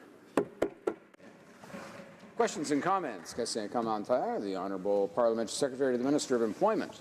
Thank you very much, Mr. Speaker, and I appreciate joining in debate with my friend and colleague from Transcona, Elmo Transcona. There's two things. I have a great deal of respect for his ability to step dance, and as well, Mr. Speaker, the work that he did, and I know firsthand the opposition that he posed to both 377 and 525, and the work that he does within the labor movement in this country. But you know, with regard to this bill, he's very supportive of this bill. But he had brought up in the last exchange about the anti-scab legislation that his party is proposing now with regard to or the private members bill that they're putting forward now. And he would know that during 377 and 525 that witness after witness after witness said private members bills are not the way to change the Canada Labour Code. That is not the way to change labor law in this country. We need a tripartite system where employers, employees, and government sit down and find a way forward through consensus, through consultation and consensus. If I could ask the question, Mr. Speaker, is, does he know? One of the gurus of labor relations in this country, Andrew Sims, said, do not change the labor code through private members' legislation. That's the wrong way to go. Do it through a tripartite approach to making amendments to the code. The honourable member for Elmwood-Transcona. Thank you very much, Mr. Speaker, and thank you for the question. I guess there's two things that I'd like to say in response to that, Mr. Speaker. The first is that I hear the member's criticism, the echoes of it from the last Parliament, about private members' business and changing labour law through private members' business. And that was an apt criticism for government. And instead of having government bills to change that legislation, using government backbenchers to change that legislation, there were some problems with that. But that's different than opposition parties having suggestions on how to improve labour law in Canada, presenting private members' bills, Mr. Speaker. And so it is a different scenario when we're talking about a government advancing its agenda through private members' legislation because it doesn't have the courage to take it on as its own, versus opposition parties using the tools at their disposal to improve the laws of the land. That's number one, Mr. Speaker. The second aspect of that is that if the member is concerned about consultation and feels that this needs to be done with proper consultation, I think we would entertain the idea, or I certainly would, if you wanted to move, as I understand it can sometimes be done, bills can go to committee before second reading, Mr. Speaker, and committees can do good work discussing what ought to go into the principle of the bill. If the government wants to announce today that they're committed to bringing in better protections for workers who are on strike and not allowing replacement workers and that they're going to launch a process, well, then we might be interested in waiting to see what the conclusion of that process is, Mr. Speaker. But all right. Questions and comments. Question commentaire. The honourable member for Yellowhead. Thank you, Mr. Speaker. The honourable member from Elmwood-Transcona made mention of 377 about the transparency of unions. Does he believe or not believe that union employees should know and have a right to know where their finances go within the union? The honourable member for Elmwood-Transcona. I know that as a proud member of a union, I had access to that information long before the Conservatives cooked up Bill C-377 and 525. So it was a made-up problem, Mr. Speaker, and so the answer to your question is yes, they should have access to the information. And that's something for unions to make available to them in-house. It doesn't mean it needs to be broadcast on a website to the entire country. Questions and comments. The honourable member for Hochelaga. Thank you, Mr. Speaker. As treasurer for my union for 15 years, every time we had a general meeting, I presented the books and the financial statement. It was all open. Members could ask questions. I think it's exactly the same thing as what my colleague experienced. So I'd like him to specify what was his experience, how open were the books, was everything clear to members? Transcona. Merci beaucoup. Thank you very much, Mr. Speaker. And thanks for the question. As she said, Mr. Speaker, if a union member wants access to that information, all they have to do is ask. Go to the office, the union's offices, and ask for that information. That information is made available at union meetings, in my case, Mr. Speaker. The spending by union officials had to be passed and voted on every month. So we know full well how much money is being spent and how in our union. So this is really an answer in search of a solution in search of a problem. Number 4, Hamilton Mountain. Thank you, Mr. Speaker. It is my privilege to rise today to speak in support of Bill C-4, an act to amend the Canadian Labour Code, the Parliamentary Employment and Staff Relations Act, the Public Service Relations Act, and the Income Tax Act. Bill C-4 is a small step forward. It recognizes the need to respect the rights of hardworking men and women across the country. Having been an advocate for the rights of working men and women for many years, it should come as no surprise that I support this bill. Mr. Speaker, my colleagues in the NDP caucus and I are very happy to see critical rights restored to hardworking Canadians. However, this bill is only a first small step. We worry about the erosion of workers' rights that happened under the previous government, and there are still many questions and concerns. We look to this government to restore each and every one of the rights stolen from Canadian workers. And we also ask this government to look to update parts of the Canadian Labour Code that are about 60 years out of date. One way to rectify this problem would be to act immediately on the recommendations in the final report of the 2006 review of the Labour Code. This is something long overdue. Many of the recommendations would provide much-needed updates and would benefit many hard-working Canadians who work 2 or 3 part-time jobs, trying to support a family and purchase or maintain a home. It is amazing that in a few short years we have seen the dismantling of the rights of each and every individual across the nation. These are rights that have been taken decades to create and develop. These are rights that protect each and every one of us, especially those who are the most vulnerable. New Democrats vigorously oppose the former Conservative government's attempt to restrict the right of unions and change the rules governing labour relations under the guise of increased transparency. During the election, we committed that an NDP government would repeal Bill C-525 on union representation and Bill C-377 concerning the supposed transparency of labour organizations. Bill 377 was an unnecessary discriminatory law designed to impose onerous and absurdly detailed reporting requirements on unions. This bill was pushed through the Parliament by the previous government despite widespread opposition from a variety of interests, not just unions. Many people knew there would be negative effects from this legislation well beyond its impact on unions. Many groups and associations represent individuals whose rights they consider important, whether one belongs to a union or not. Those groups included the NHL Players Association, provincial governments, Conservative and Liberal senators, the Privacy Commissioner of Canada, the Canadian Bar Association, and the insurance and mutual fund industry in Canada. New Democrats agree with the Privacy Commission on Canada, who believes this bill goes against the Canadian Charter of Rights and Freedoms. If this bill is not repealed, it will almost certainly be defeated in the courts. New Democrats oppose Bill C-377 at every stage because the legislation was as unnecessary as it was irresponsible.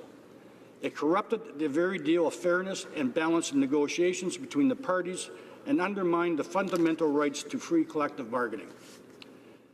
It was a very partisan assault on the men and women who go to work every day to provide for the families. Mr. Speaker, Canada needs a strong and healthy trade union movement. Unions in Canada have done so much not only for their members, but for Canadian society as a whole. When unions are weakened, all working people feel it. And why is that? It's because attacks on collective bargaining do not promote economic growth. In fact, the opposite occurs. Attacks like these promote inequality, not a healthy economy. The previous government claimed their support of BC C-377 was based on providing transparency. What they failed to mention is that unions are already required to make their financial information available to their members. The bill represents an unnecessary duplication and it's a solution to a non-existing problem. On top of this, the bill would cost taxpayers a great deal of money to implement. The Parliamentary Budget Officer estimated that it would cost much more than the $2 million allocated by the CRA for this level of monitoring. In fact, it was estimated that the Canadian Revenue Agency would have to spend $21 million over the first 2 years just to establish an electronic database, and $2.1 million each after year after. This is ridiculously expensive, especially for some that is clearly redundant and represents unnecessary harassment. The bill should never have been seen the light of day, and its repealing, it just makes sense. Mr. Speaker, Bill C-4 also acts to repeal another anti-union private members bill supported by the previous government. New Democrats fully support repealing this bill, C-525. This bill attacks the fundamental right of association, making certifications of new worker associations or unions much more difficult, while at the same time allowing the decertification of existing unions to be much easier. These changes to labor laws were made despite there being zero evidence of any problems with the previous system of union certification. A union, like any other type of association, exists to provide support and voice to its members. What right does a government have to meddle in the daily management of any worker association or union? Very simply, they have no right. The efforts of this bill for such destructive meddling represents more than some childless act with union busting, and the effects would have an impact on all Canadians. Whether a person supports unions or not, the fact is that unions have been a driving force for ensuring all hard-working Canadians, whether unionized or not, receive a basic level of rights, freedoms, and protections. The Organized Association of Working People is important to Canadians and the economy. Higher wages negotiated by unions improve the lives of everyday Canadians by injecting an additional $786 million into the Canadian economy each week. Standing in the way of the well-being or hard-work Canadians is a bad policy, bad governance, bad fiscal management, and bad for the economy. Mr. Speaker, I join with the Canadian unions who are pleased the federal government has introduced legislation to people, both Bill C-377 and Bill 525. The President of the Canadian Labour Congress, Hassan Youssef, has said these bills were nothing more than an attempt to undermine unions' ability to do more important work, like protecting jobs, promoting health and safety in the workplace, and advocating on behalf of all the Canadian workers. Mike Hancock, National President of CUPE, echoed those sentiments when he said, "This is good news for all Canadian workers. These bills were nothing more than a political tax on unions, and we are very happy that the government is moving quickly to correct these wrongs. This is a good step in reestablishing a sense of respect for unions, the democratic voice of the working people." The UFCW is pleased to see the government in tabling Bill C-4. Our union campaigned vigorously against the Conservative government's Bill C-377 in the last Parliament. The bill was undemocratic and part of the Conservative government's campaign against workers and workplace democracy. It was also a major invasion of the privacy of an individual union members, and it's infringed on provincial jurisdiction over labour issues. Repealing Bill C-377 is a positive for all Canadians, as this bill would have been expensive for the government to implement and monitor. Mr. Speaker, the NDP will continue to push the government to restore and enhance collective bargaining rights as well as fair working conditions for all Canadians. The NDP will continue to pressure the governments to reinstate a federal minimum wage and to enact anti-SCAT and proactive pay equity legislation. Likewise, the NDP will also push the government to repeal the previous government's dangerous legislation, also entitled Bill C-4, and not just review it. This contentious Conservative legislation has been called unconstitutional and stacks the decks in the government's favour, undermining fair collective bargaining. Some people claim this bill turned back the clock almost 50 years, and I certainly agree. A bill this backward needs to be repealed, not just reviewed. Having fought hard against these unnecessary and irresponsible bills, the NDP welcomes the changes tabled by the current government. The rights of working people have been under attack for far too long, and the repeal of these bills is a good first step. But there's much more to do for workers' rights and working conditions for Canadian men and women. The NDP will push the government to restore good faith bargaining with our public sector workers. We will push the government to reinstate federal minimum wage and ensure that workers have fair and independent health and safety protections. We will push the government to adopt the anti-scab and pay equity legislation because all Canadian workers deserve fairness and respect. Mr. Speaker, Bill C-4 is a very good step. However, it does not go far enough, and there are still many questions and concerns. We can and we must do better. Canadians are counting on us. Thank you, Mr. Speaker. Questions and comments. The honourable member for West Nova. Thank you much, Mr. Speaker. I congratulate the member on his fine speech. I know in the election campaign I certainly heard in many parts of my riding opposition to what the Conservatives have brought in Bill 377 and 525.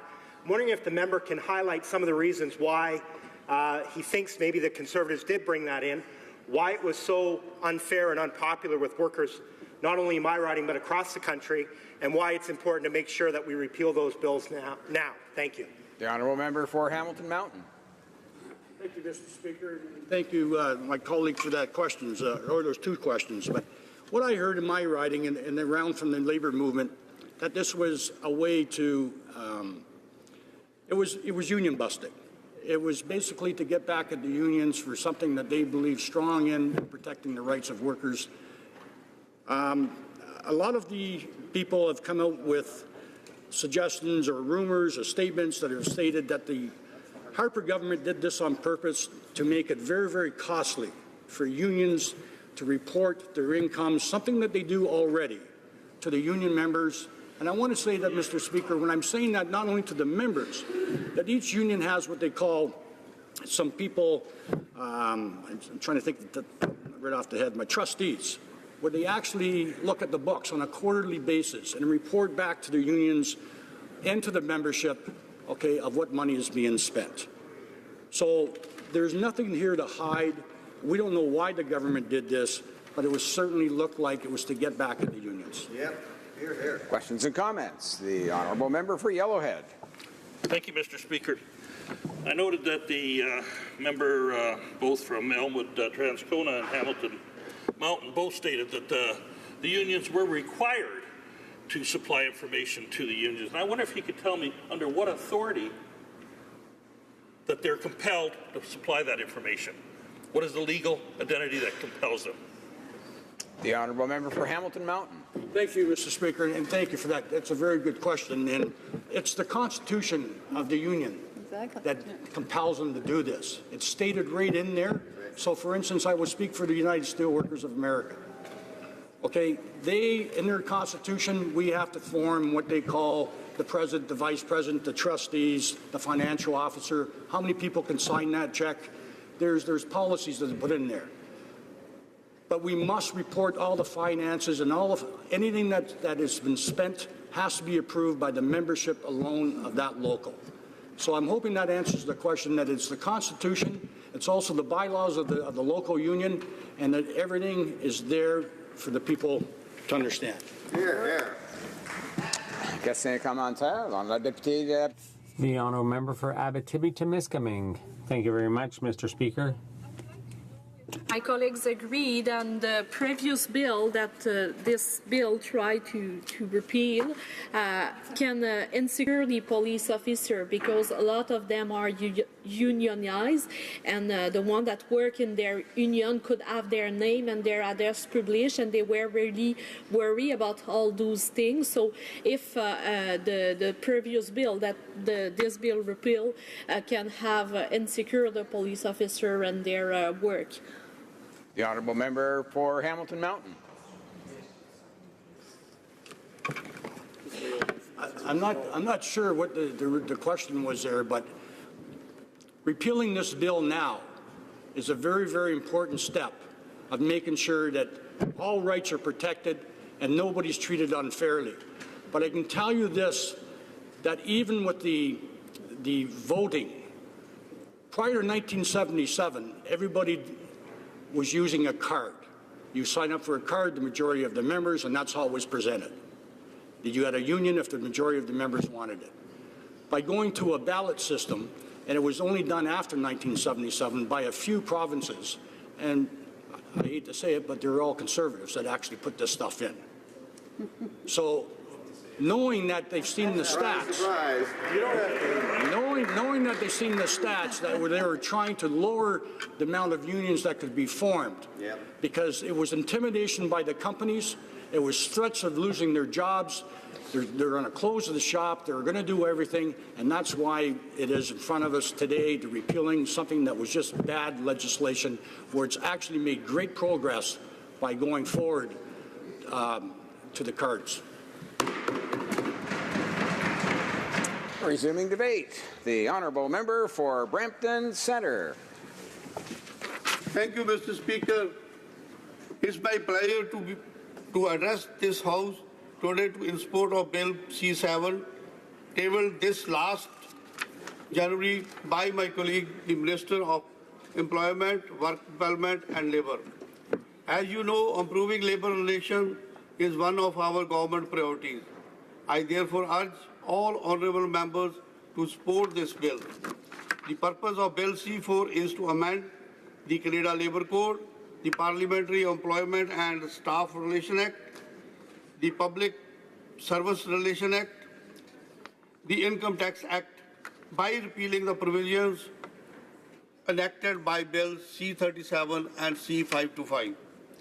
These bills force unions to produce useless financial statements and make it harder for Canadians in federally regulated workplaces to unionize. Basically, Mr. Speaker, is a matter of justice and fairness for the workers affected. You know as well as I do that good labour relations are essential, ensuring Canada's economic growth and prosperity. Labour relation legislation ensures some balances between the employees and unions. Our government understands that.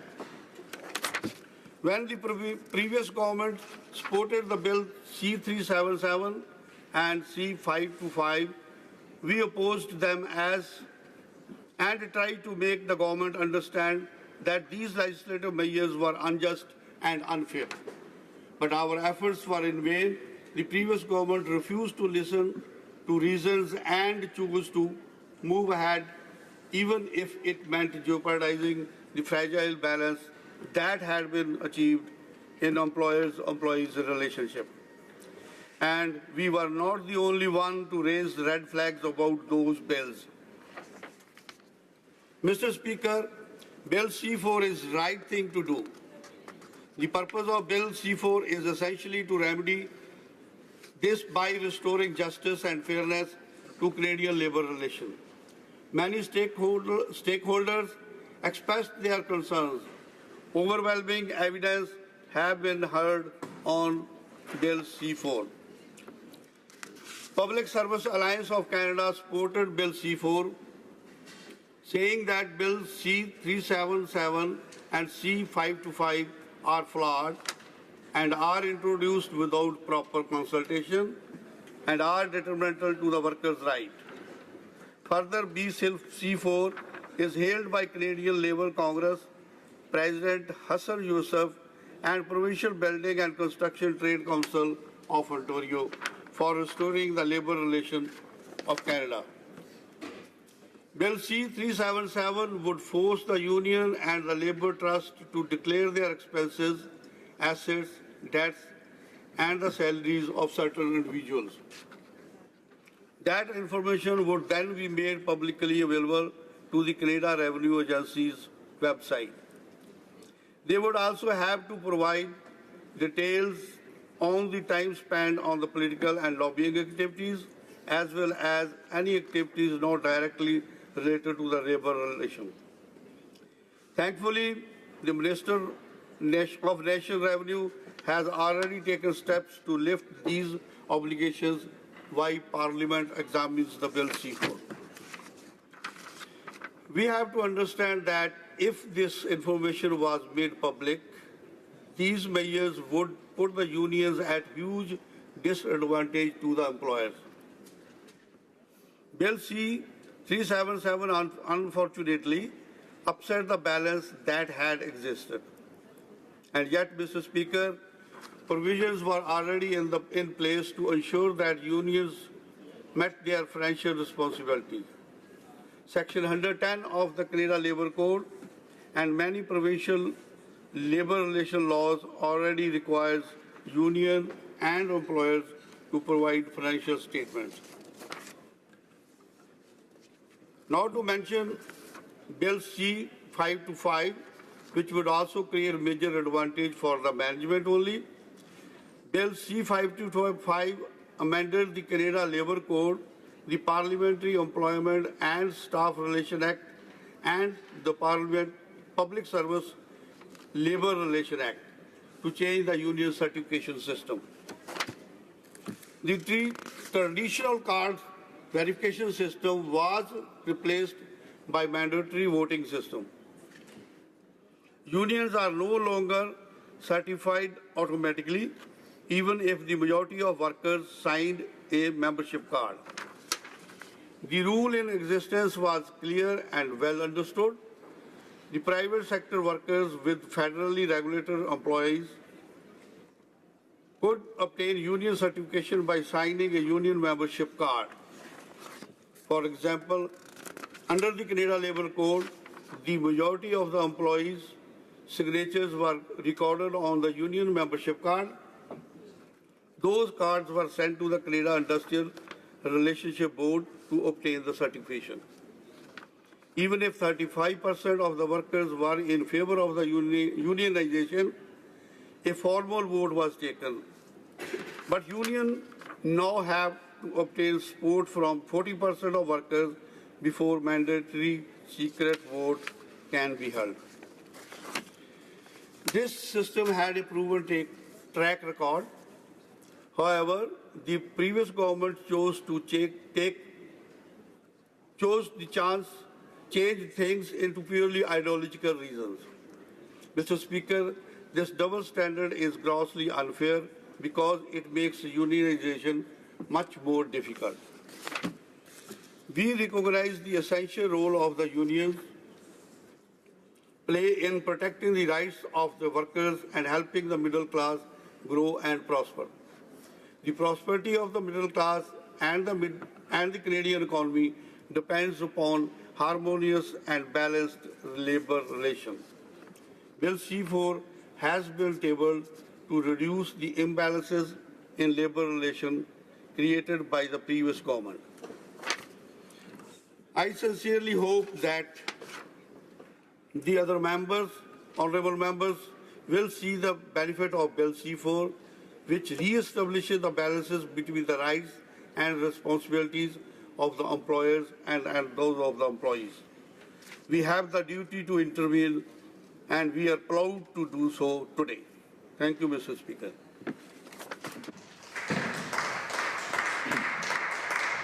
Questions and comments. Question commentaire. La députée d'Hochelaga. The Honourable Member for Hochelaga. Thank you very much, Mr. Speaker. The Liberal government says that it wants to improve workers' rights and to respect unions. And they talk about listening to the unions. Now, earlier I talked about anti-SCAP legislation. What I heard as an answer from my colleague was, well, there's no provincial anti-SCAP legislation. There must be a reason for that. Well, there is one in the Quebec Labour Code. There's anti-SCAP legislation. It's been in existence for 40 years and it works well. On Wednesday, there is a vote here in the Chamber on a bill in the name of the member for Jonquière, and it deals with anti-strike breaker legislation, and that would be an improvement to the working conditions for Canadians, and that would involve respecting unions. So, in the spirit of respecting Canadian workers and unions, will my colleague opposite tell me, does he intend to vote in favour of my colleague's bill on Wednesday? The Honourable Member for Brampton Centre. Mr. Speaker, thank you very much, and thank you, Honourable Member, for asking the question. We recognize the major role being played by the unions in our economy and helping the middle class to prosper. The prosperity of the middle class and the Canadian economy depends upon the harmonious balance of the relationship. But Bill 377 and Bill C-525, they created imbalances between the relationship between the unions, employers and employees, which will be set aside, which will be corrected by the Bill C-4. That's why we suggest the Bill 4 is the only bill which can remedy these all problems which were created by Bill 377 and Bill C-525. Thank you. Questions and comments? Question and commentaire. The honourable member for Carleton. Does the Liberal government support the RAND formula? Honourable member for Brampton Centre. Mr. Speaker, the bill which are already in existence, they have given such a system, created a system which has created the imbalances between the total labor relationships and has not given the solved any purpose which will create a better unionization. There was no possibility of getting the unions unionized properly. So we Liberal, at this time we think that C4 will bring those changes and improve the relationship between unions and the employers. Questions and comments? The Honourable Parliamentary Secretary to the Minister of Employment. Thank you very much, Mr. Speaker. And I appreciate the presentation by my colleague on this particular thing. We saw where the RAND formula got Tim Hudak last time around. Mr. Speaker, people would know. People that follow the labor movement in this country and issues in this country around labor, they would know that Andrew Sims, probably the foremost authority on labor relations in this country, he had said, the member from HoC talked about the anti-scab legislation. He had said during the last review of the Canada Labour Code that there was one issue that employers and employees could not agree on, and that was back-to-work legislation. And that, the way the current system works is fine. It's the best. It's not perfect, but it's the best can be. But one thing that came out loud and clear through the hearings with 377 and 525, and Hassan Youssef and Jerry Dias and Fedco, all those that gave presentations from the labor movement, from labor relations across the country, they said it should be done in a tripartite manner with employers, employees, and government, not by single one-off private members' legislation. That there was a consistency in that testimony, Mr. Speaker. Does my colleague believe that is one of the main reasons for repealing these two bad bills? There were bills that there was no need for them. They were a solution in search of a problem. Does he agree that that's part of the reason why these bills should be repealed? The honourable member for Brampton Centre. Thank you, Mr. Speaker, and thank you for honourable member. The bill which which is brought by 377 and Bill C-525, they have restricted the totally unions from working and union relationship between the labor unions and the employers. And that relationship, till the time the relationship between the unions and the employers are not solid and they are not for the benefit of the workers, they are not going to be working properly. So that's why the relationship is the main thing which we feel that which should be restored, that balance between the unions, employers and the employees must be restored, and that Bill C-4 will do the same. Thank you, Mr. Speaker. Questions and comments. The honourable member for Red Deer Lacombe.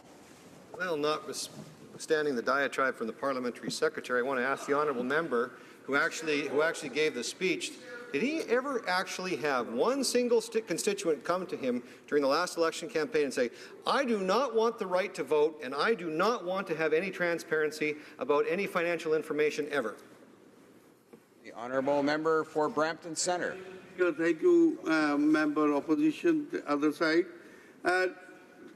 It's not only one time, many times it has happened during my election campaign. This question, the election, the card system which was already in existence from the long time, there was no flaw in that. It was the proper system which was working. The new system where you want to have the 40% of the members and then you want to have the secret ballot vote is giving more power to few persons, those who can create influence onto the unions and make the unions disintegrate, split the unions. And that will create chaos in the total system setup, imbalances. That imbalances is to be removed by the Bill C4. Thank you, Mr. Questions and comments? The honourable member for Carleton was up. Yeah, thank you. Well, thank you very much, Mr. Speaker. I asked earlier if the honourable member supported the RAND formula, and he did not answer clearly, so I'll give him another opportunity. The RAND formula is the entire basis for the exclusive majority representation model of bargaining in a workplace that we have in all 10 Canadian provinces and in the federal jurisdiction. I just want to confirm that, in fact, his government does support the RAND formula. Well, member for Brampton Centre. Thank you, Mr. Speaker. Thank you, member, for the question. The actual process which was already in existence with the labour relationship was to maintain the better unions and give prosperity to the Canadian prosperity into the Canadian middle classes. But when this total system is disturbed by creating new laws which are not required, unnecessarily they are. They were not. This was totally both the bills are creating total imbalance into the labour relationship. They are not required. They are unnecessarily paperwork and load onto the financial statements which are required to be given by the union. Whereas that system already exists under 10 of the Labour Code. Canada Labour Code already says that unions has to provide the financial statements.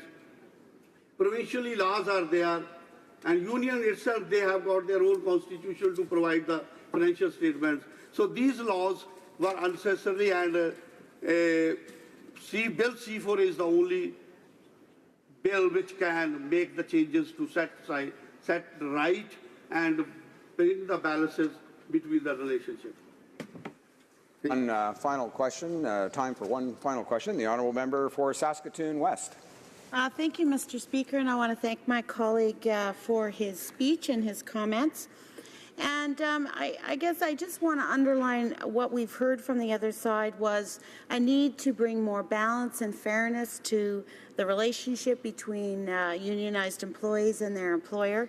And I think one thing we need to point out is that the Canada Labour Code review is best done by a tripartite, but that process isn't always going to be able to arrive at a consensus, which is exactly what happened last time we reviewed replacement workers or anti-scab legislation. Would my colleague agree with me that sometimes it's important for the government to lead when one process isn't able to come to consensus, although there's evidence for both sides? Isn't there sometimes that government needs to lead a process? And would he agree with me that this might be the place to do it around anti-scab legislation? Thank you very much. Honourable member for Brampton Centre. Thank you, member, for the question. Intervention by the government is not the remedy for a better solution. The better solution is independent unions and independent employees and employer relationship, and that can only bring the better results on the bargaining table whenever it needs to be done. Thank you, Mr. Speaker. Avant que la reprise de débat. Before resuming debate, it is my duty, pursuant to Standing Order 38, to inform the House that the questions to be raised tonight at the time of adjournment are as follows. The Honourable Member for Drummond on official languages, and the Honourable Member for Victoria on the Canada Revenue Agency. Resuming debate, the Honourable Member for Carleton. Thank you, Speaker. I'll be splitting my time with the honourable member for Foothills. Whenever we debate labor law in this country, we have to start by recognizing the extraordinary and unmatched powers that unions enjoy under labor legislation in all 10 provinces and in the federal jurisdiction. There is no other organization in this country, other than governments, that can compel any individual to pay dues or to be exclusively represented by that organization under the law as a condition of employment. No other organization has that power. Now, some will say that that power exists because when a union negotiates on behalf of a workplace, those workers who may not otherwise wish to pay dues or be represented are indirect beneficiaries of that negotiating work. That when the union grieves on behalf of members of a workplace, those beneficiaries of that grieving would be free riders if they were not also compelled to pay mandatory dues to cover the cost of grieving. In other words, that the union acts on behalf of all workers, even those workers within the bargaining unit who do not want to be part of it, and therefore all should pay into it. This is an interesting piece of logic to defend the model. It's a piece of logic that does not extend to other private organizations, of course. For example, no one would deny that every cancer patient benefits from the advocacy of the Canadian Cancer Association. There are plenty of small businesses that benefit from the advocacy of, say, the Canadian Federation of Independent Business.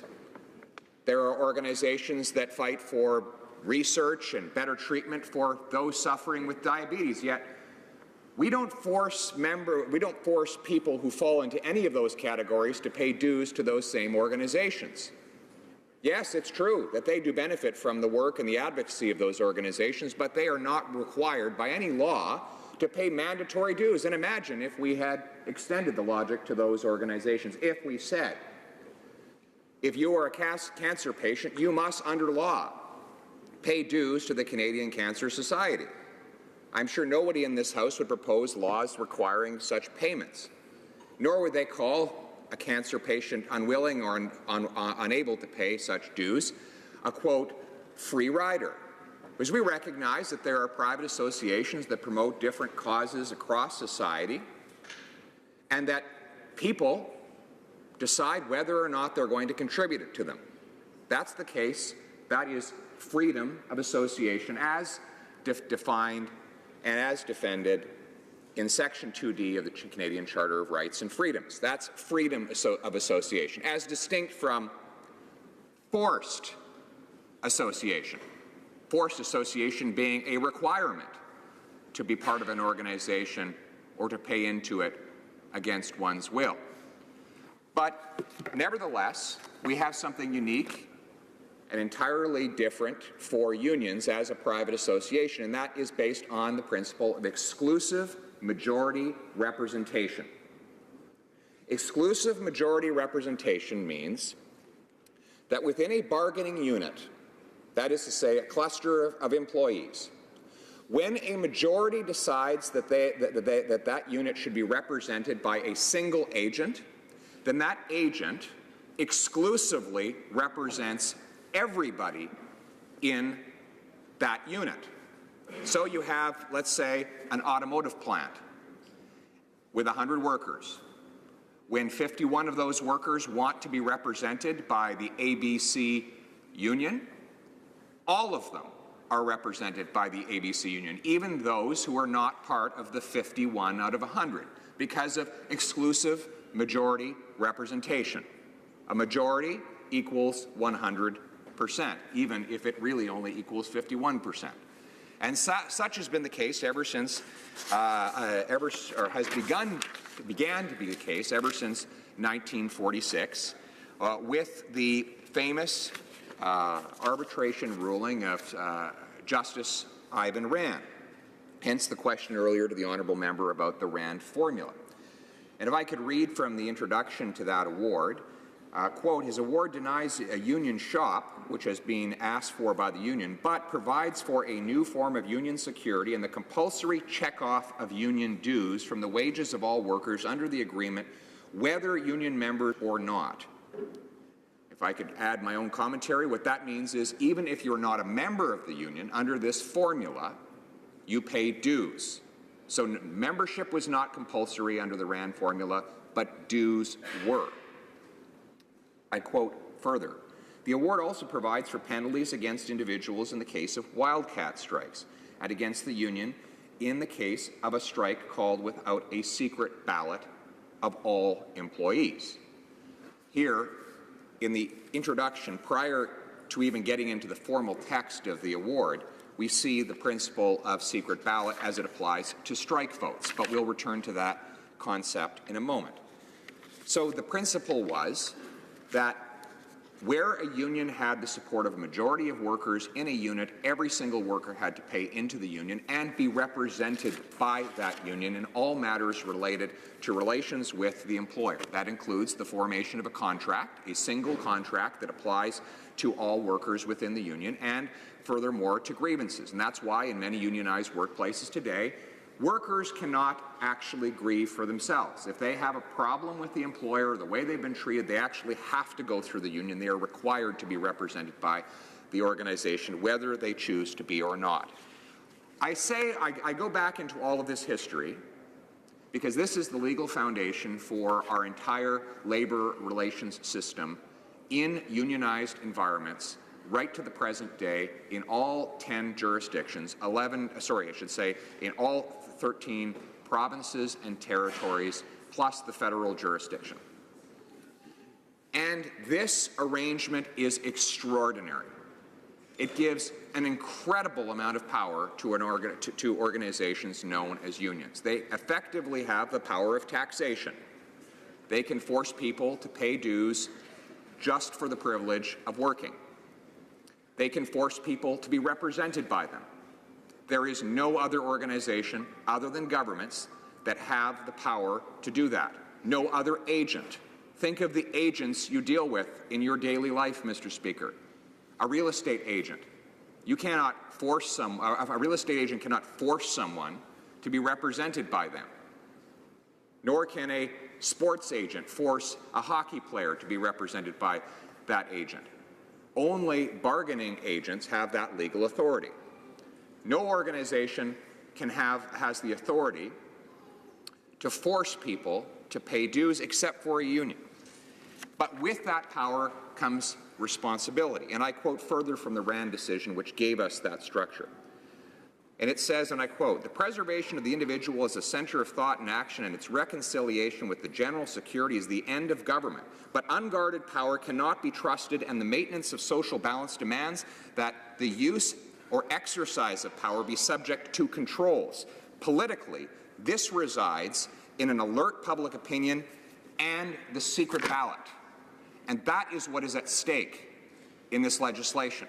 The previous government, through a private member's bill, enacted the requirement that no organization could take over a workplace, force people to be represented by and pay dues to a union without giving those workers, at very least, the chance to vote on the question, so that they could not be intimidated either by the employer or by the proposed bargaining agent, that no one could show up at their home late at night and intimidate them into signing a card or refusing to sign a card for that matter. No one could know what their true views were, because in a truly democratic system, people are able to express themselves without fear of any form of retribution or enticement, and as a result, we have secret ballot elections that elect 100% of the members of Parliament in this place. And I submit to you, Mr. Speaker, that people ought to have the basic right to determine their destiny within a bargaining unit by freeing themselves from that form of intimidation and casting their ballot, yea or nay, for one bargaining unit or another. That is the basic premise of a democratic system. It is how we choose governments. It is how we pass referenda.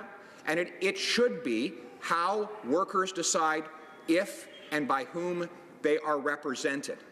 And so I stand here today to ask the government to reconsider what I think is a very extreme piece of legislation they have introduced, out of touch with all 50 American states and the majority of Canadian provinces, and reinstate the basic principle of a secret ballot so that our men and women who go to work every day can determine their own destiny based on a fundamentally basic method of decision-making, and that is the secret ballot democracy. Thank you.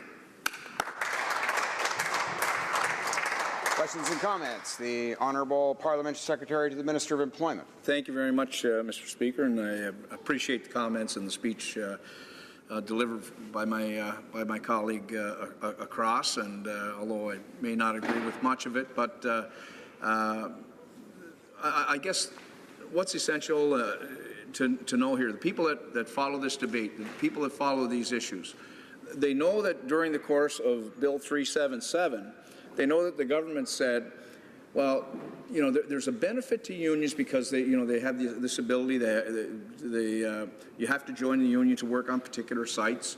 There is a tax benefit, a tax deduction. But we know that if you want to practice law in Ontario, the Law Association of Ontario, you have to be a member, and you have to pay to be a member of the association. And you know that membership is tax deductible. You can claim your taxes. We've got a number of lawyers here that are nodding, and you can't do that. So but when we put forward an amendment, because if this was about openness and transparency, then let's be open and transparent for everybody. So when we put forward the amendment, Mr. Speaker, to include lawyers, to include medical professionals, the Conservatives at the time voted against it. Does my colleague not see the contradiction in that? If it's good for the goose, it should be good for the gander? Member for Carleton. Mr. Speaker, I'm not familiar with the amendment of which the honourable member speaks, but the basic principle of Bill C-377 was that unions are able to issue union dues are tax deductible, and therefore there is an implication for the Treasury, an implication that comes with requirements for transparency. Hence the basic requirement in Bill C-377, supported by the overwhelming majority of unionized workers, that the finances of labour organizations be made public. But the member did not address the other half of this debate, which is whether or not a union should be able to take over a workplace without holding a vote to determine that, in fact, the will of the majority of workers in that unit is represented. And so I regret that he did not address that point, because I think on that ground, the government is in an indefensible position. Now, if they feel strongly about C-377, fine. You could introduce a bill to reverse that all alone. But you don't have to eliminate the right of workers to vote at the same time. So I would encourage the parliamentary secretary to revisit that second issue, because I know that privately, I'm sure privately, he supports the principle of secret ballots, and I think he would win a lot of praise if he and his government amended his bill to preserve that principle. Comments. The honourable member for Red Deer Lacombe. Well, thank you very much, Mr. Speaker. I want to thank my colleague who gave a very learned speech here in the House today and is representing his constituents admirably in this place by doing what is right. In this place today, I've heard lots of arguments from the other side about a tripartite approach to dealing with labour, yet I have heard nothing from the government about consultations on Bill C-4. Bill C-4, right out of the gate, was presented in Parliament. It's the second or third bill that was presented before this House. I haven't heard of any committees being struck to consult across the country. There's basically just a giant eraser coming out to erase legislation that came from the previous Parliament, other than a few news articles about union-paid workers showing up as so-called volunteers on campaigns and not disclosing those costs during campaign expenses, and a secret meeting between some union leaders and the Prime Minister just after the election. I haven't heard of any consultations. Has the honourable member heard of any tripartite approach because that it led to the tabling of Bill C-4? Honourable member for Carleton. Mr. Speaker, it should be noted that was the member who gave federally regulated workers the right to vote in matters of union certification, and so I congratulate him for doing that. I haven't heard of any such consultations, but I also take I object to this notion of tripartite consultations. What the three, is big corporations, big unions, and big government. We forget the people who really matter in this debate, and it's the workers themselves. I mean, it's really important that we talk to the big corporate CEOs and the union bosses and the top politicians and bureaucrats. They all have to be in the room, but the actual people who be paying the union dues and represented in the workplace, well, they don't need to be anywhere near the debate. Don't let them close, because we wouldn't want them to make their own decision, would we? That is the basic premise of their approach to consultation and to law, in fact. They don't want workers to decide. Earlier, we've heard the employment minister actually came out and she said, I found this document showing that the Conservatives were briefed that if workers are given a chance to vote, they don't unionize in as high numbers. Aha, now we know the real motive. Mr. Speaker, that only proves that when workers are given the democratic choice, they don't make the decision the Liberals want. And that's why this bill seeks to silence the voices of workers by stripping them of the right to vote. Resuming debate, the honourable member for Foothills. Thank you very much, Mr. Speaker. It's a pleasure to rise today and speak about Bill C-4. And I was really discouraged when I've listened to this debate for the past 8 or 9 months now. And one of the themes that keeps coming up is somehow private members' bills are illegitimate. This was something that we were bringing through the back door. We did a lot of consultation. Again, I'd like to commend my colleague from Red Deer Lacombe, who put a lot of work into crafting this private members' bill that was passed in this House in a democratic process through a vote, which I think is a fundamental part of this, that we have given workers the opportunity to a secret ballot. And it's disappointing that I've heard from my colleagues across the floor that these bills C-377 and Bill C-525 do nothing more than force unions to bring forward useless financial information. It's unfair to have a secret ballot. In a government that campaigned on a foundation of open and transparent government, I find it very ironic that they are now today, and they have been for the last 8 months on Bill C-4, talking about how unfair it is to have a secret ballot and how unfair it is to ask unions to make public their financial information. Financial information that is actually, $500 million of taxpayer money that they are tax exempt. So I think the Canadian people have a right to know how those dollars are being spent. But most importantly, it's important that the workers themselves know how those dollars are being spent. Now, my colleague from Carleton did a phenomenal job of talking about the history of secret ballots and our labour relations program. But what I want to talk about today is a little bit what I find frustrating in terms of the priorities of this Liberal government. Obviously, I come from the province of Alberta. Things are very difficult right now, and to see our Minister of Employment, one of the first things that she did when she came into government is trying to repeal legislation that we put forward to ensure that unions had open and transparent government and employees had the opportunity to a secret ballot. Now, things have only gotten worse in Alberta over that time, and I have not seen our employment minister speak once about what's going on in Alberta and some of the things that they could be doing to try and turn the situation around. One of the titles of the employment minister, one of those titles that hasn't been stripped from her in her role, is workforce development. I think she has an opportunity here to change her priorities from repealing what is good legislation to start talking about getting Albertans and Canadians back to work. I have 100,000, probably more than 100,000 energy workers are now unemployed, looking for work.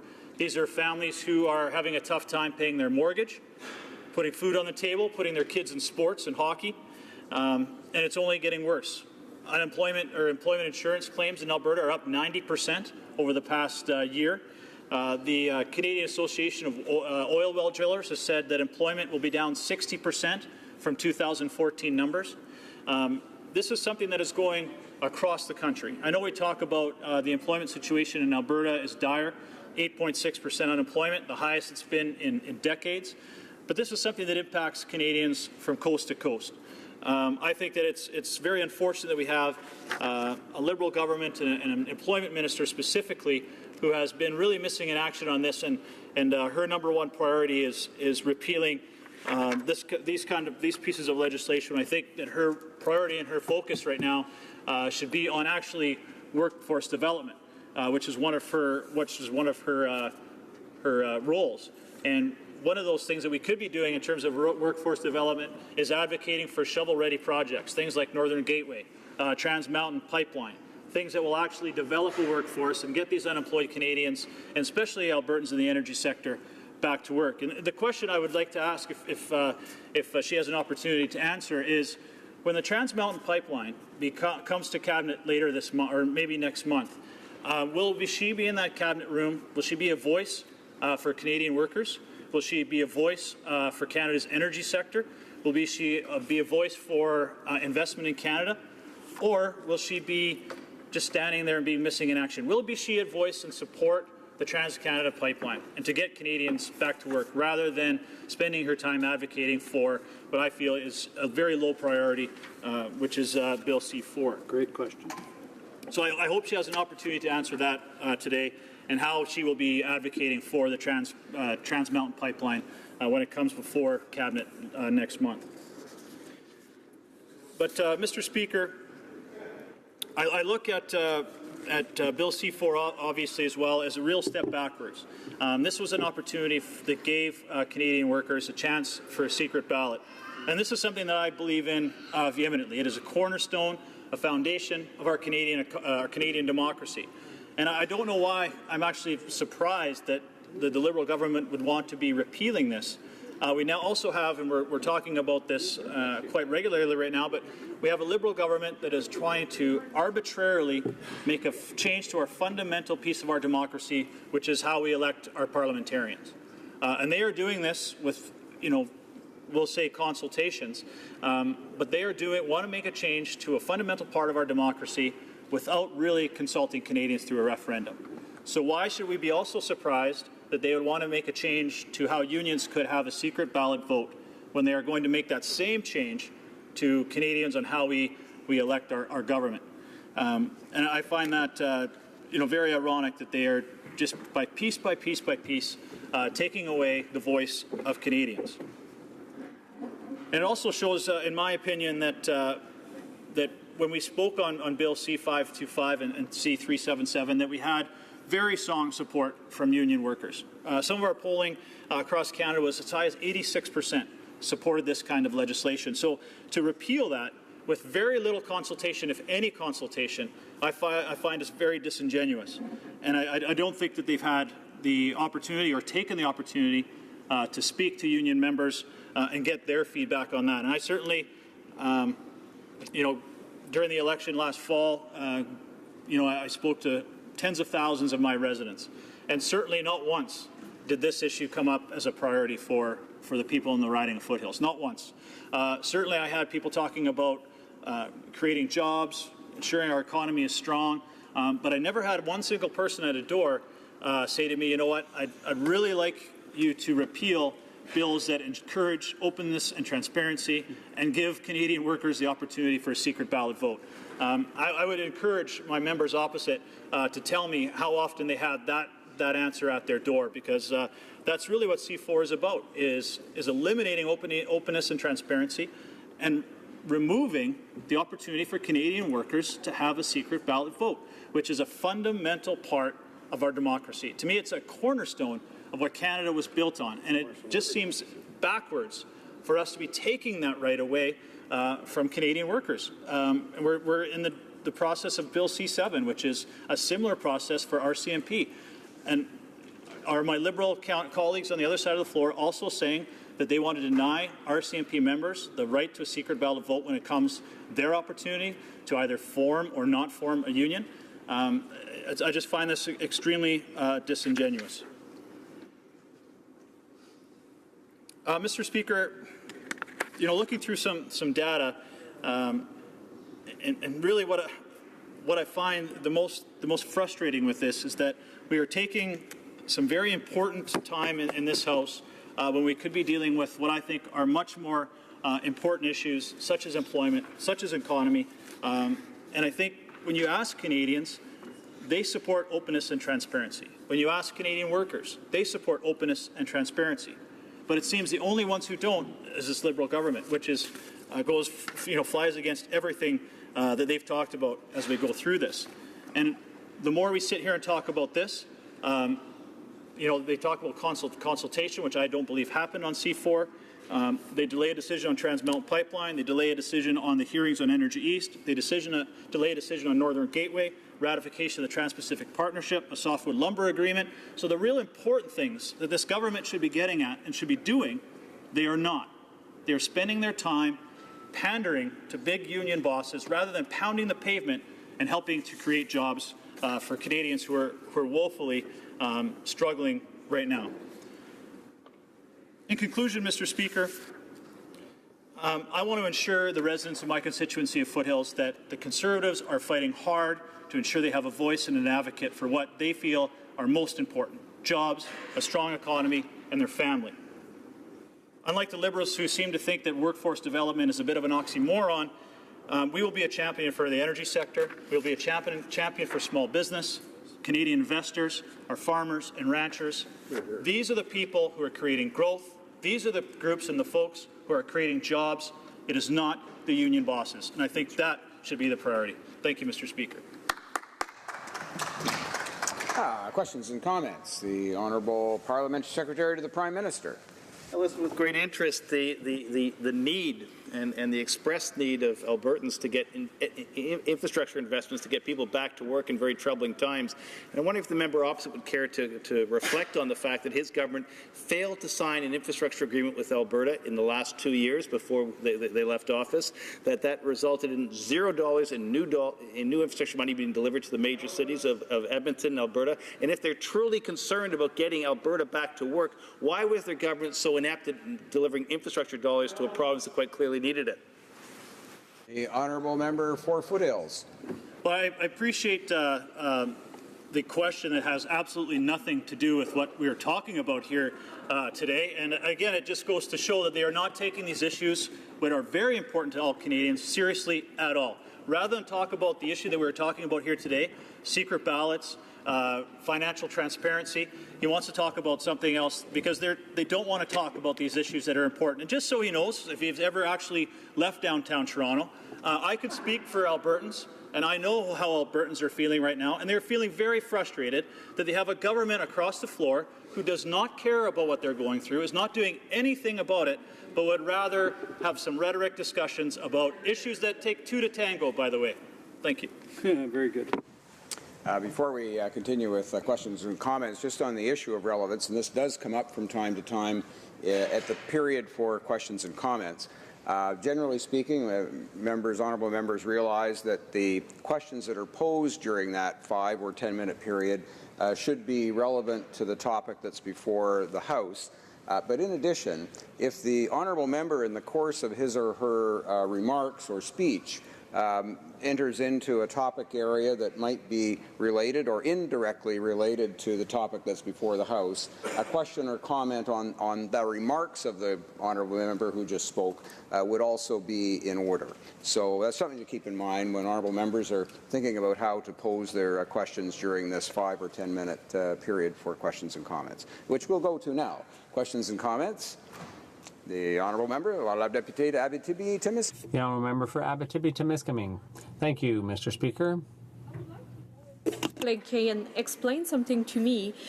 We are currently debating an amendment to send back the bill in committee, but when we study the bill in committee, the Conservatives do not present any amendment. So why they are trying to send back the bill in committee if they don't put any amendment when we were studying it in committee? There was 4 meetings.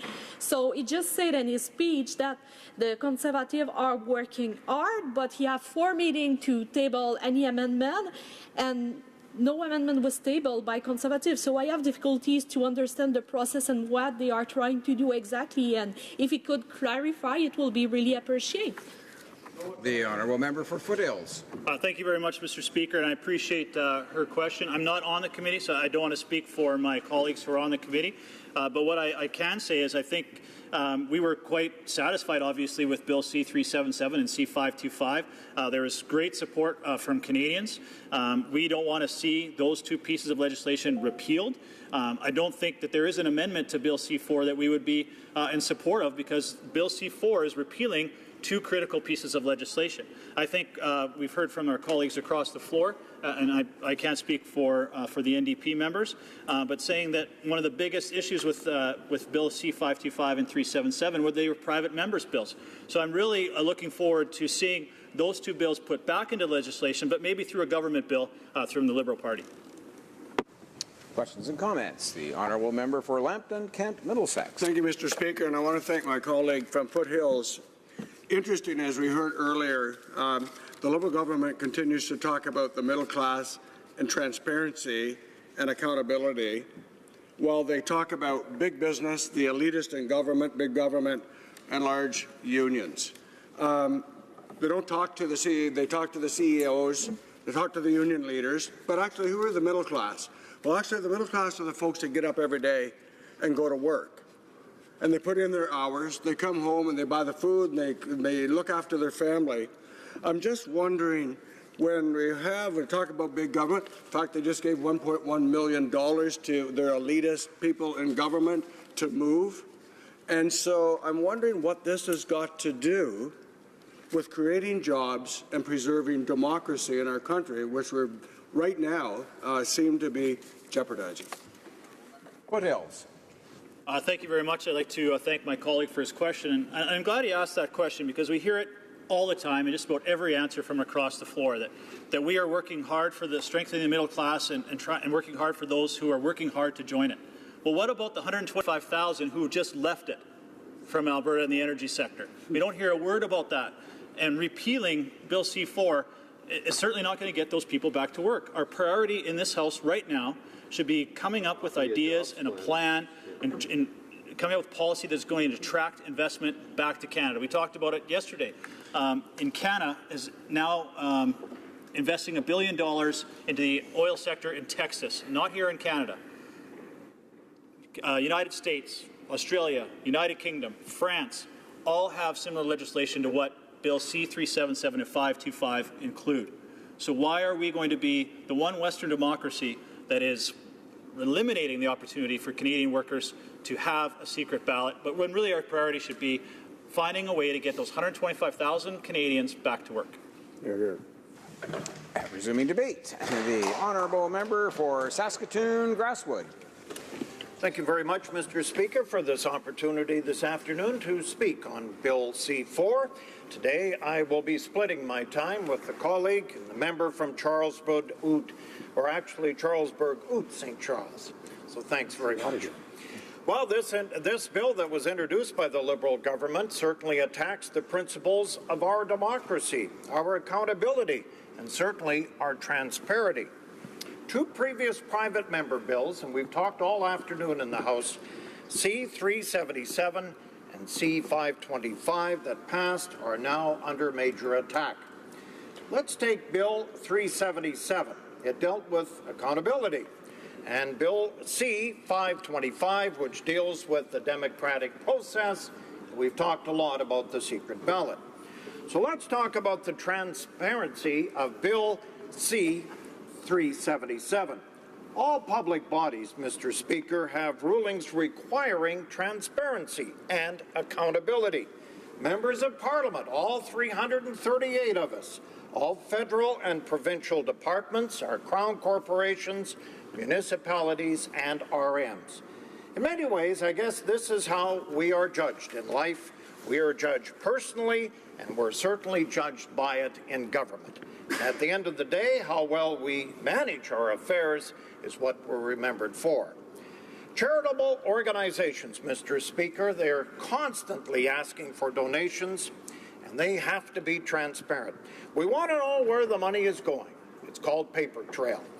is management taking a lead role in transparency in charitable organizations. Many of us, coast to coast to coast, do a lot of charity work in our communities, and I urge you to get more about your organization. What do they stand for? Not only that, where is the money going? And that is the essence of this Bill C-4. Under a union shop, employees pay a percentage of union dues. Now, are the employees aware of what the dues are used for? Where are the dues going? Are unions and their leaders transparent?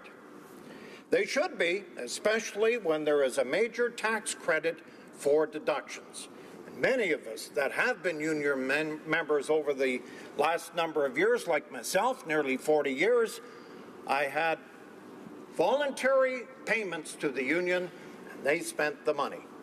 And that's the way it goes. So if I went to another charity, for an example, I could pick my charity, but in a union, it goes to that union. Deductions add up roughly, as you all know, we've heard it in the House here today, roughly $500 million annually. That is $500 million, and Canadians should know where that money is going. So this past federal election, we had unions actively involved in third-party advertising, Mr. Speaker. We had unions actually paying members to stand behind a party when they were doing announcements. Imagine that, actually paying members to participate. Certainly a no-no. Transparency is one of the fundamental principles of democracy. So now we have Bill C-377 and Bill C-525. They're under attack here. Unions are taking those dues and they're spending millions of dollars in advertising. Are members aware of how much of their money is going to advertising? Members may not have the same view as that of the union, and yet they have little or no say where that money is going on which billboard. Are members aware of salaries that are being paid to their union leaders? Are they aware of the travel involved and all the benefits that some of these union members, leaders charge? We know Canadians care about accountability. They want government, every government, to be accountable. And I don't have to remind the members across the way from developments that have happened in the last week. We, all 338 members, show our expenses to the public to see. This is what we call transparency. Even those not elected, as we just found out last week, are being now singled out for the lack of accountability. And they certainly should be. All Canadians, all 38 million, want to know the accountability. And especially after it was the Prime Minister that signed off on these expenses. So for Bill 525, it requires the secret ballot for union certification. If union members want to terminate their union certification, that also had to be done by secret ballot. The secret ballot, of course, has always been democracy. All members in the House were elected by the secret ballot, and even as we looked at, right now, electoral reform, we all understand it's mandatory for the secret ballot. That will occur in 2019, and I would say, Mr. Speaker, that will never change. How can members of the House of Commons here in this House be against a secret ballot? Secret ballot principles exist in provincial legislatures in my home province of Saskatchewan, along with BC, Alberta, Ontario, and Nova Scotia. Now, yes, years ago, I would say some shop union measures were pressures by members to put a vote a certain way. We hope certainly that doesn't happen now in the year of 2016. Members pay union dues, and I think they should have a say on where their money goes and how it is spent. It's called accountability. We expect our union leaders who are elected by a secret ballot to be accountable to their membership. And as I mentioned, I was part of a union for 39 years, and we expected our leadership to come forward each and every month with the financial situation. I think the biggest losers in all of the talk that we've heard here today, Mr. Speaker, is the ordinary worker in this country, or the ordinary union members who just go about their business each day trusting that everything is on the up and up. The ones who work hard every day in this country, who actually don't want to get involved in the union issues because of family or just simply because they're not interested. But yet they're a union member and they're told to pay union dues.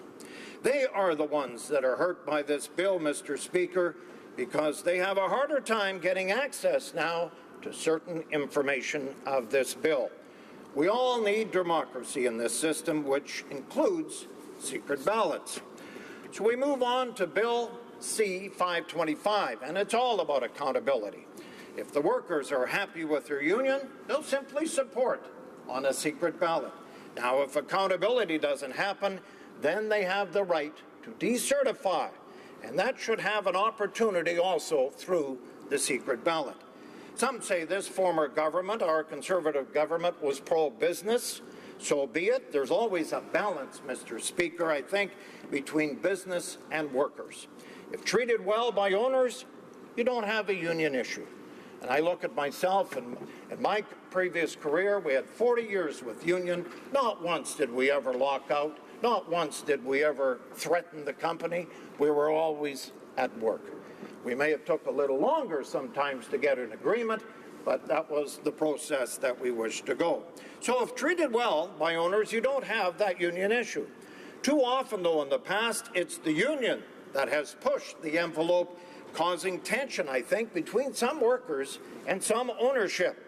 And that's when you get issues, I think, that can damage a relationship and cause devastating results, and essentially can cause a business to close. We've seen that in this country, and then everyone, including the owner and the workers, are the losers. And we've seen that with EI certainly up in the last year. So, Mr. Speaker, as I conclude, every day in this country there's agreements signed between management, between unions, and some take longer than others for various reasons. But Bill C-4 undermines this. The secret ballot vote are a cornerstone of our democracy.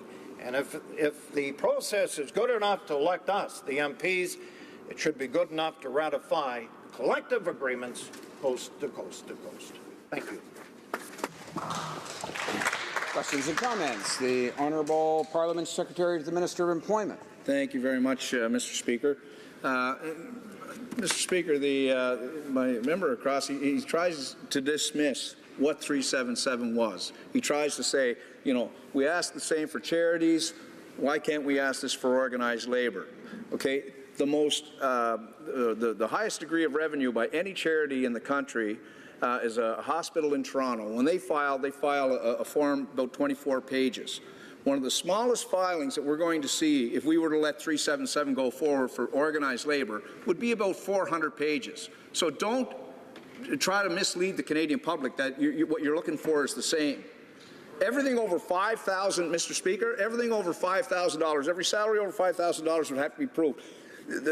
My honourable colleague said that members of Parliament will have to do this. I asked the member, does he post the individual salaries of his employees, his staff, on his website?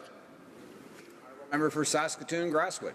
Thank you, Mr. Speaker. I think the point here is, if you don't mind me saying, you know, if I go through a charity, I have a choice of a charity. Years ago, unions, they took their fees, they paid for their membership, they paid for shop stewards, they paid for personal development, maybe, of that union. But years ago, they didn't pay for third-party advertising, and that's what's changed, Mr. Speaker, in the last year. We saw that. There is no restrictions now. I didn't pay for my union to put a billboard on promoting another party. I had many in my shop union that voted for me, and yet when they drove to work, there was an advertisement there. I didn't pay that, and neither did my workers from work pay for that advertisement. So that's the difference in this bill right now.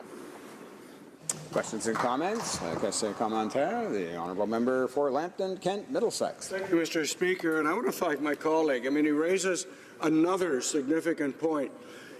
When you have an organization or a group, and I know my colleague across the way I have a lot of respect for, but he forgets that actually all the information that they would need, they already have.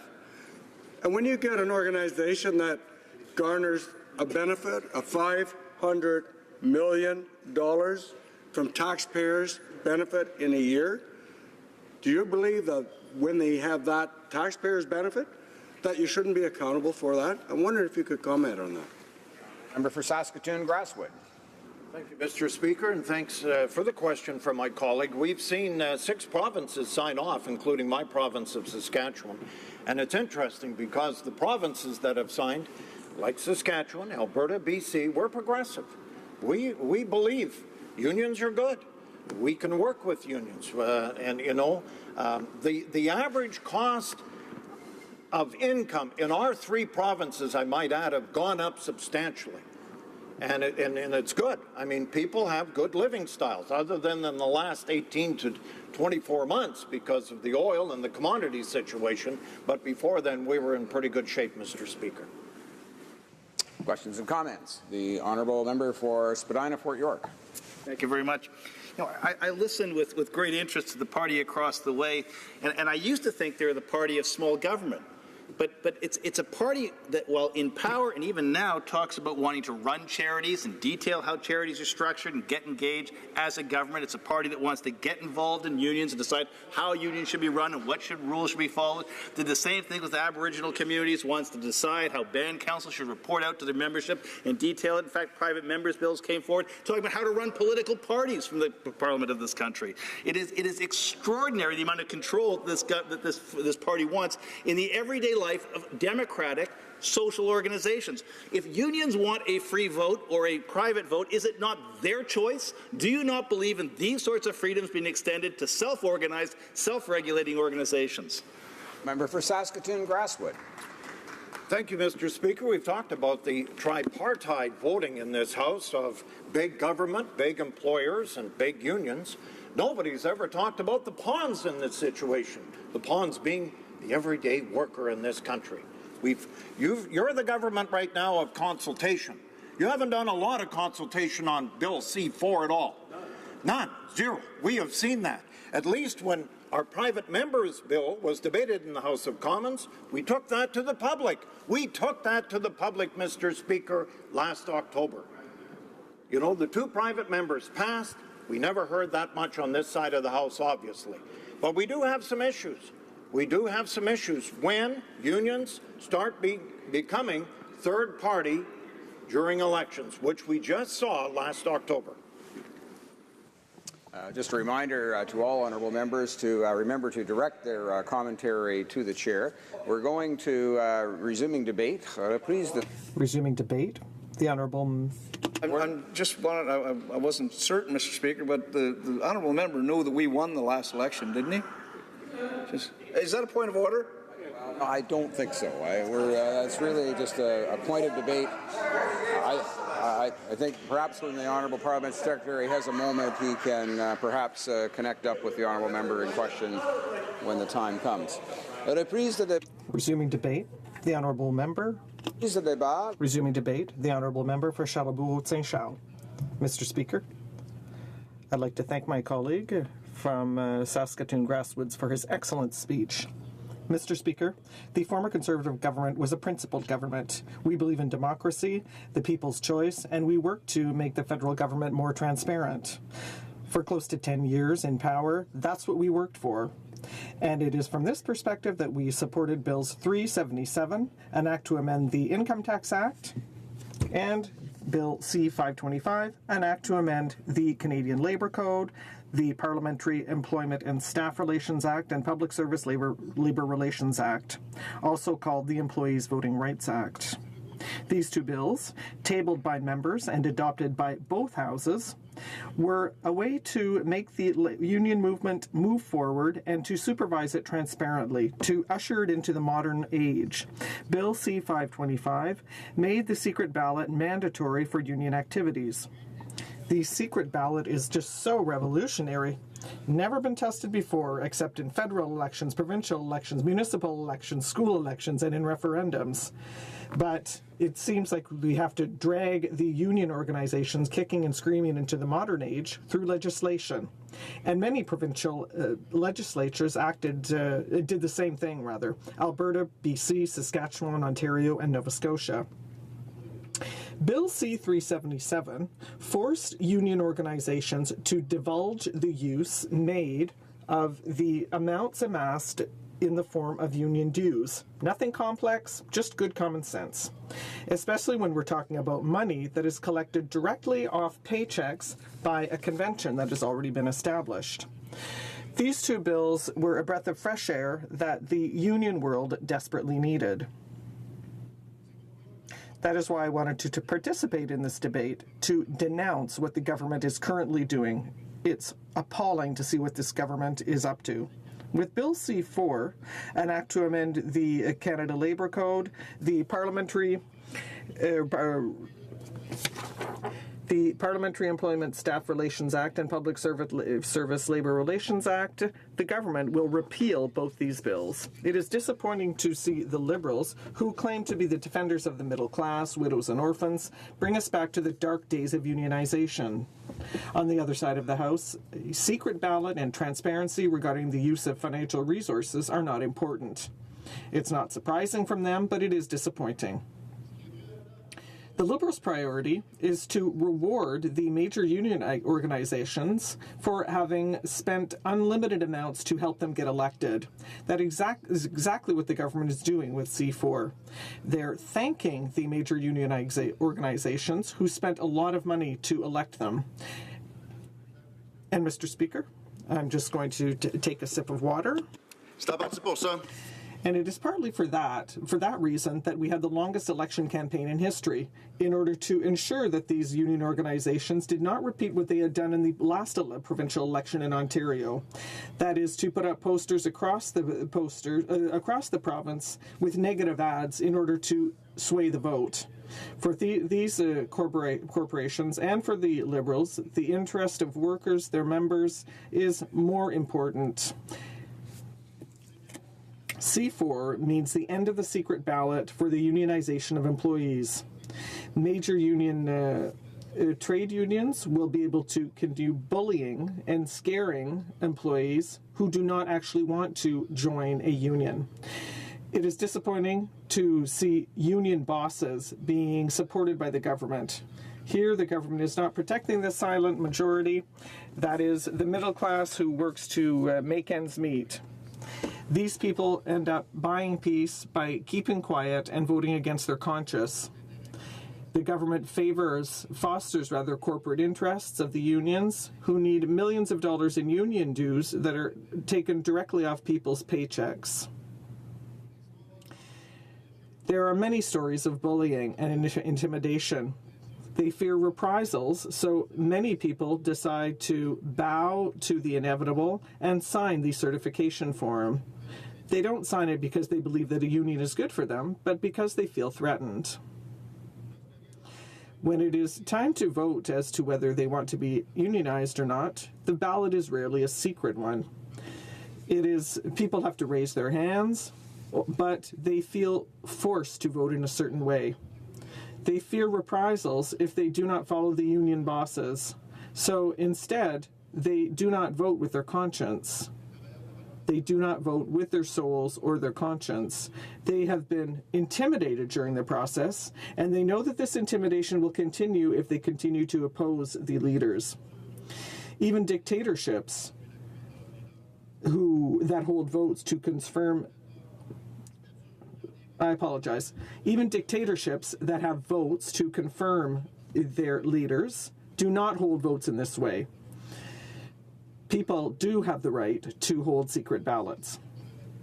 Here in this House, if people there would be an outcry if people could not vote according to their conscience. And if intimidation influenced the results of elections, people would be horrified. Our system as we know it would collapse. So why should we tolerate a parallel system in the union world? It is unbelievable. This type of practice is not tolerated in schoolyards, and we invest a great deal to fight bullying.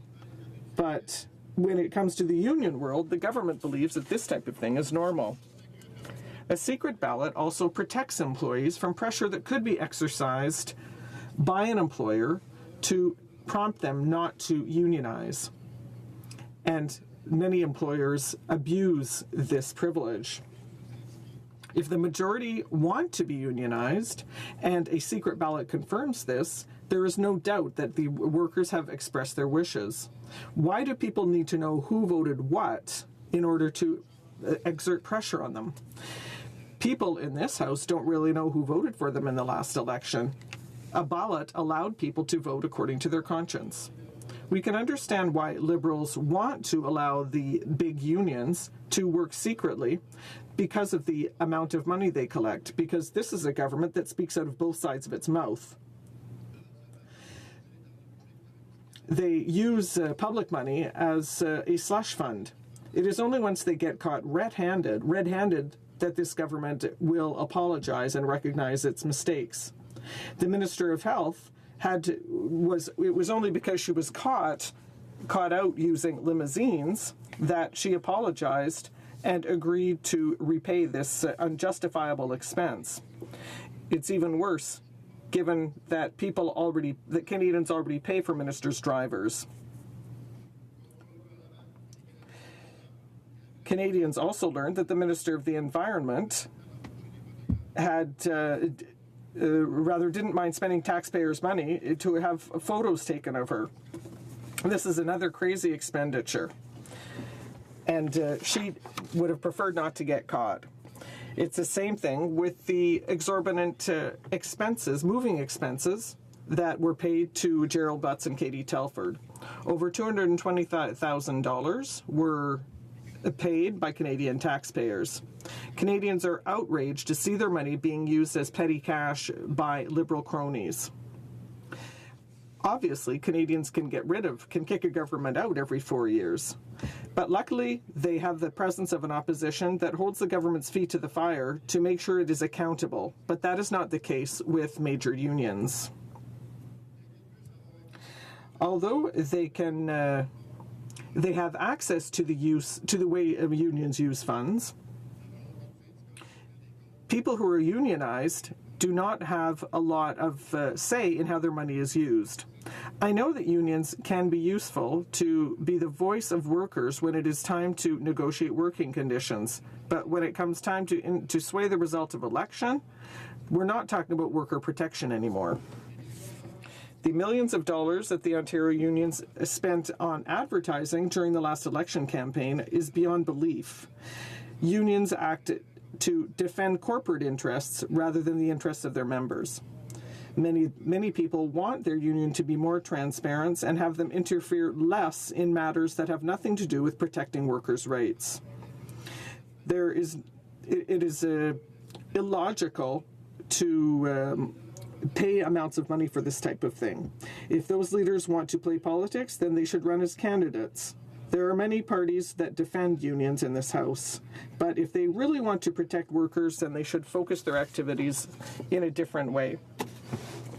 Union leaders spend money that have nothing to do with worker protection. They act as if they were kings who can use their money as they wish. Workers are entitled to the same rigor from their union leaders, because we're talking about their money that is taken off their paychecks. There is no freedom of association in our union system. With the RAND formula, when a union has the level it needs for certification, all employees get their union dues deducted from their paychecks, whether or not they are in favor of certification. So it is very important that major unions be supervised. They must keep their members and the public informed of everything they do with the union dues they receive. I'm almost done, Mr. Speaker. The basis of our parliamentary system is based on the principle of no taxation without representation. To levy a tax, we require the authorization of an elected House. There is a principle of accountability, but the Liberals know nothing about that. Even though union dues are collected systematically, like taxes, there are transparency measures to indicate how these sums are used. For all of these reasons, and for many other reasons that my colleagues before me have raised, including the member for Louis St. Laurent, he does excellent work on this file, I must say that I am going to be opposing the adoption of this bill. It is a bill that goes against the will of openness and transparency of this government. It simply rewards big union bosses and does not protect workers. Order. Order. Thank you. Come on, Pat. Questions and comments. The honourable member for Laurentides-Labelle. Thank you, Mr. Speaker. When the bill was, when C-377 was discussed, there was an amendment proposed by the Liberals which proposed to give the right to all professionals and not just to unions, but the Conservatives voted against it. Why did they only want to protect unions and not professionals? The honourable member for Chalabout-Saint-Charles. Mr. Speaker, I was not a member at the time, so I can't answer. But what I can say is that Bill C-377 targeted unions, and for good reason, because more transparency was required and their spending needed to be monitored. But what is very disappointing is that with C4, that the government, instead of deciding to amend the bill, is going to repeal everything that's been done, and done for the good of workers. Questions and comments. The honourable member for Abitibi-Témiscamingue. Thank you very much, Mr. Speaker. Perhaps my colleague will be able to enlighten us as to what is going on. As I said early to another of his colleagues, we are debating an amendment to C4 which seeks to send the bill to committee. Once a bill is studied in committee, where there have already been 4 meetings, the Liberals presented 0 amendments to the bill. Now they want to send it back to committee, and when I ask them whether they intend to present amendments and why they want to send it back to committee, they say that there's nothing to be done with the bill and that they will not be moving any further amendments. So why don't they just vote against the bill at 3rd reading instead of trying to move an amendment in order to send it back to committee? I really don't understand the process in which the Liberals have gotten involved. We don't have the same opinion on the bill, but it seems to me that if they have no intention of moving any amendments, then it shouldn't be referred to committee. We should just vote against the bill because that is their intent. So I would like to try and understand the process. Perhaps the member can explain to me why this amendment is on the table. The honourable member for Chalabout-Saint-Charles. Mr. Speaker, listen, I had to listen to the question to understand what my colleague was saying, but C4 seeks to repeal C-377 and C-525. So, in our opinion, this is a bill that's going to repeal those 2 bills. Now, I'm going to have to talk to my colleague outside of this place because I'm not quite sure what she meant. But for us, what it is clear is that C4 seeks to repeal both of these bills, all the work that was done by our government in a spirit of transparency for unions. The honourable member, honourable parliamentary secretary to the government house leader. Thank you, Mr. Speaker. My question is that of asking whether or not the member would recognize how important it is that there's a sense of balance and fairness when we talk about labour legislation. What government should be doing is promoting and encouraging harmony within the sectors that are involved through negotiations and so forth, and at the very least acknowledge that indeed there is a process that allows for that consensus to be built, where the stakeholders are at the table along with the government when it comes time to change labor legislation. And if you want harmony, the best way to achieve that is to, in fact, have those people at the table. Would the member not agree harmony should be the ultimate goal, as we want to make sure that our labor and management are both being looked after? The honourable member for Chalabout-Saint-Charles. Mr. Speaker, I'm trying to understand my colleagues' thought process, my colleagues from the government and the opposition. For us, this is clear. There was Bill C-377 and Bill C-525, which allowed union members to know what was being done with their money. So it's about transparency. The government talks about transparency, but we, the former Conservative government, really provided transparency to union members. And today, the government wants to get rid of that transparency. I don't understand. I mean, I'm trying to understand your question. For me, it doesn't make any sense what the government is currently doing. So that's it. Resuming debate, the honourable member for Battle River Crowfoot. Well, thank you very much, Mr. Speaker. And I am very pleased this afternoon to be sharing my time with the member from Beauport, Côte-de-Beaupré, Isle de l'Orleans, Charleroi. Wow. And, Mr. Speaker, I think that's got to be about the longest constituency name there is in Parliament. And congratulations for being the representative from a riding that I have a hard time pronouncing. But it's a beautiful riding. She assures me it is a beautiful riding, and I can tell you that they are well represented. Mr. Speaker, I'm pleased to be able to stand and voice my opposition to Bill C-4. This bill is the Liberal government's legislation to repeal two private members' bills that were actually passed in the former Parliament. Bill C-377 provided a more robust accountability for union leaders. It added transparency to the process. And Bill C-525 required the holding of a secret ballot for the creation and abolition of trade unions. Mr. Speaker, the Conservative government passed these two key laws on democracy and union transparency for one reason, because many of the workers approached these members of Parliament and told them stories about how they felt that their rights or that their ability to stand up and voice their frustrations or concerns were hindered. And so two members brought this forward.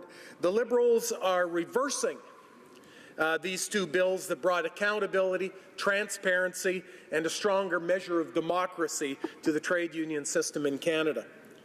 Mr. Speaker, it's a shame that members of the Liberal Party have today, throughout speeches earlier on today, undermined the private member business process, diminishing the fact that it was just private members that brought these bills forward. I remember, Mr. Speaker, when these came forward in the last Parliament, Russ Hebert, and also the member from Red Deer-Lacombe, when these came forward, came before caucus, sat down with opposition members, sat down with caucus members, and talked about the pros and cons of this. Told us stories about individuals who came forward saying that this would make a good bill because they felt that their rights were being hampered. So in some ways, to hear the attack on private members' business is disappointing, but the results of what they try to do in Bill C-4 is actually anti-democratic. But the Liberals won't respect that. What's worse is that these two bills are being repealed today by the Liberal Party, or the government party, and they're two bills that really strengthen Canada's democracy. They strengthened accountability when it came to watchdogging the actions of unions in Canada. These two bills that the Liberals are scrapping gave Canadians and Canadian workers more insight into the workings of unions in Canada.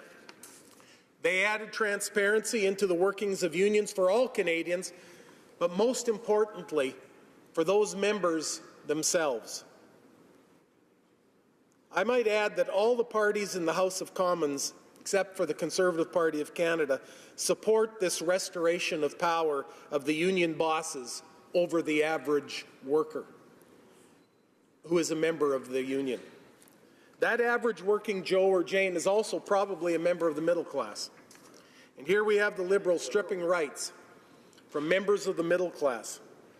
Bill C-4 strengthens the rights of the elites in the labour movement in Canada above the rights of those average union members.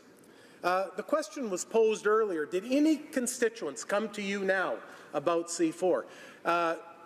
You know, Mr. Speaker, I've had a couple of phone calls of disappointment that the Liberal government is doing it. But I can tell you in the last Parliament, the number of calls I got from my constituents at meetings as well as calls into my riding commended us for bringing this transparency and accountability into the union process. For the most part, they've encouraged me to stand up in support of workers and union members against the iron fist rule of their union bosses. Canadians know that both before and during the election campaign, for example, unions spent thousands of dollars, maybe hundreds of thousands of dollars, to campaign in the last federal election. That's nothing new. I can recall a time a number of years ago when a constituent came to me, a nurse, a member of the nurses union came to me, sat down with me, and told me that during the provincial election, how the union bosses, the union reps came out of Edmonton down to their union meeting and laid the law down. And I said, well, you know what, you have a free vote. You can still go and vote for whoever you want in that provincial election. But she said to me, she said, Mr. Sorensen, I mean, it was more than intimidation. It was bullying. And I remember that discussion. Now, I'm not saying, Mr. Speaker, that happens all the time. But I am saying that the measures that we brought forward in the last Parliament prevented that type of thing. Yet many members supported the Conservative Party, and they were helpless when it came to stopping the unions from spending their union dues to fight, for example, in the last campaign against the Conservative Party of Canada. These union members were not asked by their union bosses if their union dues should be spent in the election. They just did it.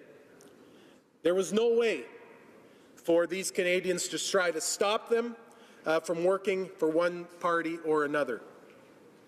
In fact, many union members did not even know that their union was spending a great deal of money in the last federal campaign, and let's be honest, in many campaigns, more provincial, the ones that I'm very much aware of in my riding, more in the provincial elections. If they did know, they had no way of finding out how much money their particular union was spending and how much of their dues actually went to fight an election.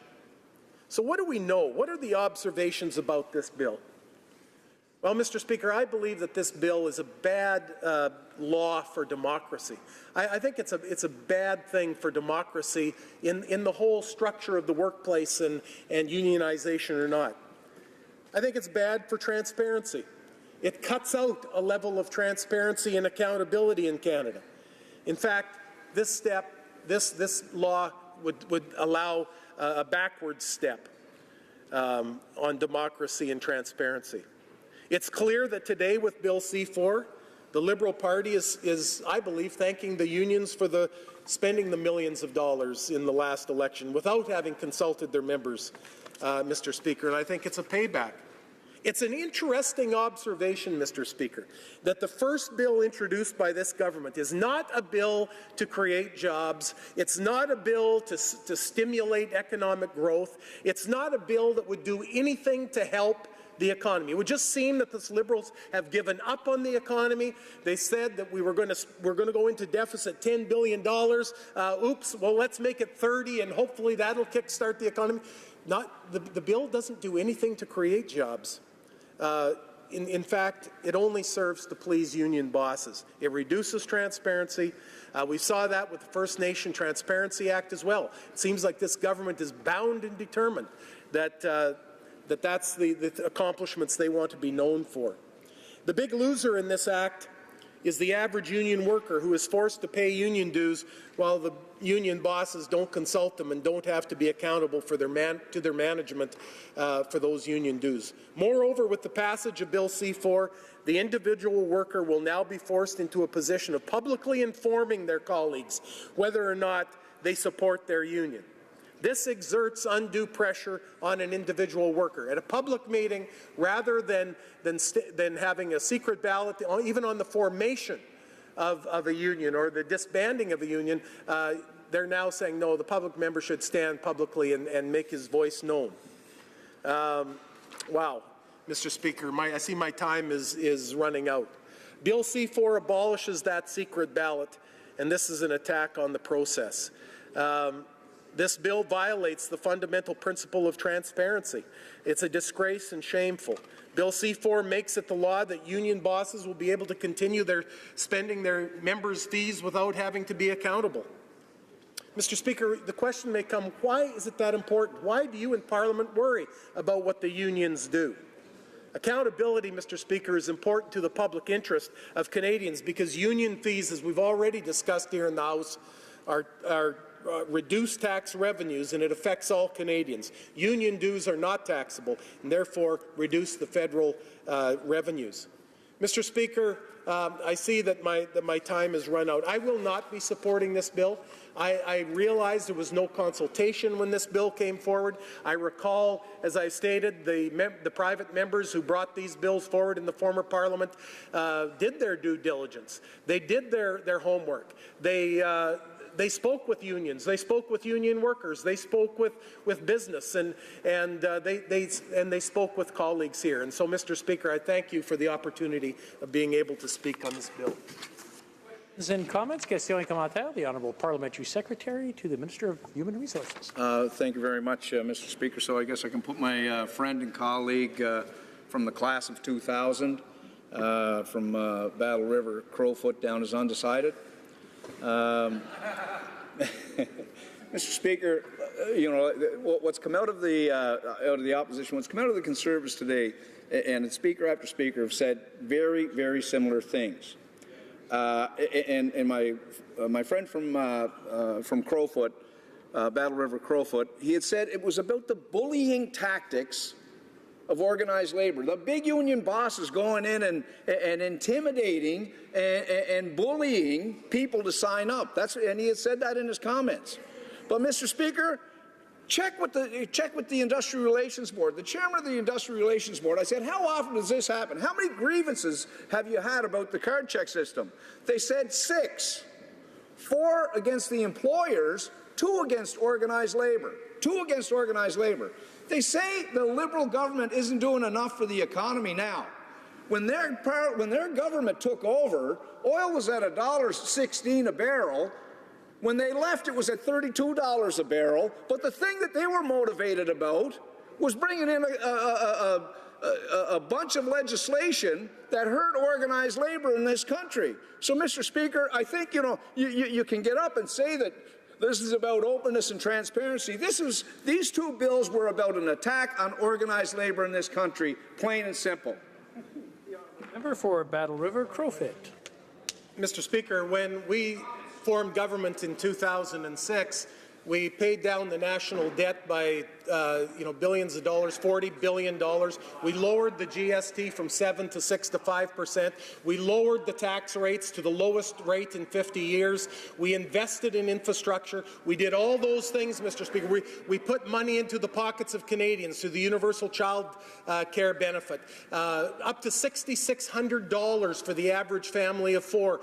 Through tough times. The world went into a downturn, Mr. Speaker, because of the strong leadership of the former Prime Minister Harper. We were the last to go into the recession, the first to come out of the recession. Mr. Speaker, what this country needs at this time, with the economy the way it is in Alberta and throughout, stagnant, an announcement of $30 billion towards kickstarting an economy.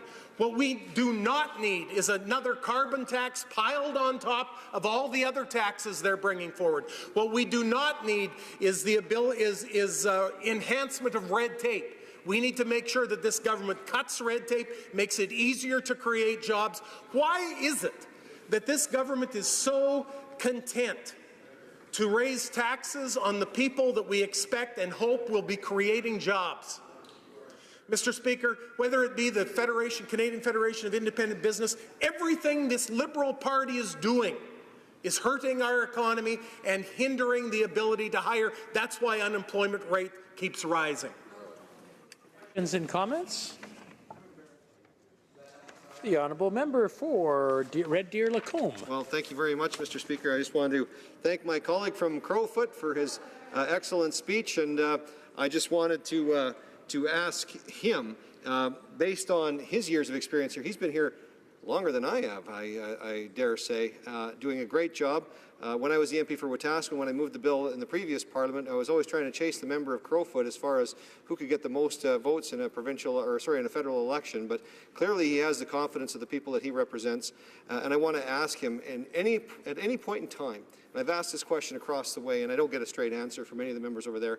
Has any elector ever come to that member, the member for Crowfoot, and said, "Please go to Ottawa and pass a bill that removes my right to a secret ballot vote, and please go to Ottawa and pass a bill that removes financial disclosure and transparency"? Has he ever heard a single Canadian voter utter those words? Member for Battle River Crowfoot in 45 seconds or less. Mr. Speaker, I think the obvious answer is no. We've never heard that. But we have heard that the Liberals are trying to paint this thing as being conservative, anti-union. Mr. Speaker, that is not, like, the individuals that come forward to bring concern are actually union members who support us. Union members who are there working for us, putting up signs for us. Nurses and other union other union members that are working in Fort McMurray or coming back home. So no, they want the ability to have a secret ballot, to voice their concerns publicly if they want to, but to put that X on a secret ballot so that they aren't going to be intimidated. And Mr. Speaker, I think that if we allow this debate to get to the place where it's pro-union, anti-union, it's not well served. I'm not anti-union. My wife is in a union as a nurse. My daughter is in a union. But, Mr. Speaker, they want the ability to hold their union to account and to be transparent. Reprise du débat, l'honorable. Resuming debate, the honourable member for Beauport, Côte-de-Beaupré, Île-d'Orléans, Charlevoix. Mr. Speaker, I'd like to thank my colleague for Battle River Crowfoot. Thank you. I'd like to thank him for doing excellent work pronouncing my riding's name. Hats off to you, sir. Mr. Speaker, I'm very pleased today to be able to rise in the House to defend democracy, hard work on the part of all democratically elected MPs in this House, and not to question the commitment of those MPs. Be it on this side of the House or on the government side, all bills should be considered equally.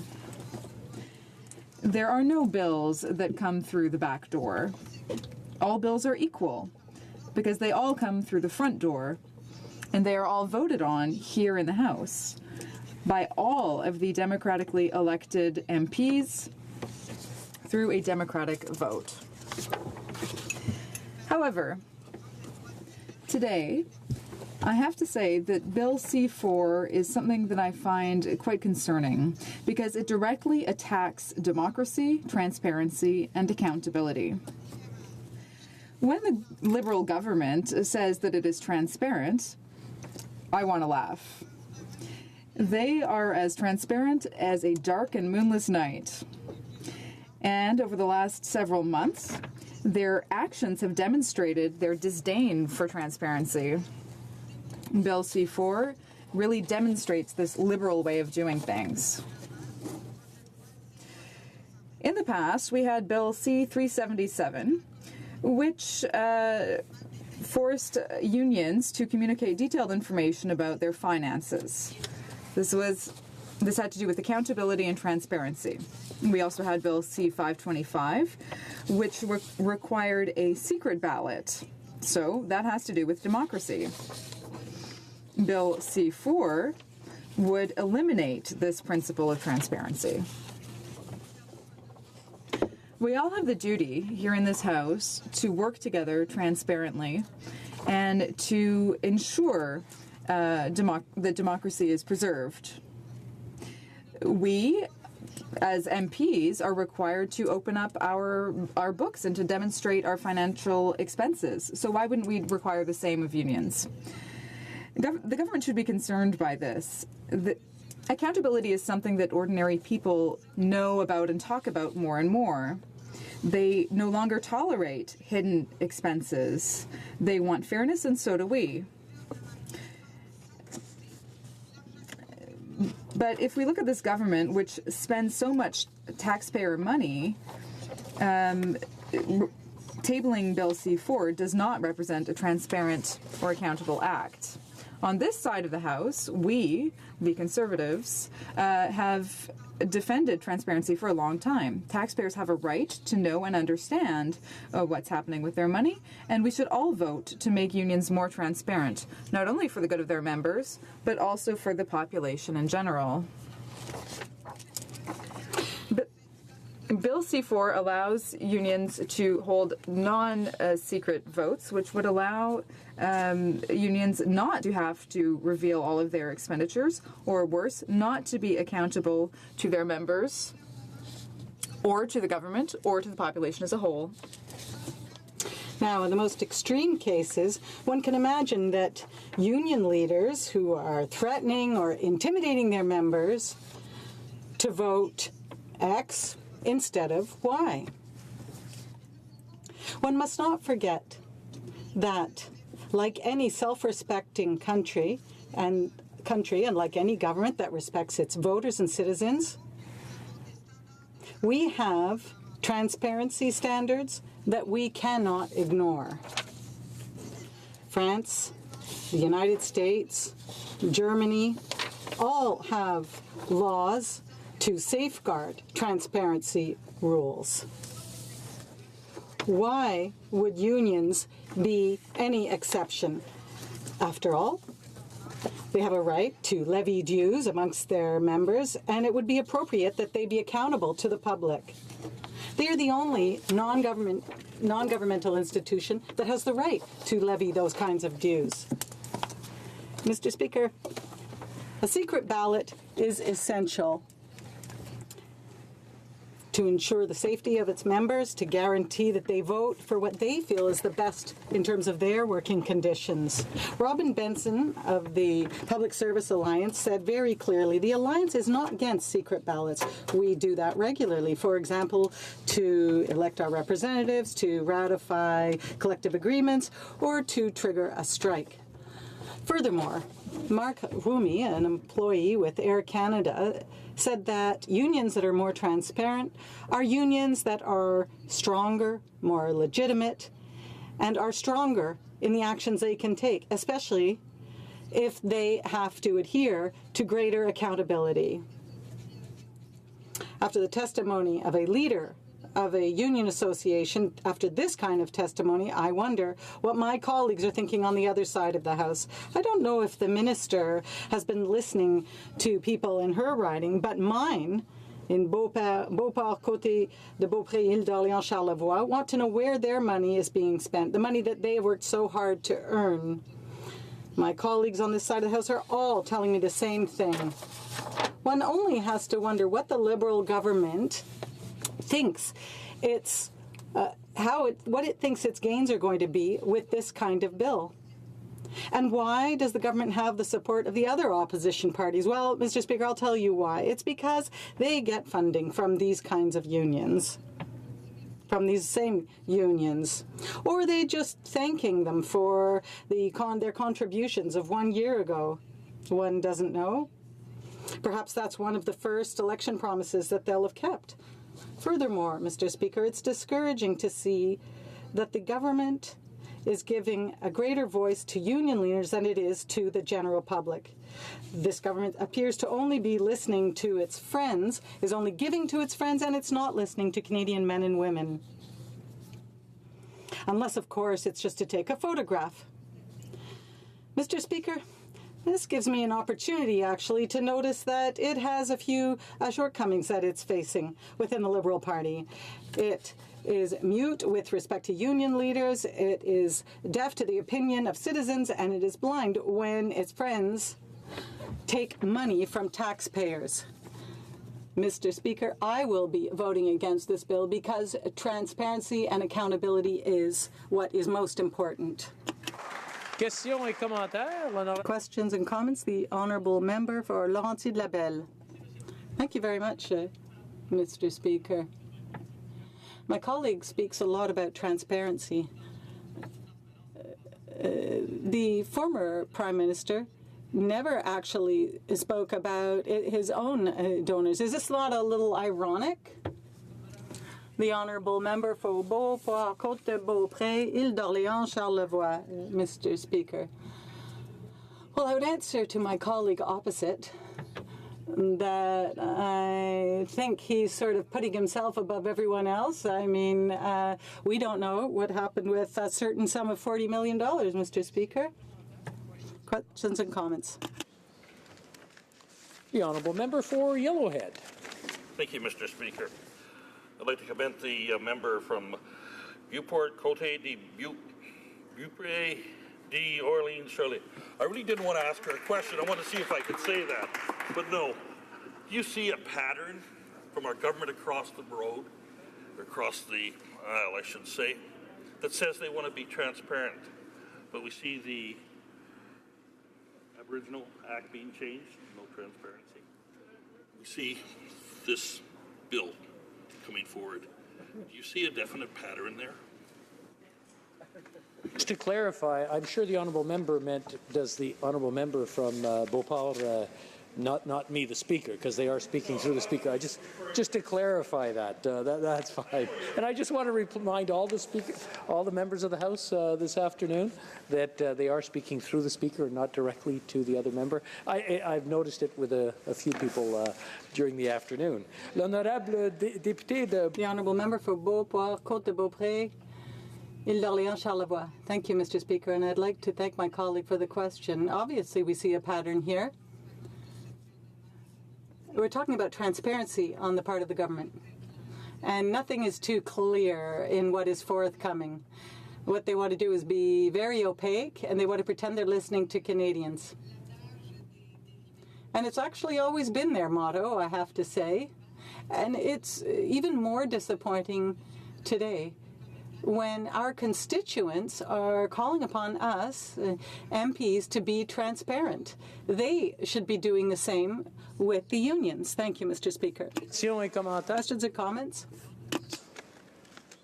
The Honourable Member for Winnipeg North. Yes, thank you, Mr. Speaker. We've had the opportunity to have a good debate throughout the day on this important piece of legislation. It's a priority piece, as it was the second piece of legislation that the government brought forward, recognizing the importance of Canada's unions and how important it is that we have harmony. And so it's a good government initiative, and we have seen many benefits of it in the sense where members have been afforded the opportunity to speak. We've had others say that it should be passing as quickly as possible, in particular from my New Democratic colleagues, and we appreciate the support that we're getting from New Democrats and Blocs and others. My question to the member is just in regards to the feeling of trying to rectify a wrong and what her thoughts are in regards to how quickly the legislation should be allowed to be debated or passed. Ultimately, we want members to be able to speak on it. Just getting her thoughts in regards to it.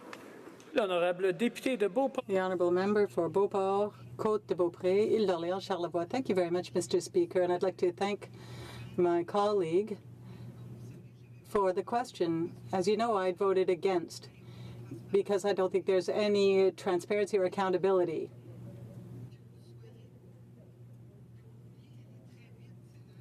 Now, I know you want to move quickly. You are making legislation opaque through this bill, and Canadians will no longer know how their unions are spending money. And when it comes to elections, regardless of your political stripes, union money is supposed to help workers experiencing difficult circumstances, not to spend on election campaigns. Before resuming debate, I'd like to announce that we have had 5 hours of debate, and there were 20 minutes followed by 10 minutes of questions. Now we're going to move to 10 minutes of debate followed by 5 minutes of questions and comments. Member for Hamilton Centre. Thank you very much, Mr. Speaker. I'll try not to take it personal that you shrunk the time just as I got the floor. I know these things are done by time, and I'll respect that, especially given the fact that you control the mic, sir. Here we are, C4. First thing I want to do is to compliment the government on responding to an important promise that they made. I see my good friend ready to fall over, but hang on, I'm not done. So just hold on to it and kind of keep it nearby. But I do want to straight up compliment the government on bringing in C4 and unraveling much of the damage that was done in 377 and 525. This was a priority of the labor movement, one of their priorities going into the election. Our party would have done the same also, but it stands alone as a compliment to the government for doing this. It's the right thing. You're keeping your promise, and credit where credit's due. However, it doesn't all end today in terms of standing up for labor. The government gets a great opportunity on Wednesday, at least I believe it's scheduled for Wednesday, where they can vote on my colleague's bill from Jonquière, who's our deputy labor critic, and she will have a vote on 234, and that's anti-scab legislation. I mean, so far it's been kind of motherhood stuff, easy to do. I mean, C4, for those of us that are progressive in any way, not exactly a big leap. But if the government really wants to show that they're listening to the labor movement and they want to make sure that the labor movement has the ability to do the things that they give them so much compliment for, it will be fascinating to once again watch the Liberals as they do their dance around things like anti-scab legislation. And Speaker, I raise this in the context of C4 because in our opinion, you can't just get up and one day say that we're the best friends Labor ever had by virtue of one bill when there are other things. And that other thing, to the best of my knowledge again, happens Wednesday. So every Liberal's got like 48 hours to sit back and think, do I really want to get re-elected or not? Did I really mean what I said to Labor? Is passing C4 going to cut it? Or are the people in the labor movement going to say that's a fine start, but it's just a start? So the anti-scab legislation, that's coming up Wednesday. That'll be a real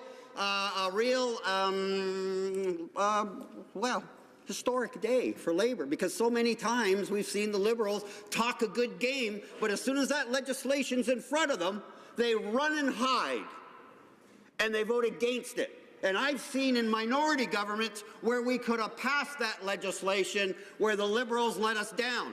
This time, they could do it on their own. I tell them they start out with the 44 votes that are in the NDP caucus, because we have always stood for anti-scab legislation. If you really want to try and balance the tables, that's the way to do it. So that will be interesting to see. Not only that, Speaker, C4 in the context of going forward, it'll be interesting to see what the government does about other labor issues that are still in front of them that are facing workers today. For instance, precarious work is one of the biggest issues that are facing people. How many of us have children and grandchildren who don't have full-time work, don't expect that they're going to have full-time work, let alone lifetime work?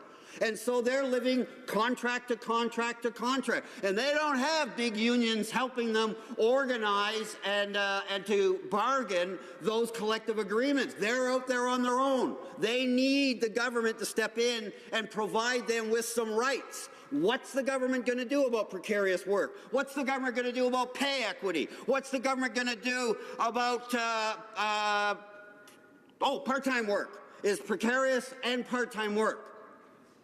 So those are just a few of the issues. There's many more coming forward, and we would, as much as it hurts my heart a little bit, I would be more than glad to stand here and compliment the government again if they deliver on these things. We shall see what we shall see. Now, speaking to C4, I've been listening in particular to the Conservatives, although I don't know why it always gives me a migraine when it comes to these kind of issues, but I did. I did, and it's interesting, if I may, Speaker, as an aside, they go on and on and on about the middle class, the middle class, the middle. Who do you think really created the middle class, not just in Canada, but in any other modern, mature democracy? In large part, that was the labor movement. Remember, child labor didn't just come out of nowhere. There were people in the day that believed that that was okay. We wouldn't now. And I like to think down the road, anti-scab legislation will be seen as motherhood as the right to collective bargain. But we still have that struggle in front of us right now. And I'm reminded, when I listen to the Conservatives talk about the damage they say is being done by repealing their two bills under C4, let's remember, you want to talk basics? Let's go back to the 1940s, in particular in Ontario, that I know best, but it's a similar story across our country. And that's when we had some of the major strikes that defined the labor movement, created the labor movement. You want to talk about guts? Those people that went out on strike for their collective rights in those days, they put their job on the line. And if you go back far enough, even meeting together could have got your head busted open and or thrown in jail just for meeting. Oh, you got to be kidding me, Speaker. We're down to minutes. Breaking my heart. Okay. So let me jump to a couple of things then. The RAND formula in Ontario, to speak to a couple of the issues we're going to talk about, was a compromise. It was a compromise between the need for a viable labor movement and a union that had the funds and the structure to actually support and enforce the rights of members and to bargain for it and go into collective bargaining and all that other stuff. They needed to do all of that, and in order for them to maintain that, but respecting the right of individuals to not necessarily agree with the philosophical direction of their union, the RAND formula said, you don't have to join the union as a member, but you have to pay the dues because you're getting the benefit of the negotiations that happened in your favor. Whether you support the union or not, your wages went up, your health and safety was more protected, your vacation rights were extended, and you got those rights. But you didn't have to actually join the union, and the union had an obligation to serve all its members equally, whether they joined or not. That kind of foundation, Speaker, started to be blown apart with the two bills from the Conservatives, 377, 525. 2 minutes, thank you. That is why C4 is so important, because what it does do is it brings us back into the realm of reality in terms of what the history of the labor movement is, the social, I can't believe I'm going to use this term, the social contract that was agreed between all of society in terms of how will we manage this new entity, this entity that exists to give rights to ordinary people when they didn't have them before, and they get their rights by working and bargaining collectively. And ultimately, if they have to, withdrawing that labor. It's a free country. It's that basic. And so I just want to end with a reminder that when I first was active in the labor movement in the 1970s, when I was a young guy of 24, elected to be president of my union of 2,200 members, I can remember at that time, in the 70s, people were saying, well, there's no need for the labor. 1 minute, boy. There's no need for the labor movement. It's okay in its day, but it's not needed now. I've been hearing that for decades. Just ask the employees at U.S. Steel or any of the other companies where benefits are being lost. Retirement rights that were fought and earned for a lifetime are being taken away. Ask them whether they think the labor movement should still be there. CPP, the government's making some changes. Make no mistake, if the Canadian labor movement wasn't front and center on that fight and every other fight that matters to Canadians, these things wouldn't happen. And that's why it's important that C4 carry, but that it only be the first step. There's much more to be done, Speaker. Questions and comments? The honourable member for Winnipeg North. Yes, thank you, Mr. Speaker, and I appreciate the comments from the member. I genuinely do. I believe that the unions and the movement as a whole have done so much in terms of just developing us as a nation. It has become a very part of our fabric. We make reference to those social programs, whether it is the pension type of programs or Canada Health, many different pieces of legislation, not only labor legislation. And this is one of the reasons ultimately one would argue that we need to do what we can to promote, encourage the development of Canada's unions and not recognize them as a negative thing, as many Conservatives actually do, that they contribute far beyond even just the negotiations on behalf of Canada's workers, Mr. Speaker. And I'm wondering maybe if he wants to just add a few more of his thoughts. I know he was running out of time very quickly, so I'll sit down and he can answer the question or add more comments that he would like to address the House with. The honourable member for Hamilton Centre. Thank you, Speaker. Thank you very much to my friend for his comments and the opportunity to speak a little more. But yeah, I think that, if I wasn't clear, that certainly was the overarching message, is that we're very proud of Canada. We all talk about our values and how we project those values around the world. But make no mistake, those values are very much a result of the labor movement being in the forefront for things. And yes, often they're negotiating for themselves, which is what their paid dues, which is what your dues are for. So yeah, they negotiate wages and vacation and things I mentioned. But that's not the whole story. Who do you think came up with the idea of paid weekends?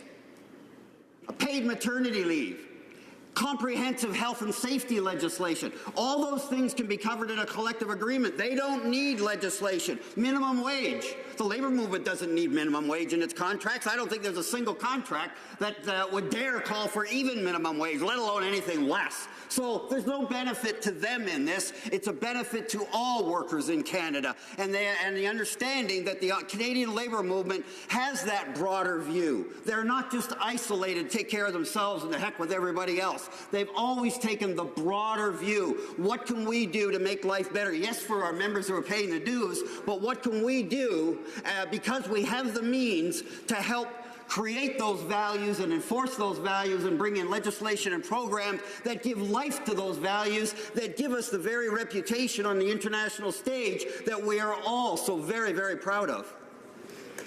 Questions and comments? The honourable member for Saskatoon West. Thank you, Mr. Speaker, and I want to thank my honourable colleague for his great speech and comments and his passion and all the years of advocacy he's done on behalf of working people in his riding. And I would like my colleague to give him a few more minutes to sort of comment on sort of the theme of your speech around this is a good first step, and what might be a second great step for this government to make. And we've heard from some of the comments that, you know, we have a private members bill coming up on Wednesday, in case anyone didn't remember that, around anti-scab legislation. And we've had comments from the other side that, you know, you can't bring in changes to the Labour Code through private members bill. We're going to do if we want to change the Canada Labour Code, we have to do tripartite. And I guess what I want to ask my honourable colleague to comment on is that the last time they looked at replacement workers when they reviewed the Canada Labour Code, they couldn't come to consensus on it. Although there was evidence there that replacement workers definitely undermined the integrity of the bargaining process, that it really tipped in the favour of the employer, but that particular commission couldn't come to consensus on the evidence. And would my honourable colleague not agree with me that that's a time when a government needs to step up and make a decision and bring forward balance and fairness when sometimes those processes don't always get us to where we need to be? Here, here. Good credit. The honourable member for Hamilton Centre in 45 seconds or less. Wow. I might as well sit down. Very quickly then, I want to compliment my colleague from Saskatoon West, who is not just one of our rising stars in this new parliament, but is also our Labour critic and doing a fantastic job. And I know she was there at the news conference along with our colleague from Jonquière. Yes, I don't have a lot of time. Very quickly, people seem to think that there's something equal about, well, when the workers go out on strike, management hurts too. No, when the employees go out on strike, the paycheck stops. They can't pay the rent, they don't have money for mortgage, they can't pay the hydro, they can't buy their kids presents, but people who run the companies, their check is still coming in just fine. Thank you. Resuming debate, the honourable member for St. Albert, Edmonton.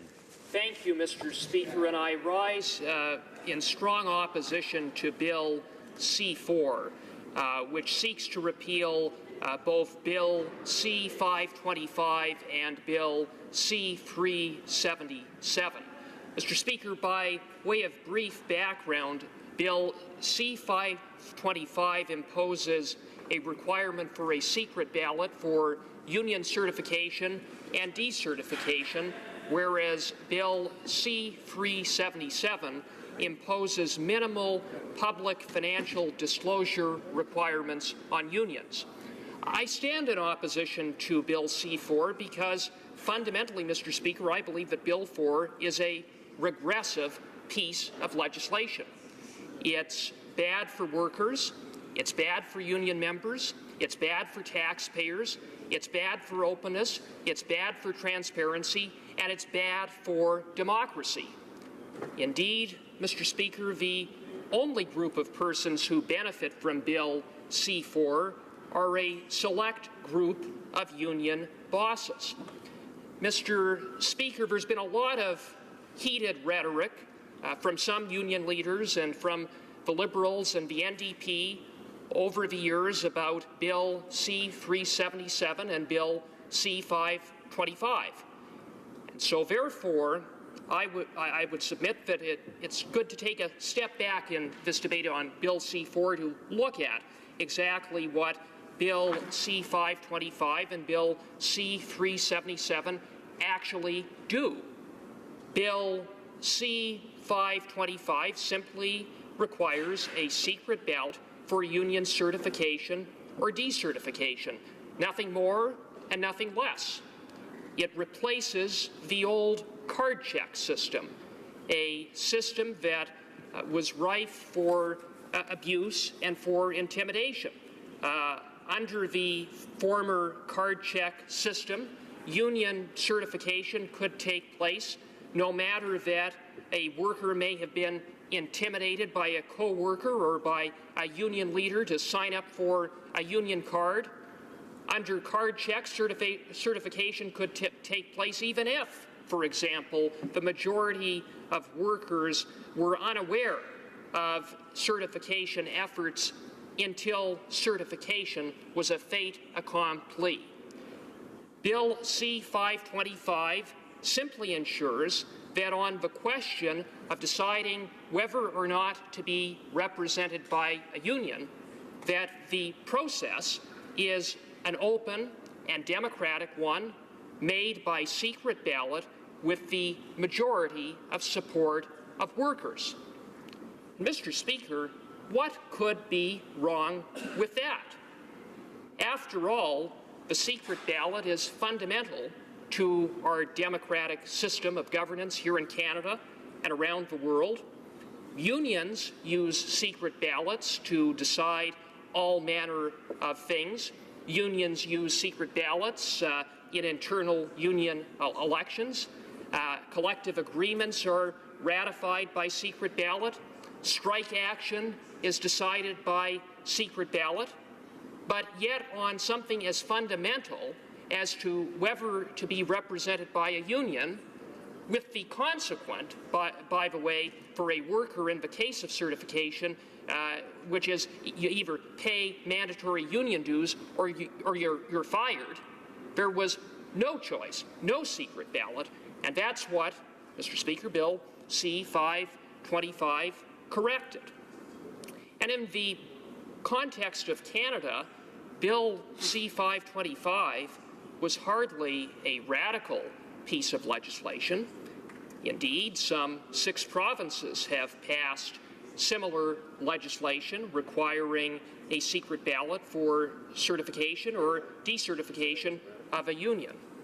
Many of those provinces have had laws on the books for some time. I think Nova Scotia, for example, has had a requirement for a secret ballot since 1977.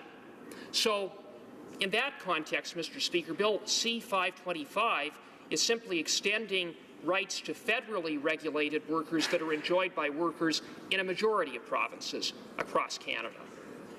And then, Mr. Speaker, what about Bill C-377? What does Bill C-377 do? Well, all Bill C-377 does is require unions to report expenditures of $5,000 or more, or salaries of $100,000 or more. Each year in Canada, unions collect about $4.5 billion in union dues. That's $4.5 billion with a B, Mr. Speaker. Those union dues are tax deductible, and consequently, unions receive a tax benefit. The tax benefit that unions receive equals about $400 million a year. Of the billions of dollars that unions collect, unions funnel those billions of dollars collectively into various different causes and efforts. And Mr. Speaker, having regard for that fact, it seems to me to be more than reasonable to impose some basic minimal financial disclosure requirements on unions so that union members, who after all are mandated to pay union dues, and the broader public, who after all subsidize unions to the tune of $400 million, know where those dollars are spent and how they're allocated. Mr. Speaker, it's certainly nothing revolutionary when we talk about financial disclosure. As it has been pointed out in this debate today, charities, publicly traded companies, crown corporations, all levels of government have public disclosure and public reporting requirements. Why should unions be treated any differently? All Bill C-377 does is put unions on a level playing field. For a government that talks so much about openness and transparency during the election and after, it really is ironic that they would choose to introduce Bill C-4 as one of its first pieces of legislation. A bill that takes away the right of a secret ballot from workers to decide whether to certify or decertify. A bill that takes away the right of workers to decide without intimidation and without coercion whether they want to be represented by a union.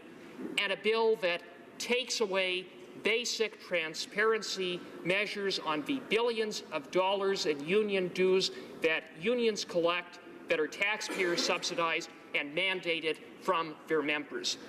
In short, Mr. Speaker, Bill C-4 is antithetical to basic principles of openness, transparency, and democracy, and therefore, Mr. Speaker, needs to be defeated out of hand. Thank you, Mr. Speaker.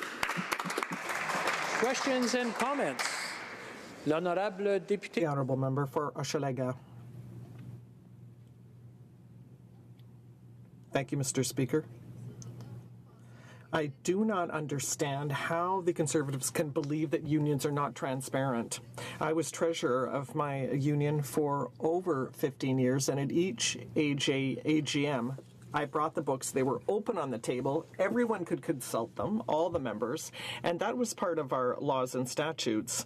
Something else that was under our statutes was that a member could look at my books at any time. So it was completely open, completely transparent. And my colleague from Hamilton said the same thing for his union. That was part of the statutes and laws of the unions. So the unions are already open and transparent. Edmonton. Mr. Speaker, it is true that some unions are transparent and open, and it is also true that some unions are not. In fact, when I wasn't in this House during Bill C-377 in the last Parliament, but I do know, having followed it, that there was a considerable body of evidence that was presented at committee from union members who said that they couldn't get basic information from their union. So all Bill C-377 does is make it open and transparent to everyone, including taxpayers who, after all, subsidize unions to the tune of $400 million. It's common sense legislation. It's good for workers, it's good for unions, and it's good for taxpayers, and it's good for transparency. I don't understand really why the New Democrats would oppose such a good piece of legislation. Questions and comments? Question commentaire. The honourable member for Winnipeg North. Yes, thank you, Mr. Speaker. One can't help but note that you have all political parties, with the exception of the Conservative Party, supporting Bill C-4. C-4 rectifies a wrong from the Harper Conservative government in their attack on Labour. Now, when that bill was being introduced, not only did the other parties still oppose its introduction, those private members' bills, but it was overwhelmingly negative opposition from many of the different stakeholders across the country, in every region of the country. Now, it seems to me that the only one is the Conservative Party and their mindset to not allow Bill C-4 to pass, to bring in and cause division within our labor laws, Mr. Speaker. By using labor laws, cause division. My question to the member is, does he not recognize that if government's going to be involved, as it should be at times, no doubt, that the involvement should be one of promoting and encouraging harmony between labor and management, and recognize the valuable contributions that both make in this particular debate, especially in regards to the unions given the previous administration, the Harper Conservative government. It seems to me that the Conservatives have lost touch with what Canadians are thinking on important issues such as this. I would ask them to provide me why, or tell us, explain to Canadians why the Conservative Party continues to be out of touch with Canadians. The honourable member for St. Albert, Edmonton. Mr. Speaker, it's true that certain union bosses and certain elites stood up and very vocally opposed Bill C-525 and Bill C-377. But there have been many public opinion polls that have come out that show the vast majority of Canadians, including workers, support both of these measures. I don't really understand what the honourable member is talking about when he talks about harmony in the workplace. I agree with him that harmony in the workplace is to be encouraged, but I don't know how attacking openness, attacking transparency, and attacking a worker's right to a secret ballot enhances harmony in the workplace. Resuming debate, the honourable member for Red Deer Lacombe. Well, thank you very much, Mr. Speaker, and it's a privilege for me to rise again and speak against wholeheartedly this new Liberal government's Bill C-4, a bill that by its number tells you exactly what the priorities of this Liberal government are. The ink wasn't even dry on the minister's signing papers before this piece of legislation was before Parliament, so clearly no opportunity, as the Liberals across the way say, to consult with industry, to consult with unions, to consult with governments, to consult with, frankly, anybody. This was simply, Mr. Speaker, an opportunity to pay back those who were loyal to the Liberal Party during the last election. And I'll get to that during the course of my notes as I go through. But, Mr. Speaker, I want to talk a little bit about the process. Much has been said here. You'll notice that the arguments coming from the NDP and from the Liberals have actually nothing to do with the actual veracity or the actual contents of Bills 377 or 525. Nothing from the other side about the principles that underlie those legislative changes. Everything is masked as it was the approach. Well, Mr. Speaker, I've been here for a long time, and I have no qualms about letting every member of Parliament in this House table a piece of legislation that they see fit, that they deem fit, it is what we are elected to do. We are legislators, first and foremost, and if our ability to bring legislation forward for debate, legislation for amendments, new legislation, or repealing legislation is ever hindered, then we've lost our way as members of Parliament. And I'm very, very saddened to hear members, particularly from the governing party, talk so negatively towards the private members' legislation process. That process is exactly the same as a piece of government legislation through all of the steps, save but the amount of time allocated for debate in the House. Everything else is exactly the same. It has to pass at least 3 votes here in the House of Commons, once at second reading, once at report stage from committee, and once at third reading. It has to go through the full scrutiny at a committee meeting, including clause by clause, line by line, any amendments or changes made to that legislation. And it has to go do the exact same process in the Senate, the place down the hall, the other place. So to say that Bills C-525 and 377 are illegitimate actually is an insult to this institution. Now I'd like to talk a little bit, Mr. Speaker, about public support. My friend from Fort Saskatchewan Sherwood Park, I hope I got them in the right order, was very eloquent today. Mr. Speaker, folks watching back home would be surprised to know this. And this is where the misinformation campaign comes from.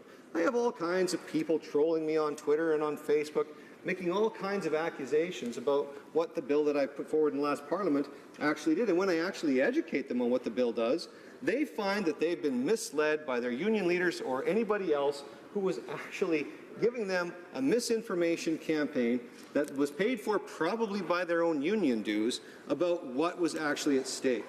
Now, we've heard long testimony here and before committee about you know, what is this bill about? It's about democracy. It's about the right to vote. And when we ask people in the 2013 Leger poll, NRG research on behalf of the Canadian Federation of Independent Businesses, I'll talk about that one, 71% of respondents actually agree. If we take a look at the Leger poll from 2013, 77% of people polled in a unionized working place completely agree with the notion of a mandatory secret ballot. Now, this is not this is not something new. We've been voting in this country since Confederation. This is not a new concept. As a matter of fact, the old legislation before 525 was passed allowed for the Labor Relations Board, whoever it happened to be, to optionally pursue a vote if they wanted to. What's wrong with having a mandatory vote? Let's find out what the true sense of the bargaining unit actually is. No one's been able to explain to me, because I've asked the question, because arguments from the other side say when people are given a choice to vote, there's going to be less unions. Well, doesn't that mean that the process that we're currently using doesn't reflect the actual will of the members of the bargaining unit? Nothing else could possibly explain that departure. And how does that happen? Does it happen through intimidation from either the union, those conducting the union drive? Does it happen from intimidation from the employer? Wouldn't it be nice, in your own privacy and your own confidentiality, to be able to determine your fate at your workplace on your own? And that's what 525 does. We go back to other polling information, Mr. Speaker. I can go back to 2012, Leger Marketing. 83% of Albertans agreed that a secret ballot vote is necessary when certifying or decertifying a union. In 2009, Leger found that 71% of Quebecers supported the provincial government amending their laws to make secret ballot voting mandatory when forming a union in Quebec. Isn't that where the Prime Minister's from, Mr. Speaker? In 2008, Sigma Analytics found that 75% of those polled in Saskatchewan support secret ballot voting. I could go on and on and on. Every member of Parliament in this House that votes in favour of Bill C-4 is on the wrong side of the issue. The issue isn't about whether unions are good or whether unions are bad. The issue is whether or not you want to have accountability in your country. Do you want to have accountability here in this place? Because it's the secret ballot vote that keeps me and every other member of Parliament in this House honest and accountable. And it's through the debate and the discourse that we have here in front of all Canadians, with their tax dollars being spent in full open transparency, that allows them to determine their fate and who should be governing on their behalf. This is no different. This is absolutely no different. People should, in this day and age, have the right to determine for themselves through a secret ballot whether or not they want to be a member of a bargaining unit. And what my bill did was actually create a level playing field. The same bar, 40% of people signing a card, creates a mandatory election. A simple majority of votes cast in that particular case, which means that in order to create a union in Canada right now, if you had 100 people in a bargaining unit, only 40 would need to sign the cards, and say hypothetically those same 40 were the ones that came out to a secret ballot vote, only 21 of them would be required. That means 21 people, under the current legislation, 21 people could actually create a union, and this is too onerous from the NDP and the members of the Liberal Party. This is too onerous of a process to have a little bit of democracy and let people have a say. Hogwash, Mr. Speaker. I don't believe that for 1 second.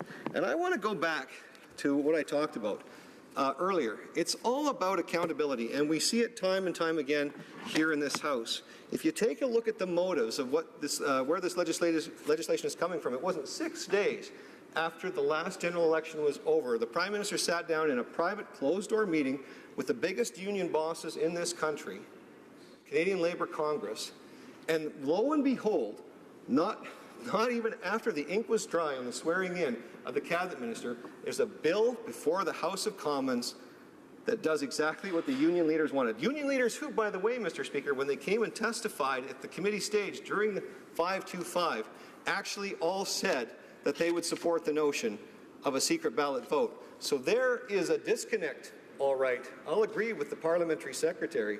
He's very much disconnected, Mr. Speaker, with what the reality is on the ground.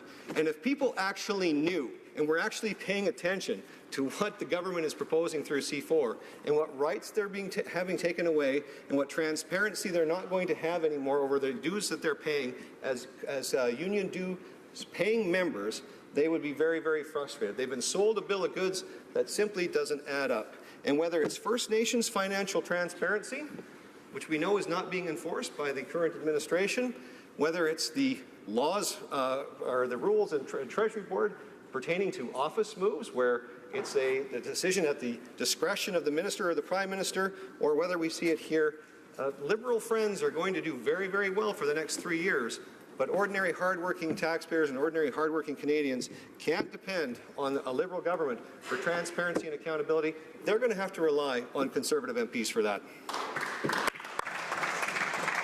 Questions and comments? We have time for a very, very brief question, as we're going to cut at 6:30. The honourable member for Winnipeg North. Yes, just on the last point from the member, Canadians don't have to be fearful in the sense that we have a very aggressive, progressive Prime Minister and Liberal caucus that wants to make things better in many different ways. And C4 is one of the ways in which we are going to restore confidence within our labour movement on all sides, Madam Speaker. It's only the Conservative Party inside this House that wants to do otherwise. And my question to the member is, as I had asked the previous speaker, why does he believe that it's only the Conservative Party that seems to be right on this issue, when you have opposition not only inside this chamber, but a vast majority of the different stakeholders that are out there in opposition to what you're doing? Red Deer Lacombe in 30 seconds. This is true, Mr. Speaker, because I don't know of a single Canadian that approached any member of Parliament running in any election and asked to have their rights to have a secret ballot vote taken away, and asked that member of Parliament to go to Ottawa and remove any provisions that provided for financial transparency and accountability. So the answer that I have to my colleague is, why do you need this piece of legislation now? There's no labor unrest. There's no massive disputes. There's no protests. There's nobody hanging from the rafters here on Parliament Hill asking for this piece of legislation. It's simply payback for friends.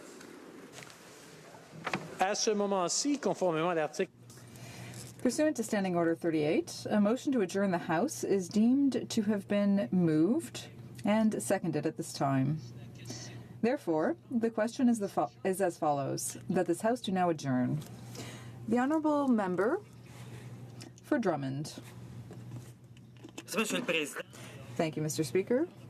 It's an honour for me to rise in the House once again tonight to speak about my bill, C-203, an act to require the bilingualism of Supreme Court judges.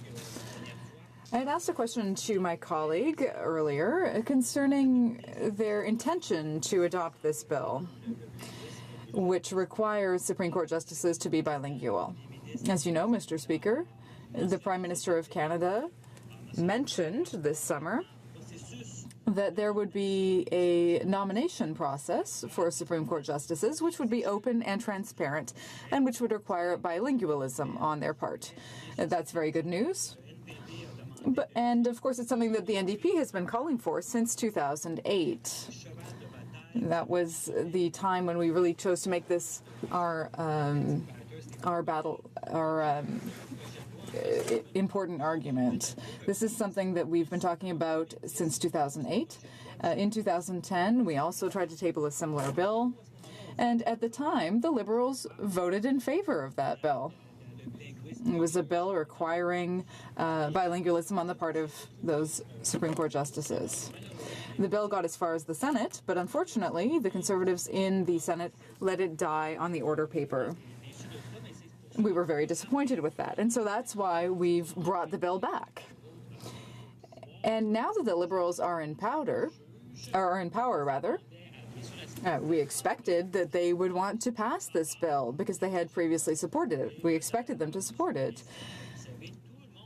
But, Mr. Speaker, you know everyone is in favor of this bill, including the Commissioner of Official Languages, the Canadian Federation of Francophone and Acadian Communities, the Quebec Bar, the Quebec Minister responsible for relations with Canada, Jean-Marc Fournier, who said that it is necessary to make bilingualism a legal requirement. So everyone agrees that this needs to be written into the law. Or actually, I shouldn't say everyone, because the Liberals do not seem to agree with that. It's very unfortunate. And when we ask the Liberals, why would you not want to support a bill requiring bilingualism from Supreme Court justices,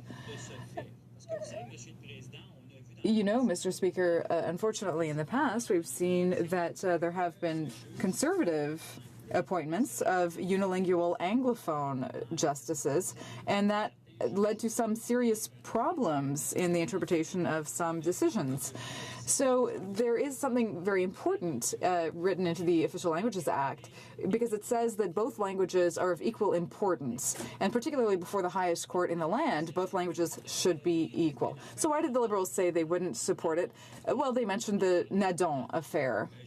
You'll remember the Nadon affair, and I asked some questions about that to legal experts, and I asked them whether the Nadon affair would prevent selecting a bilingual justice, and their answer was no. The Nadon affair doesn't prevent that in any way. Whether you want to know if this is constitutional or not, you would have to ask for a decision from the Supreme Court. So that's why I asked the Liberals why they wouldn't just ask for a legal opinion from the Supreme Court or a legal opinion from other legal experts. I haven't seen any legal opinion saying that the appointment of bilingual justices would be unconstitutional, or requiring bilingualism would be unconstitutional. So I'd like an answer to that. Minister of Justice. Monsieur le Président, Mr. Speaker, access to justice in both official languages is an important issue in our country. Canadians want to live in a society that respects the that respects a fair, open, and transparent justice system. This is why the Prime Minister recently announced a new appointment process for Supreme Court justices, which would be open and transparent, and which would establish stricter accountability measures. It is important for Canadians to ensure that the Supreme Court justices can work in both languages. So there were very strict criteria established concerning the vacant position. They said that Supreme Court justices must be able to read documents and understand an argument without requiring interpretation services. The government has committed to meeting those requirements, and that directly reflects the issues presented by the honourable member. The Supreme Court is the highest court in the land. It serves all Canadians by ruling on important legal matters that are of public interest. As such, it helps move civil law and common law forward in this country. The importance of Supreme Court decisions for Canadian society is something that we fully recognize. The court ensures the uniformity and fairness of legal principles and in the legal system in Canada. The Supreme Court is one of the most highly respected national institutions in Canada, and it really deserves this reputation. Our government seeks to ensure the tradition of appointing exceptional individuals to the court. Canada has many exceptional legal experts and lawyers to choose from. To conclude, Mr. Speaker, I would like to reassure members of the House that the bilingualism of legal system workers is essential if we are to allow members of official language minority communities to have the same rights as all other Canadians and to have fair and equal access to legal services in their language of choice. Allow me to reiterate, Mr. Speaker, how proud we are that Canadians have access to legal services from this highest court in the land, which is recognized and respected around the world for its professionalism, integrity, and independence. It is important as well that the Supreme Court reflect Canadian society's diversity. Thank you very much, Mr. Speaker. The Honourable Member for Drummond.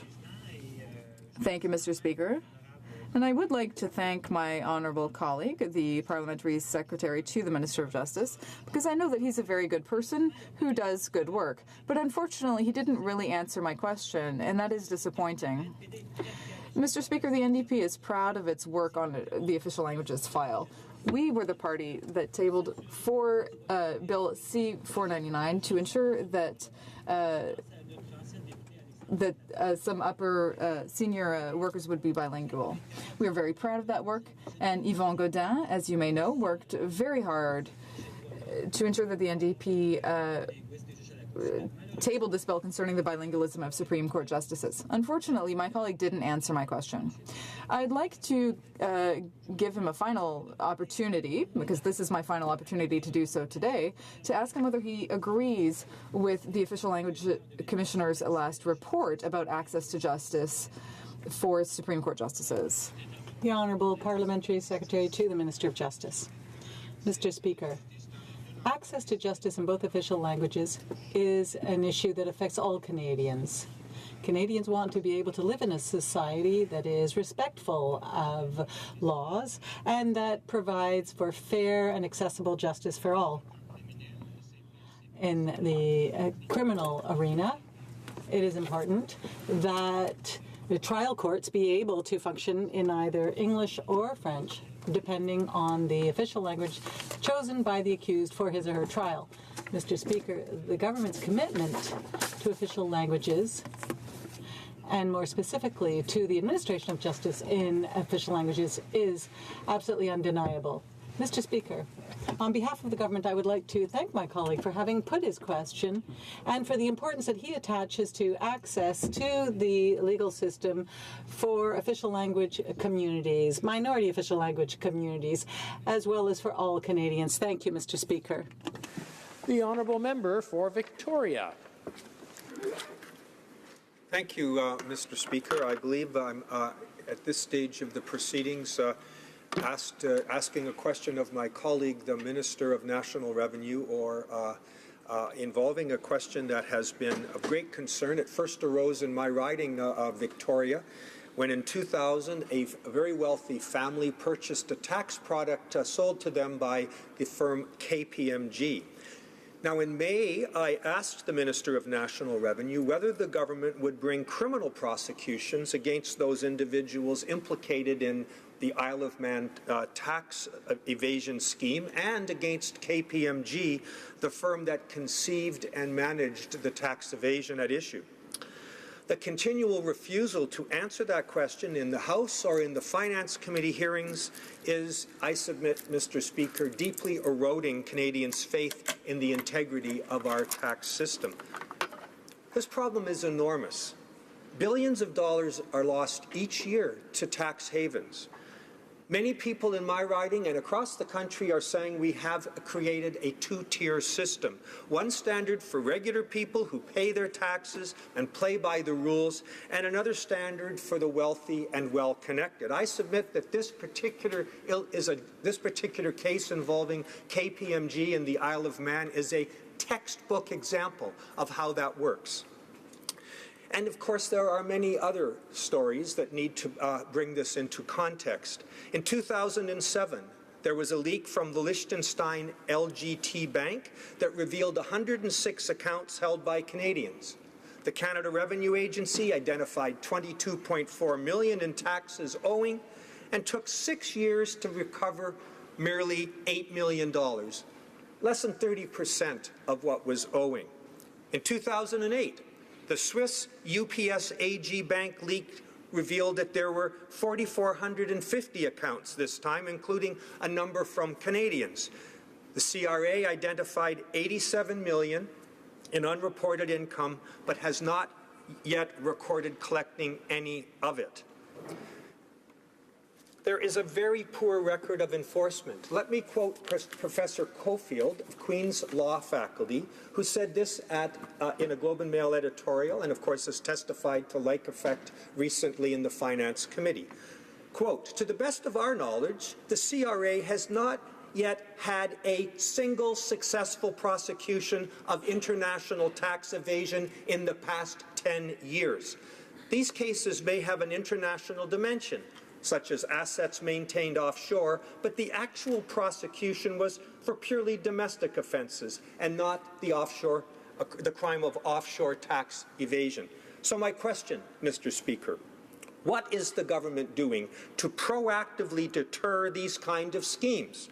Ordinary Canadians are tired of sweetheart amnesty agreements and secret settlements. We saw an amnesty agreement in the KPMG situation, no matter what the government chooses to call it. Will firms that devise these schemes face fines large enough to actually deter them? Will their lawyers and accountants be held responsible for facilitating large-scale tax evasion? And what, Mr. Speaker, is this government doing to change the paradigm from belated slaps on the wrist to effective deterrence? The Honourable Parliamentary Secretary to the Minister of National Revenue. Thank you, Mr. Speaker. Mr. Speaker, it is with great pleasure that I take this opportunity to speak to the issue raised by my colleague opposite. First, one must understand that it is thanks to the efforts of the CRA that the schemes involving offshore tax havens and used by KPMG are being dealt with. Many people have already been identified, and this is an ongoing file. There will be no amnesty for taxpayers who are defrauding the tax system and who are not paying their fair share of taxes, as the majority of Canadians in the middle class do. As the member opposite knows, the KPMG affair is before the courts, and the work of the agency is not done yet. I cannot speak further to this affair because it could interfere with the legal process that is ongoing. However, Mr. Speaker, my colleague put the question about what the current government is doing. Rather than speaking to affairs 10 years ago. So let's speak about the current government. Well, we have increased by $444 million to help the agency work to fight tax evasion and tax avoidance offshore. This is an historic investment, and it will lead to real results that will benefit all Canadians. Thanks to this investment and to targeted interventions that will come on the part of the agency, we expect $2.6 billion being collected over the next 5 years. This is an excellent return on our investment, Mr. Speaker. We all abhor these tax schemes. The agency will be hiring more auditors and more experts to review the activities of higher risk individuals. And thanks to these activities, there will be another $432 million in tax revenue. There will be more auditors hired to audit high-risk large companies, and that will lead to another $500 million over 5 years. This new funding will also help the agency craft a solid infrastructure that will help to collect all the information that the agency needs in order to help detect tax evasion and tax avoidance. Now, so that this investment leads to results, the agency also will be working with lawyers. And where trials are warranted, these lawyers will submit these files to the criminal justice system so that they come before the courts quickly.